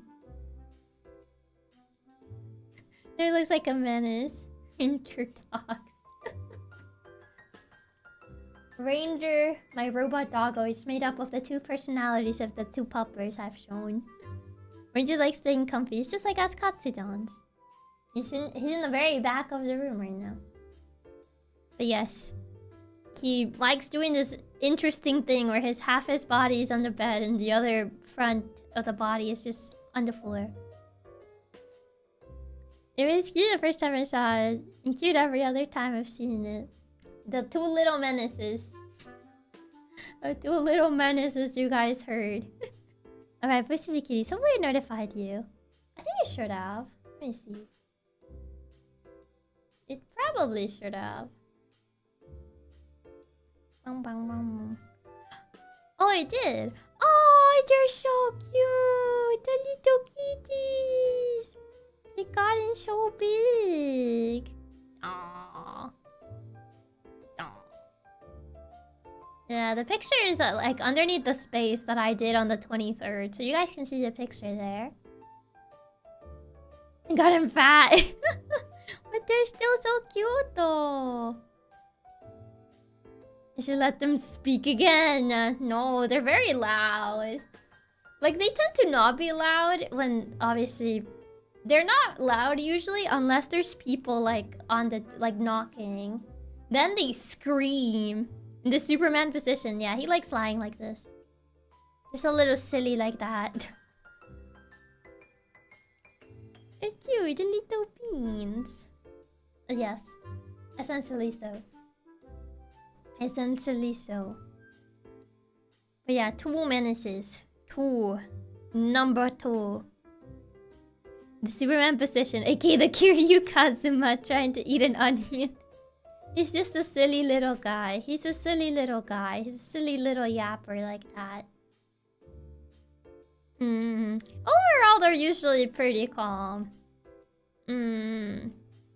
Like the bigger floofy one, she doesn't really play with toys. I've tried like getting her to play with toys before, but she kind of just like looks at them and kind of just looks at me and it's like, okay. The other one, the smaller one, he does play with toys occasionally. Like sometimes he doesn't know how to fetch though. I tried teaching him, but he kind of just refused. So whenever I throw him a toy, he kind of keeps it. And I'm like, okay. I tried teaching him. I'm like, okay, here. I've done everything to teach him, but he just never learned. My first dog actually did know how to fetch.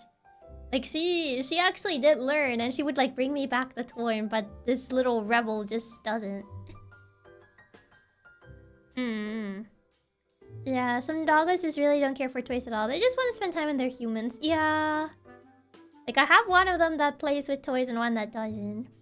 Both my doggos neither know how to play with toys, they only destroy them. They just like the destruction. Most of my dogs play with toys, just a bit, but one of them mine will force you to play with toys if you're in the same room as him. It's like, play with me now. No, mine like sometimes like the smaller one, he would grab the toy and start chewing on it. And then he would get bored and just like proceed to just bother my other dog. Cause like he prefers bothering my other dog more than actually playing with the toy. He'll be like, okay, I don't want to chew on the toy anymore. I'll proceed to bother the other dog instead. And he would start like bothering her. My dog destroys most of his toys. I got him a new toy, which he hasn't destroyed so far. He's obsessed with it. At least he hasn't destroyed it. If he's too much of a biter, I might have to get more sturdier toys. He'll literally jump all over you until you play tug of war with him. Oh, cute. Monia, I'm bored. Play with me. That's essentially how he is. It's like, I'm bored. Play with me. And he starts like bothering her. He will like bite her ears to get her attention. He's like, play with me. Play with me. My dog takes all the stuffing out of a toy and spreads it everywhere in the house. Oh no. Oh my god. Just like takes the stuffing, just like spreads it all around. Just wants to be a menace instead. Yeah, essentially. Like he always just preferred like playing with other dogs rather than playing with toys. Like he does play with toys, but he doesn't like, you know, essentially really, he prefers playing with other dogs rather than toys. Jump Chiaki's ears to play with us? No, not my ears. Such is the will of the pupper, yes. I mean, he grew up with my first dog. Because we kind of got him while my my first dog was getting older. So, we ended up like adopting him as a puppy. And like, he essentially grew up with my older dog. My older dog eventually kind of was like her mom. It was like his mom in a way. Like his adoptive mother in a way. Like she kind of babysat him. Like she would like tolerate him when he was all hyperactive and trying to get her to play, and she was just like, okay, sure, I guess. Like she was very patient. She would never like actually like do anything bad to him or anything. Like at times she would get annoyed and she would just growl at him so he would like stop being a little menace. But overall, she was always like looking after him. And older dogs usually adopt the younger ones. It's always super cute. Yeah, that's so sweet of her. She really was his mom basically. Essentially, yeah. Like if it would be a point that he was being too much of a menace, she would just growl at him so he would stop. It's like, okay, this is enough. Enough is enough. Must have been her baby. In a way, she kind of like adopted him. And when she passed away due to old age, obviously, I was very worried that he would get like depressed, because dogs that essentially kind of like grow up with another dog can get pretty depressed when the other dog passes away. So luckily, we ended up adopting Mona around the time when my other dog was still alive. So the passing wasn't as hard on him because of that. Because he ended up not having to go through like a period of time when he was alone. Because he doesn't know how to be alone. He didn't grow up alone. Yeah, dogs are super social animals, so it's always worrisome. But thankfully you got Mona too. Yeah, I eventually ended up getting Mona, so Ranger was essentially not alone. That was kind of like my biggest concern was, since he never really has been alone, it's like, oh god, I don't know how that's gonna go. It's really good that you managed to get another companion for him so he doesn't have to be alone. Yeah. And now he proceeds to bother Mona instead. He does the cycle repeats again. He used to bother my other dog and now he munches on Mona's ears like, play with me, play with me. I remember when we first got Mona, Mona was just like, like she didn't know how to play with him. I think she probably was like a lone dog. Like she probably didn't really what's it called? She probably wasn't really like around other dogs much because she didn't know how to play with him. She kind of just stared at him like, what do you want? Like she eventually kind of learned how to play with him, but I remember there was a time like he would be like, play with me, and she would be like, and just kind of leave. She would just ignore him and leave, and I was like, oh no. A lot of my dogs had literally never been without another dog or cat. So I have no idea how they would handle it if they suddenly were. Yeah, that's always like a big concern if like a dog is like was raised around like another animal. And would you prefer if he was all the time over you? I mean, he's relatively calm, except when he wants to play. Yeah, I probably think a race without other dogs. Ranger might have been her first pupper friend. Yeah. Like, she didn't know how to interact with him at first, but, like, she occasionally plays with him. Like, I feel like she doesn't have the same energy as him. Like, I feel like he never runs out of energy. Like, he always wants to keep playing. While Mona's just like, okay, this is enough. This is enough. I just want to lie down. Good thing. And she was paired with Ranger. It was a blessing in disguise because they complement each other. But yeah, like, at least she plays along with him, so... There's that. But yeah, he's still a menace. Mona's so chill, calm one, and Ranger's the hyperactive one bouncing on the walls. He is bouncing on the walls. He's a little menace that bounces on the walls. That's essentially how it is. Yup. Ranger's still that one hyperactive child. He's not even like a child anymore, so I don't know why he's like hyperactive. He's not a puppy anymore. He's still a menace. Still a menace. Like it's not like Ranger's a puppy at this point. I'm just like, why are you still so energetic? Why are you still energetic? Where do you get this energy from? I thought at this point you would not be as energetic. Should I know it's a Ranger, or are they different dogs? Robin is essentially Ranger, yeah. Some puppies... Ranger is based on the personalities of my two dogs, Robin and Mona. I use Robin and Ranger interchangeably. Some puppers never stop being puppers. Once a puppy, always a puppy. Dogs are always puppers at heart, and will be baby like them. Where do you get this energy from? Chiaki asks as she gets her late night zoomies. What do you mean? Like a very someone that's a menace and energetic? What do you mean? I am very calm. I am calm. I'm as calm as a... What's it called again? As a calm as a river? I think that was what they said in Mulan. Calm as another river. A babu. A babu, always a babu. A babu, always a babu. Sure, as calm as the Pacific Ocean. I forgot how it goes, how the lyric goes in Milan, but as calm as the something river. It was a raging river. Wait, it was a raging river? I thought it was like a calm river. There's a certain time at night you get more energy and get a bit silly. It was raging river. Oh, calm as a river, not the word I would use. Was it just calm as a raging river, aka not calm at all? I thought it said calm. Not even your quote was calm. I forgot what the actual quote was.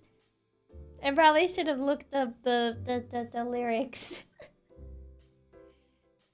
Something... I'm not as a raging river though. I'm calm as a... lake. I think lake are the stagnant bodies of water. Yes. Yes, lake are the stagnant ones, so I'm calm as a lake. You must be swift as a coursing river. Sorry, Tifa, you really did this to yourself? No way. Lake of Rage, not Lake of Rage. Late night Chiaki's really nice. Oh god, not the late night streams. Not the late night streams. Chiaki was in a lake with an ocean, not Alan Wake. Tranquil as a forest, but a fire within. Are forests really that tranquil? By the way, it's not even raging nor calm. It must be swift as a coursing river. Then where do you guys got raging? Where do you guys got raging from? I mean, it's already late night. I should stream. It's 9 p.m. It's usually when I start stream at like this time. Like the Resident Evil stream. The last Resident Evil 4 stream. And then the Pizza Tower stream. The Pizza Tower stream where I accidentally closed the game after the boss. After the boss fight. And yeah.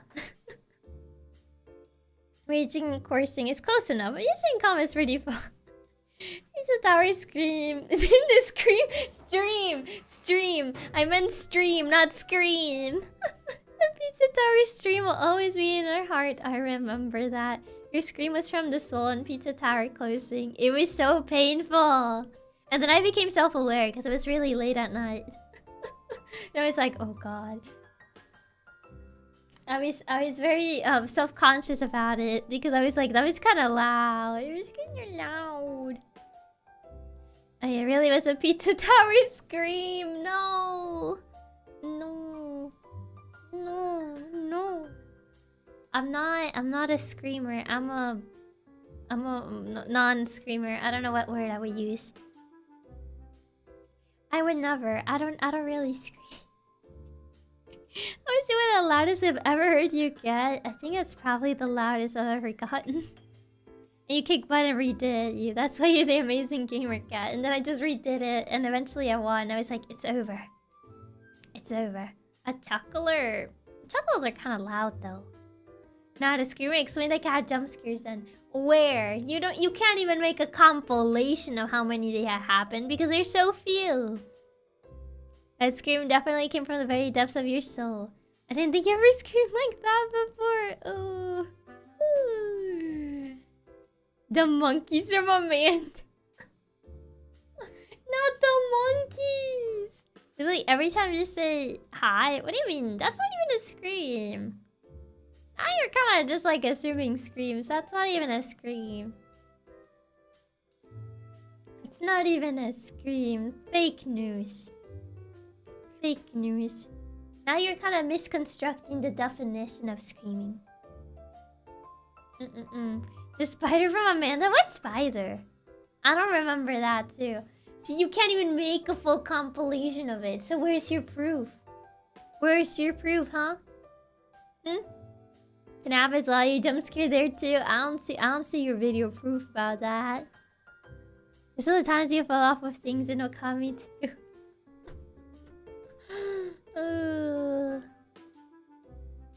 Did when the monster appeared in Amanda? The monster? The Amanda bucket scream. Which is like, but bucket! I don't know if that's really like a scream per se. That was also what's more yelling. When like I dropped the bucket. Literally how all the Ori screams was you getting jump scared by the platforming. Not the platforming. No, my water! I feel like that was more yelling rather than screaming. I feel like that's not the same. You can probably make a compilation of just screams you did in platform. Man. I mean, can you? Can you guys actually do that? I'm kind of wondering, how much did I really scream? Like, I feel like I don't really scream that much, but like... Putting it into perspective, now I don't know how much I really scream. I'll have to rewind the FNAF. I think this timestamp was 3 hours, 14 minutes. Is that a challenge? Do you want us to? I'm kind of curious, so maybe. Don't make bets you know you'll lose. I mean, I feel like there are not that many, honestly. You rarely ever scream. Exactly, so I feel like it's probably not that many. Honestly, I think I've gotten jump scare more during platformers than any horror than you have by horror games. Leave now. Got very low battery in my tablet, so I'm nerfed. But before I go, got to say something. It might be a short compilation, but you could probably find enough for it. Could you really? It really screams, to be honest.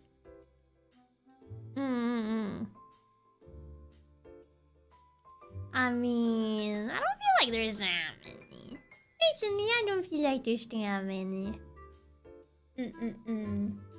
But that's just me. That's how the Resident Evil scream on the bridge. I was hoping you wouldn't remember that one. I was like, they totally don't remember that one. I was like, they probably don't remember that one. I was actually hoping you wouldn't remember that one.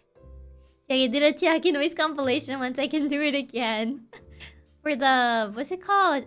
One hand clap. Aki's the floofiest cat. Energetic but also tranquil. You're a super sweet cat. Cute and shy, but very warm. Also deserves of the loving cuddles and hugs. You're as lovely as you are. Oh, thank you so much. Thank you so much, please. And also take care. Hope you have a good rest of your early morning. I believe it's early morning for you. Of course I remember that one. That one's one of the cutest.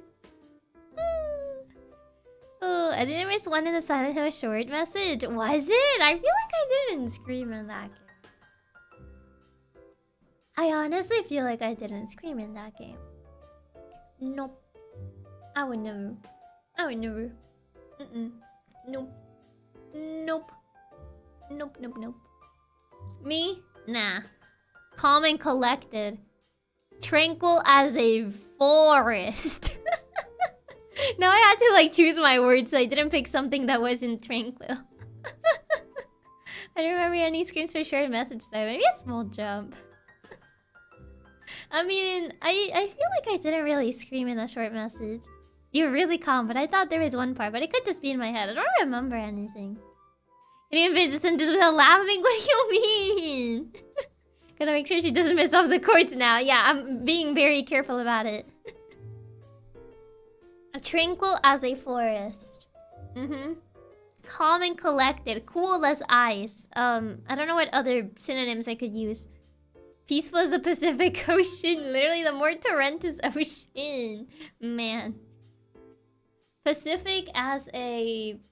What's the Pacific thing? What's something as a butterfly? I think butterflies are pretty Pacific. I don't think they do anything. I would hope. Cool as a cucumber. Yes, cool as a cucumber too. Pacific as a butterfly. Tranquil as a forest. Cool as a cucumber. And I don't know what other things I could use. But essentially... Oh yeah, cool as ice. Cool as ice. Oh yeah. Cool as ice. Yes, yes, yes, yes. Yes, yes, yes. But yeah, essentially, I don't think you have enough material to even do that compilation. Probably not. I think... I don't know how much I've really screamed. Cool as ice until the ice melts? What do you mean until the ice melts? What is that supposed to mean, huh? What do you mean by that? What do you mean? This challenges us. Stoic as a statue.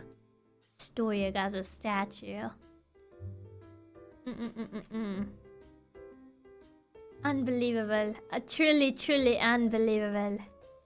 I can't believe this. Was this game with that landmine in Resident Evil? I don't remember that even happening. Oh yeah? What are you gonna do when you lose that bet, huh? I mean, you're so awfully confident. What happens to ice out of the freezer? It melts. It melts, I guess. I suppose so. Who has her tea left till the end of the stream? What do you mean? Also, hi, Arts. Welcome. Happy Maria is talking about how cool and calm and collected I am. Oh yeah, find it, Chiaki. But he kept that golden egg the entire time. Yes, it was my safety golden egg, and I beat the entire game with that golden egg. Alright, fine, but yeah, can make that compilation this week. Something about not screaming ever. I don't scream. I'm not a screamer. I am a calm and collected VTuber that would never scream at anything. Was a scream in Obno too? What? I don't think there was a scream in Obno. But I feel most people have forgotten to. Also platformer. That's not true. The final boss fight was great. She lies as easily as she breathes. What? I don't know where you're getting this information from. Literally no proof. No proof. No proof whatsoever. Where is your proof, huh? It was one I know because I timestamped it. You timestamped it.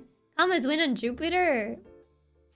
I don't know how the wind is in Jupiter, so I can't really say anything. Because I feel it's probably the opposite. That's not a scream, that's yelling. Now you're kind of just comparing anything. You're literally grasping at straws. That's how little material you guys have. That's how little material you guys have. You're grasping at straws. It's essentially grasping at straws right there. Jupiter wins really fast. Oh, so that's why. SMH, that doesn't count. Yelling and screaming is not the same. It's not the same. Besides, intros are supposed to be energetic. What, you want me to just say it in like the most monotone voice ever? No one makes their intros monotone for a reason. Because they would be boring otherwise. Like, that's obvious. Now we're just literally grasping at straws. I mean actual screaming. Like actual, like, getting startled screaming. Do it, I dare you. What do I get if I do it? I don't get anything if I do it, so why should I? Oh, so hi Angel, welcome. I'm sure some people like that. Some, but I'm not one of them. There's a massive hurricane happening on Jupiter. You get 3 Tiakers? Nah. I mean, Daily Test of Internet Guy is pretty chill in his intros. I mean, yeah, but like, I'm talking VTuber-wise. Like, obviously, there's people that are generally more chill. In their intros.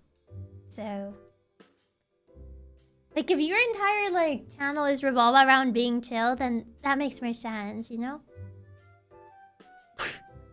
What's up, Uber? Thank you so much for the 5 gifted. Thank you so much for recruiting 5 new members into Nylina. Thank you. I guess now you want me to do it, huh? Man. Stompy Brad Katsu is so cute. Yeah, the little Stompy Katsu. Oh, and did your monitor jump scare? How would that even sound like? Hold on.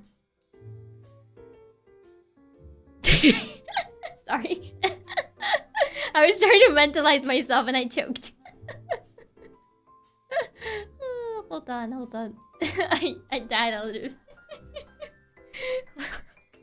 I was trying to mentalize myself and I just choked. You need to take off your cloak. Why are you taking off my cloak? If anything. There you go.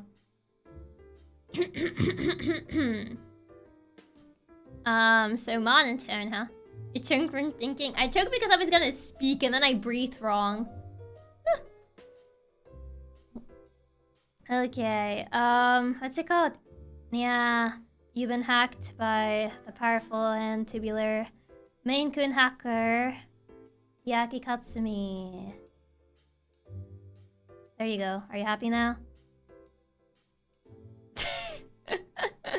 There you go. That's your monotone intro.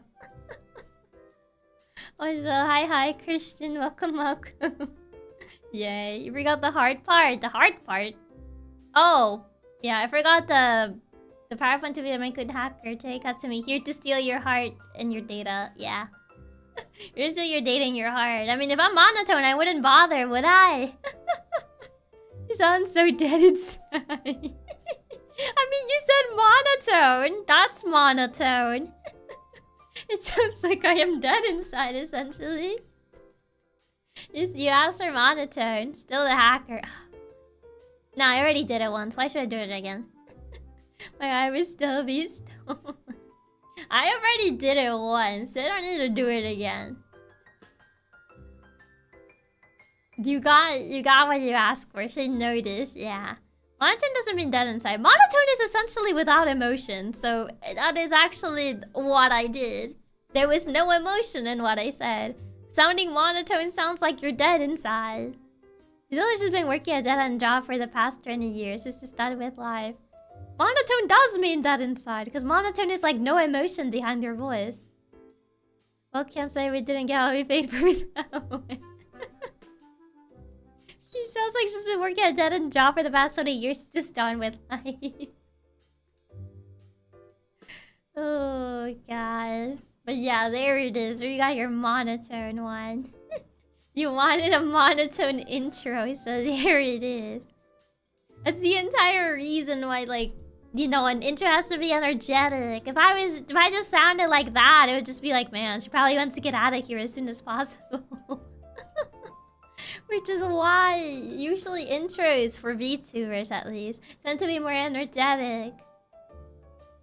They more energetic intros because otherwise they sound like they're dead inside.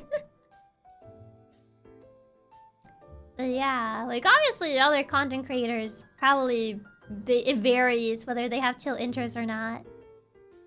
Personally liked it. What do you mean?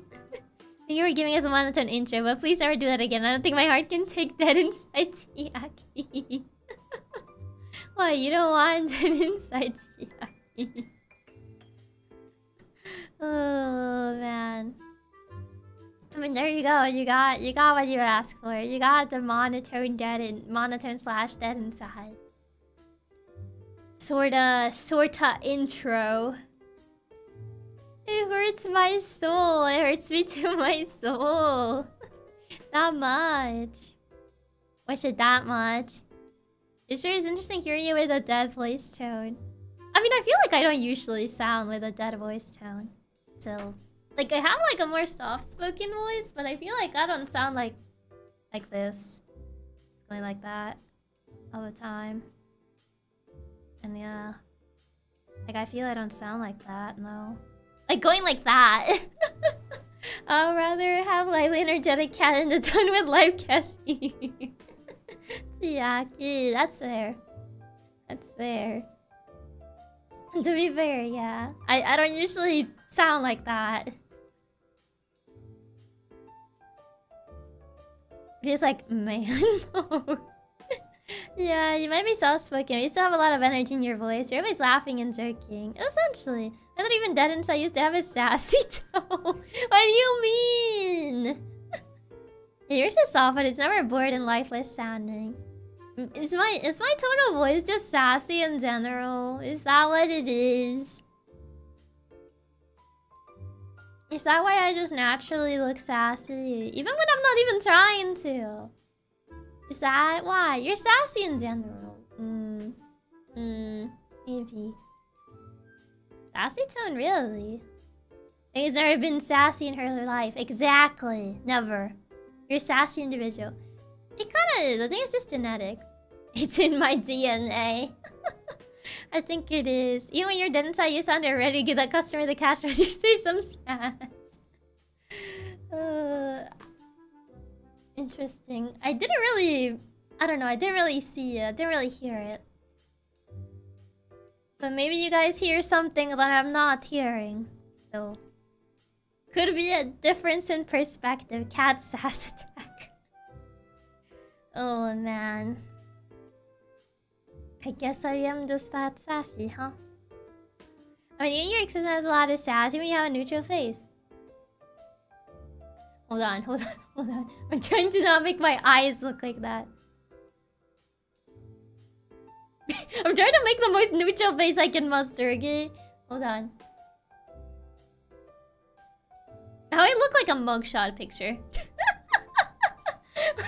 when I try to put in like a more neutral face, I literally look like a mugshot photo. Neutral face is smug, yeah, it's like... This is just like smiling normally, and it's like... That's a yucky mugshot. You look like a mugshot. It's impossible. Yumi's good looking, smug, and menacing. Wanted to rely. Your eyebrows naturally go that way. I think so, yeah. My eyebrows just kind of naturally go like that. Resting face. I mean, yeah. I would have to like actually kind of frown, and then I just look like mugshot photo. If I just kind of like frown more, it's just like a mugshot photo. Just like... I look scared. That. I look like mugshot photograph. But if I just kind of like have like a neutral smile, I still look kind of menacing. Happen to look kind of menacing. What can I say? Is this part of my DNA? Is this part of my DNA? My face oozes smug, and they thought I would get less smug. But in reality, I only got more smug. Exactly. She was born into the sass, molded by it. Essentially so. I didn't choose the smug life. The smug life chose me. That's just how it is. That's just how it is. It was fate, in a way. I don't know. I don't know. I feel like I always look sassy even when I try not to. Even when I try not to. I feel like a lot of like, I don't know.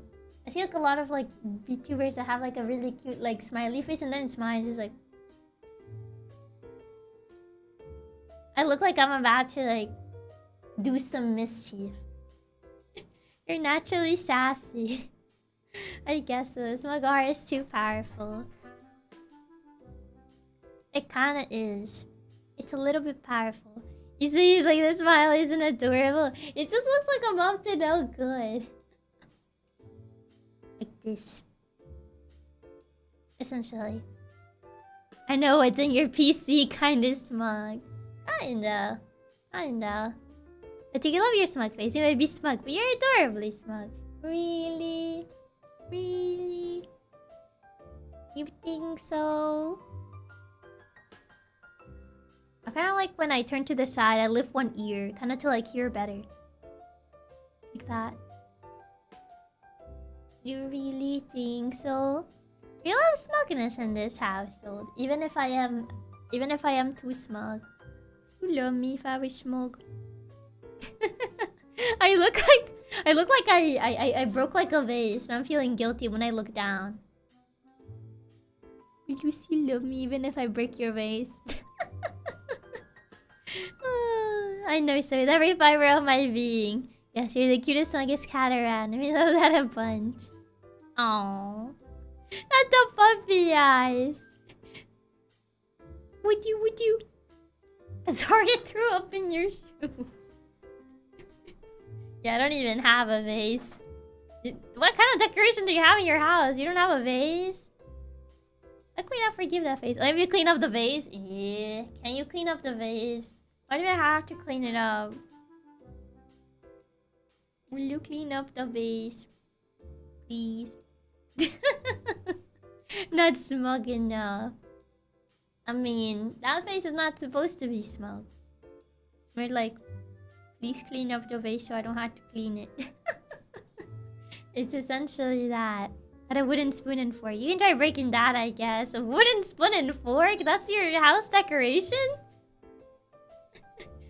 Fine, I guess I'll clean it up, but only because you're cute. But grandma was in that vase. You put your grandma in a vase? Why? Sorry, Missy, you gotta learn to sleep. I gotta sleep in myself. I gotta sleep in myself. Can you like sweep it instead? Why do I gotta do it? And what do I gotta do it? Can you guys do it instead? Like, come on now. It's not fair. Oh. There. This is a Roomba Chiaki can't even ride on it. This rat, she thinks she can get away with anything she wants to say because she's so cute, and she's right. Anxiety medicine take effect now. I gotta go to sleep. Have a good night, Shido. Have a good night. Yeah, now you can use your deer seals on mod the forest. So mean. So mean. I don't like you. Mean.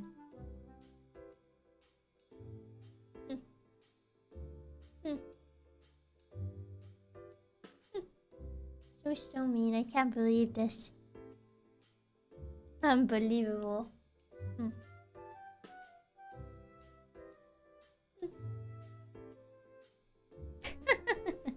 The cute pal.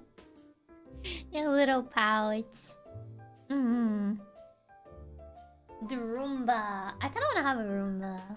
I just got reminded of a Roomba. I always wanted to have a Roomba. Do you guys have a Roomba? What are your Roombas is like? Are they actually useful? You're into the I'm gonna pinch your cheeks. No! Oh, don't pinch my cheeks. That hurts. Jesus, quickly start eating cookies. The cookies and cream flavor. That's gonna spill on the ground. I can't eat it like that.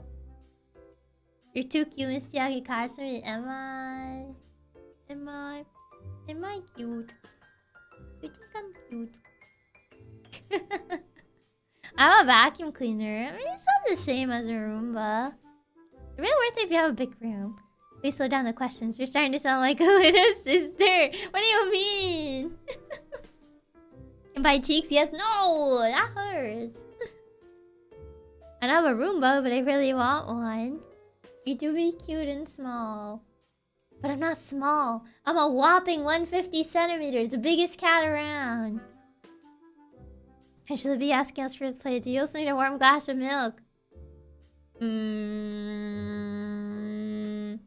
I don't take plain milk. Maybe strawberry milk instead. You're too cute, stop denying it. No. I'm supposed to be powerful. I'm a powerful, imposing leader. I cannot be cute. This cannot be. How am I supposed to be imposing if I'm cute? It's an oxymoron. You're the cutest, biggest, self-proclaimed, self-proclaimed! Strawberry Nesquik, the powder kind. I mean, I like strawberry Nesquik. I know you guys don't like strawberry Nesquik, but I like strawberry Nesquik. I think strawberry Nesquik is fine. You guys are just mean towards it. Also, Taika! Thank you so much for the raid. Hola! Muchas gracias por el raid. Welcome, welcome. Hope you guys had a good stream. What are you guys up to? The syrup is better. Listen, we never had the Nesquik syrup in my household. I just had the powder, so I can't really say anything about that.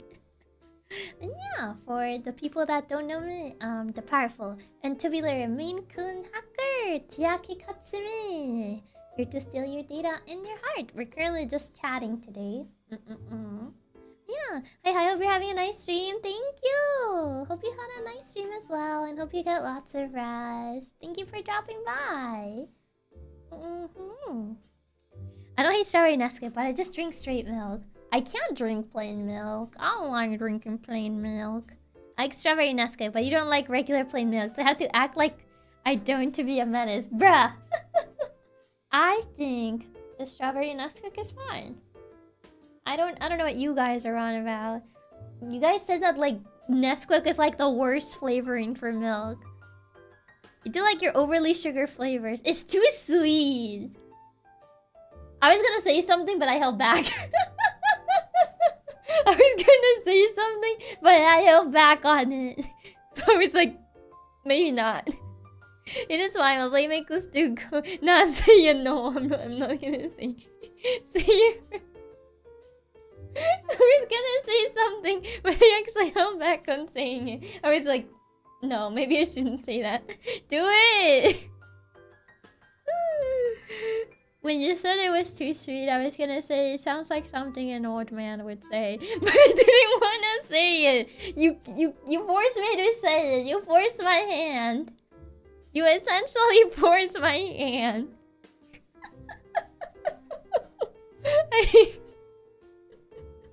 You essentially forced my hand by saying it. I wasn't gonna say it initially, but some of us did that. So I had a little thing come up, so I gotta run. Have fun the rest of the yapping. Thank you for stopping by, Raps. And I wish you best of luck with whatever you need to do. You're not wrong though. We're old, boring people. I never said boring.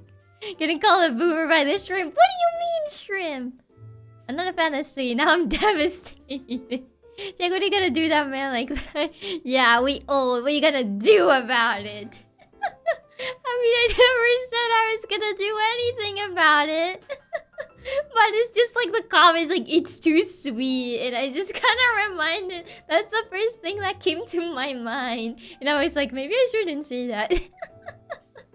But you guys really wanted to hear what I had to say, so... That's on you. Don't worry, guys. We'll get our revenge. I'm gonna keep her coming. Oi. Oi, what are you scheming? What are you scheming? Nah, never hold back. We enjoy this sass. Nah, say it. Embrace the Brad within. What makes you think that I'm Brad? Yeah, I never. Ignore that last comment. SMH. SMH. Yeah, we will scheme. Scheming. Scheming. Just ignore the time she's been bratty before. Is the last comment? Are you sure you don't mean the last year? You have no proof. Literally no proof. Can you even, like, actually... Do you even have enough proof for that? Where are your timestamps? Where are your proof?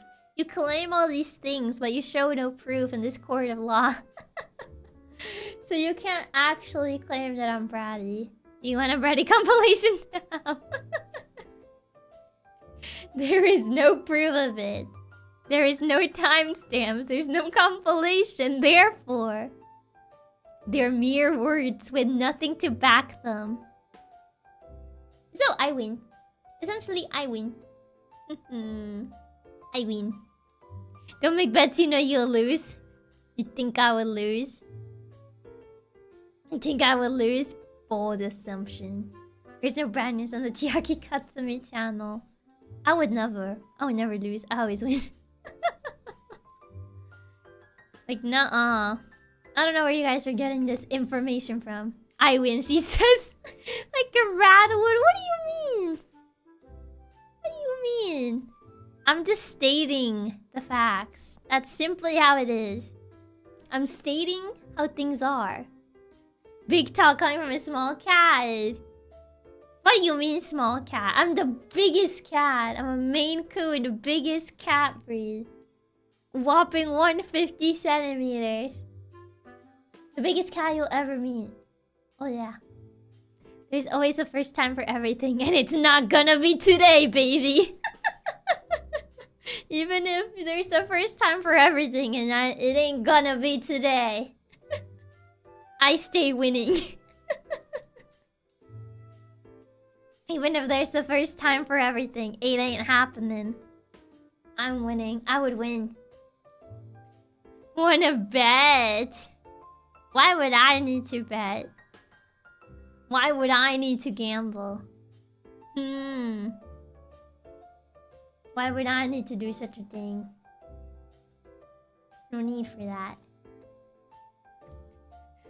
Oh man, oh man.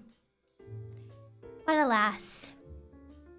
Alas, alas, they're simple. They should be more like my cat. She's so sweet and begging me for pets at the moment. Oh, never mind, she just bit me. Well, so much for that. She just bit you randomly. Jackie, just you wait. We'll start timestamping any sassy moment you have. Oh god. We're just gonna be like timestamping them. But alas, once again, I still look like the stream time. Do I really say but alas that often that it just becomes like a habit of like checking the stream time and be like, oh, that means she's ending soon. Is it really like that common for me to do? Is it that much of a speech pattern that is ingrained in me? It cannot be. Oh, you do say it a lot when ending. I need synonyms. But alas, Thesaurus.com has never led me astray. Synonym. Regrettably so. Regrettably. It's a shame. Unluckily. Lamentably. Woefully. Woefully, I think. Actually, I saw that, but the last 3 seconds before you said it. Gotta mix it up. Just say lamentably so. I think streaming those synonyms without further ado. I mean, it says, but alas and alas expresses a feeling of regret or disappointment, often used when something unexpected or unfortunate occurs. So I feel like I gotta say it sadly, unfortunately, regrettably, it's a shame, unluckily. Is there anything received with regrettably so? I think I would die. Regrettably so. I need to change it up a bit so you guys don't expect it. So I found some synonyms that I can just use to get you guys to catch you guys by surprise. Inopportunately. How do you say that? Inopportunately. I mean, so I can't do this. But alas, anyway, see, it's not that bad. Momento daijoubu. Oh wait, really? You said it inopportune. Why is English so weird? Inopportunely. He pronounces it so weird. Inopportunely. Unbelievable. This guy pronounces it really weird. Inopportunely. Something like that. Why is he... Why does English take from so many languages? Why can't you guys just make one? English is just weird in general. You guys take words from too many languages. Why couldn't you just have one? This would have been so much easier if you guys could just stick to one. You gotta take from every language instead, making it all hard. Unbelievable. Oh god. Okay, I would just say, regrettably so. With Thief Chiaki, you gotta steal from all of them. Gotta collect them all like Pokemon. I need to stop singing so loud at 1:30 AM. My cousin's gonna start complaining one of these days. What, just randomly broke into song at 1:30 AM? Most of English is from Latin, but French, Spanish, German also stole from Latin. The thing is, English just stole from a bunch of other languages that are based on Latin. Blame them who build the Tower of Bao. They're the reason why there's separate languages nowadays. But yeah, but English in general takes like pronunciations from a bunch of different other languages. That's what makes it harder. I do that, yes. Listen, I recently got obsessed with Epic the Musical. Everyone's getting obsessed with Epic the Musical. I've seen that everywhere. It isn't stealing from Spanish if the original's Latin. Exactly. English just looked at all the languages and said, yoink! With a babble. Irish Sledge. Hi, guys. Welcome. What is Epic the Musical? As the name implies, it's epic. And it's the musical. It's a musical, essentially. As the name would probably make you think. It's called Epic in all caps. And it's the musical. Is a disc about the Odyssey, isn't it? I think so. English is like a funky soup from conquering and trading. Gotta love spelling gnome. And pterodactyl. You know, great at English. Yeah, it comes from the United Kingdom, essentially. Great Britain. It's a TikTok musical about the Odyssey. Ah, I see. So it came from TikTok. I've seen a lot of people just randomly be like, oh my god, I'm obsessed with the Epic musical. And like, they start singing it and I'm like, where did this come from? I heard a few songs. It's pretty good, but I'm not into it enough to listen to the full thing. Is it like one of those musicals that just became popular on TikTok? Like the Ratatouille one? Ratatouille. A Ratatouille TikTok musical. Like, during the quarantine, like, people were losing it so much that TikTok just made a Ratatouille musical. Epic is a musical album concept on the Odyssey. The songs are really good. The what musical? You don't know about the Ratatouille musical? Yeah, there's a Ratatouille musical. TikTok was losing it so much. I guess people were losing it so much that, like, they made a Ratatouille musical. Chiaki, why you look online? I didn't even look this online. I stumbled upon it. I literally stumbled upon this one time. And I was just like, the what? And then I looked into it. Apparently it's a musical that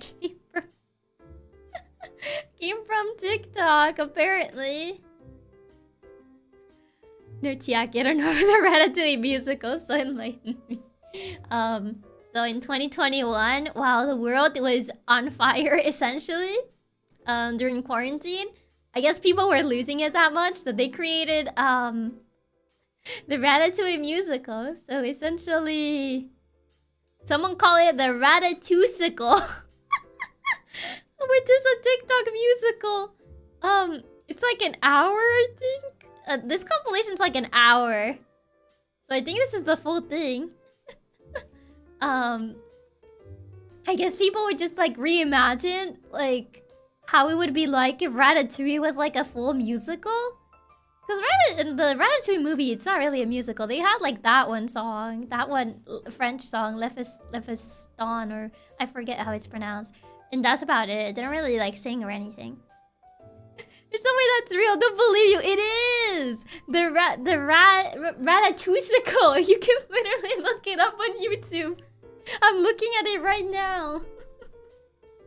Look, I'm gonna actually link it. I'm gonna link the compilation of it. I'm gonna link it. There's also a playlist that just has the songs if you don't want to watch the video. But yeah, there's the Ratatouille-sicle. I think this one has all the videos on it. Oh, so hi Birch, welcome. Is this killing me? Not gonna lie, such a weird idea. I'm good with vibing to Epic the musical. You don't want the Ratatouille-sicle, the Ratatouille musical. I mean, if you like Epic, Epic also came from TikTok, so why don't you appreciate the Ratatouille-sicle? You might actually like it. You might actually like it if you give it a shot. But yeah, essentially, people were kinda, I guess since, you know, the quarantine kinda had people stuck in their houses, so... I guess, there were like, low-key, a lot of people probably were losing it due to the situation. And then they were just like, yeah, a Ratatouille musical. The Ratatouille-sicle. If I click, I'll miss what you say. That's it. I'm just skimming through some of it, and this is so weird. I'll consider when I'm not too groggy in bed to see the musical. Fine, that's fair. The Ratatouille-sicle. And apparently someone made a video how Ratatouille the TikTok musical became... Wait, it's a real Broadway show? No way. That is not real. I refuse to believe that is real. Actually, Epic the musical isn't from TikTok. It just became popular there. No way. No way did Ratatouille actually become a real Broadway show. There is no way. I refuse to believe that is real. Ratatouille. It's a Broadway show? Apparently, someone said that it became a real Broadway show. Ratatouille. The TikTok musical. There's no way the first TikTok musical. It's essentially the first TikTok musical. That's crazy. A Broadway. There's no way it became a real Broadway thing. I don't believe any of you. I literally linked the playlist of the Ratatouille musical. Let's see, Ratatouille. Is it actually? Nah, I refuse to believe it actually became a Broadway thing. There's no way. Needing reviews. Broadway movies have been nosediving for a while. Yeah, but Disney would be on their butts about it. It's like using Ratatouille, so I kind of find it like. Striking the music exists, a Ratatouille Broadway show is not that off. You also realize this is Disney we're talking about, right? So like, I know technically the movie was made by Pixar, but still, Pixar is within Disney at this point. So like, no way, there's an orchestra? Oh god. No way this actually has an orchestra. Here's the cast. Plenty of mice in the street. There's like a little booklet. I think the musical is also official, but it's also fan-made. Is it? I was thinking about an actual Broadway thing. Just so some Broadway actors were part of it. I'll have to watch the video that mentioned it. Ratatouille, yada yada. Began streaming. I think it was only like streamed. The concert will remain available to stream on demand for a following its premiere. Oh, but this is probably not there anywhere. Oh, it was on Broadway. It was virtually on Broadway, not like an actual stage play. I thought it was an actual stage play. No. It says Broadway for all on Playbill. Ratatouille. Virtual red carpet will begin shortly. It was on Playbill, so it was not it was not like I guess an actual stage play. But yeah. It seems that they had a couple of theatrical presentations but were benefit concerts. Interesting. But the Ratatouille musical. That explains it. Yeah, virtual one makes more sense. Yeah.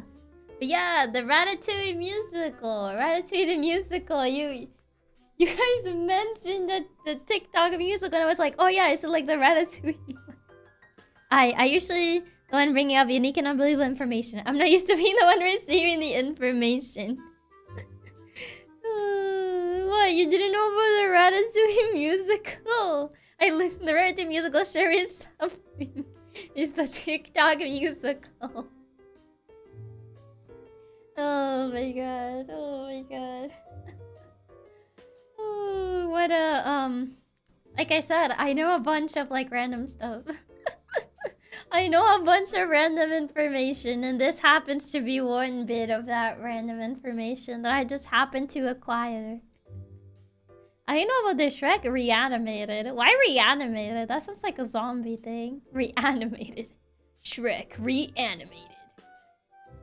Oh my god. It's crazy. Ratatouille musical is a collective hallucination. It's not real. You gotta open your mind. Stop being so close-minded upon the Ratatouille musical. Just listen to it and let it expand your mind. Kinda random, but I just got an email that the 100-line defense copy I got for you shipped, so it actually went through. Oh, it actually went through. Third has been kind of weird, so I wasn't sure if it was gonna go, if like anything sent through there was gonna go through, because I know it's been acting up for me recently. Shrek Reanimated is a retelling of the movie Shrek, but with different animation and acting styles and themes for each scene.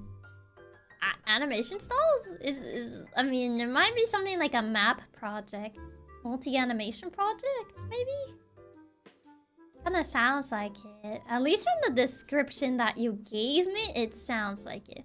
I spent 1 hour listening to just Open Arms from Epic. And I'm the most open-minded and hearted person in this room right now. And I don't believe it. Then that doesn't mean you're open-minded. Is this on YouTube?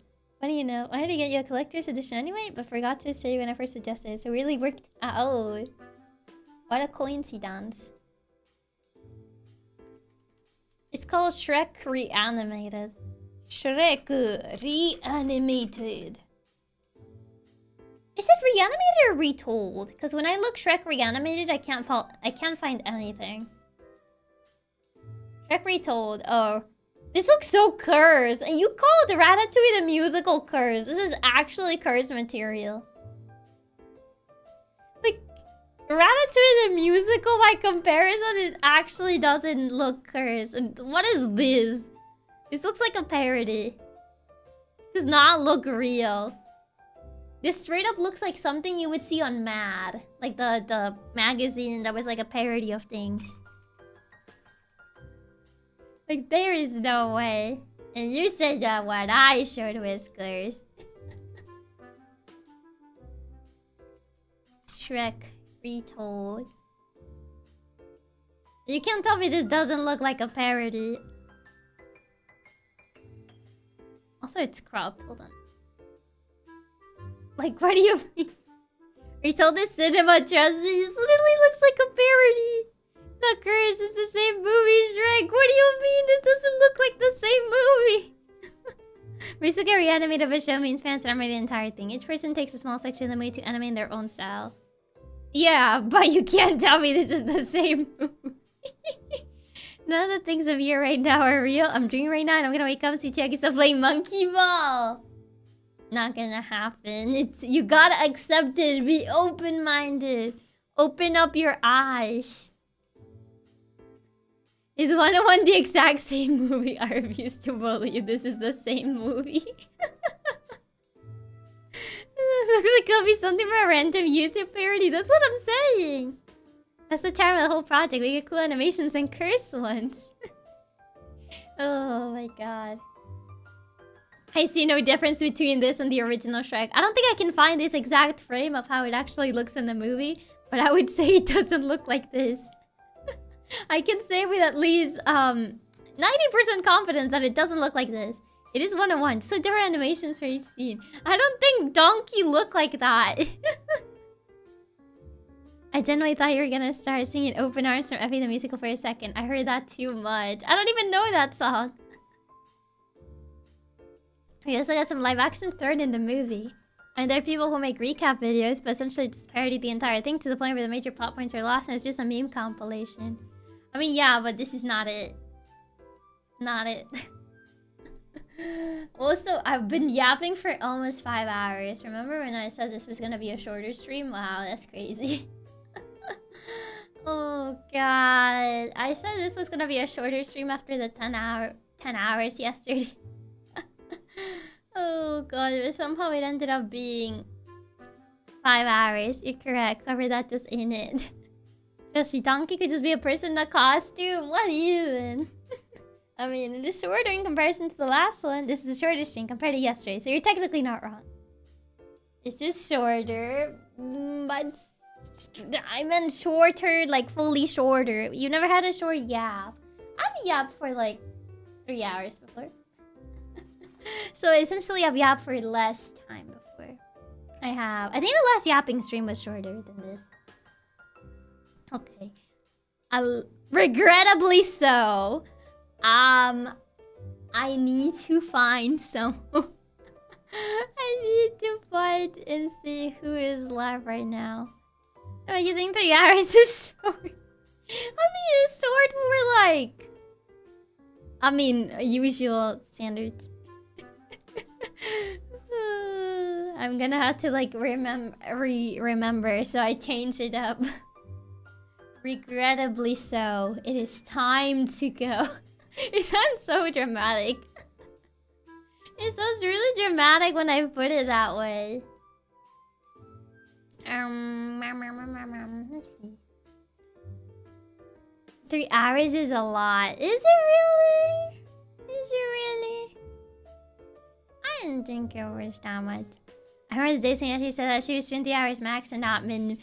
What do you mean? We need more yaps. Half to half last stream. Thanks for the stream, Chiaki. It was a lot of fun. Yapping to you today, but such random topics like always. Even if regrettably so. Even Chiaki. Don't look someone to read if you're going to regret it. It's not like that. It's regrettably so that we're ending, not that we're rating. That's not how it is. Actually, I forgot to mention, have you seen... No, I'm not gonna... I was gonna go on a side tangent. But I wasn't sure how many people noticed it. But have you seen the new banner? Do you guys like it? I wanted to mention that initially when we started stream, but then we kind of just went on a bunch of side tangents. So, yeah. We did. Becoming a man to be in front of the screen is like 6 hours. 3 hours is half of that. Did you see the banner? It's really cute. I did. It's adorable. I commented in the pre-tab. My heart was stolen once again. It's amazing. TV. TV was the one that made it. It turned out super cute. I'm glad that I don't have to use the random placeholder that I was using before. Yeah, I commissioned DV to make a banner.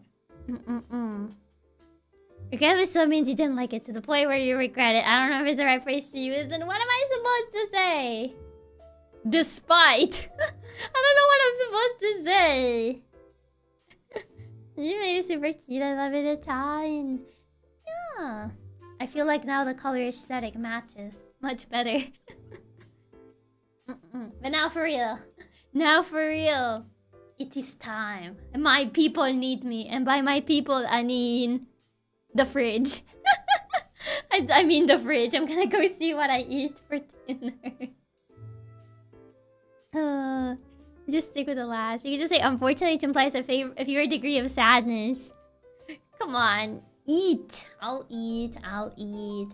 I think the rate should be set up. Hopefully YouTube saved it. I think it got saved. I think it should be fine. Okay. Now for you, thank you for hanging out with me. Thank you for yapping with me for 5 hours. Hey. And I hope you have a good rest of your day, night, afternoon, whatever time it is for you. And I shall see you tomorrow. I shall see you tomorrow for Spirit and the Mouse. And don't forget the most important part. The most important part, which is to stay tubular. Yeah. Okay. Bye-bye. Bye-bye. Ciao. Good. Bye. Bye-bye.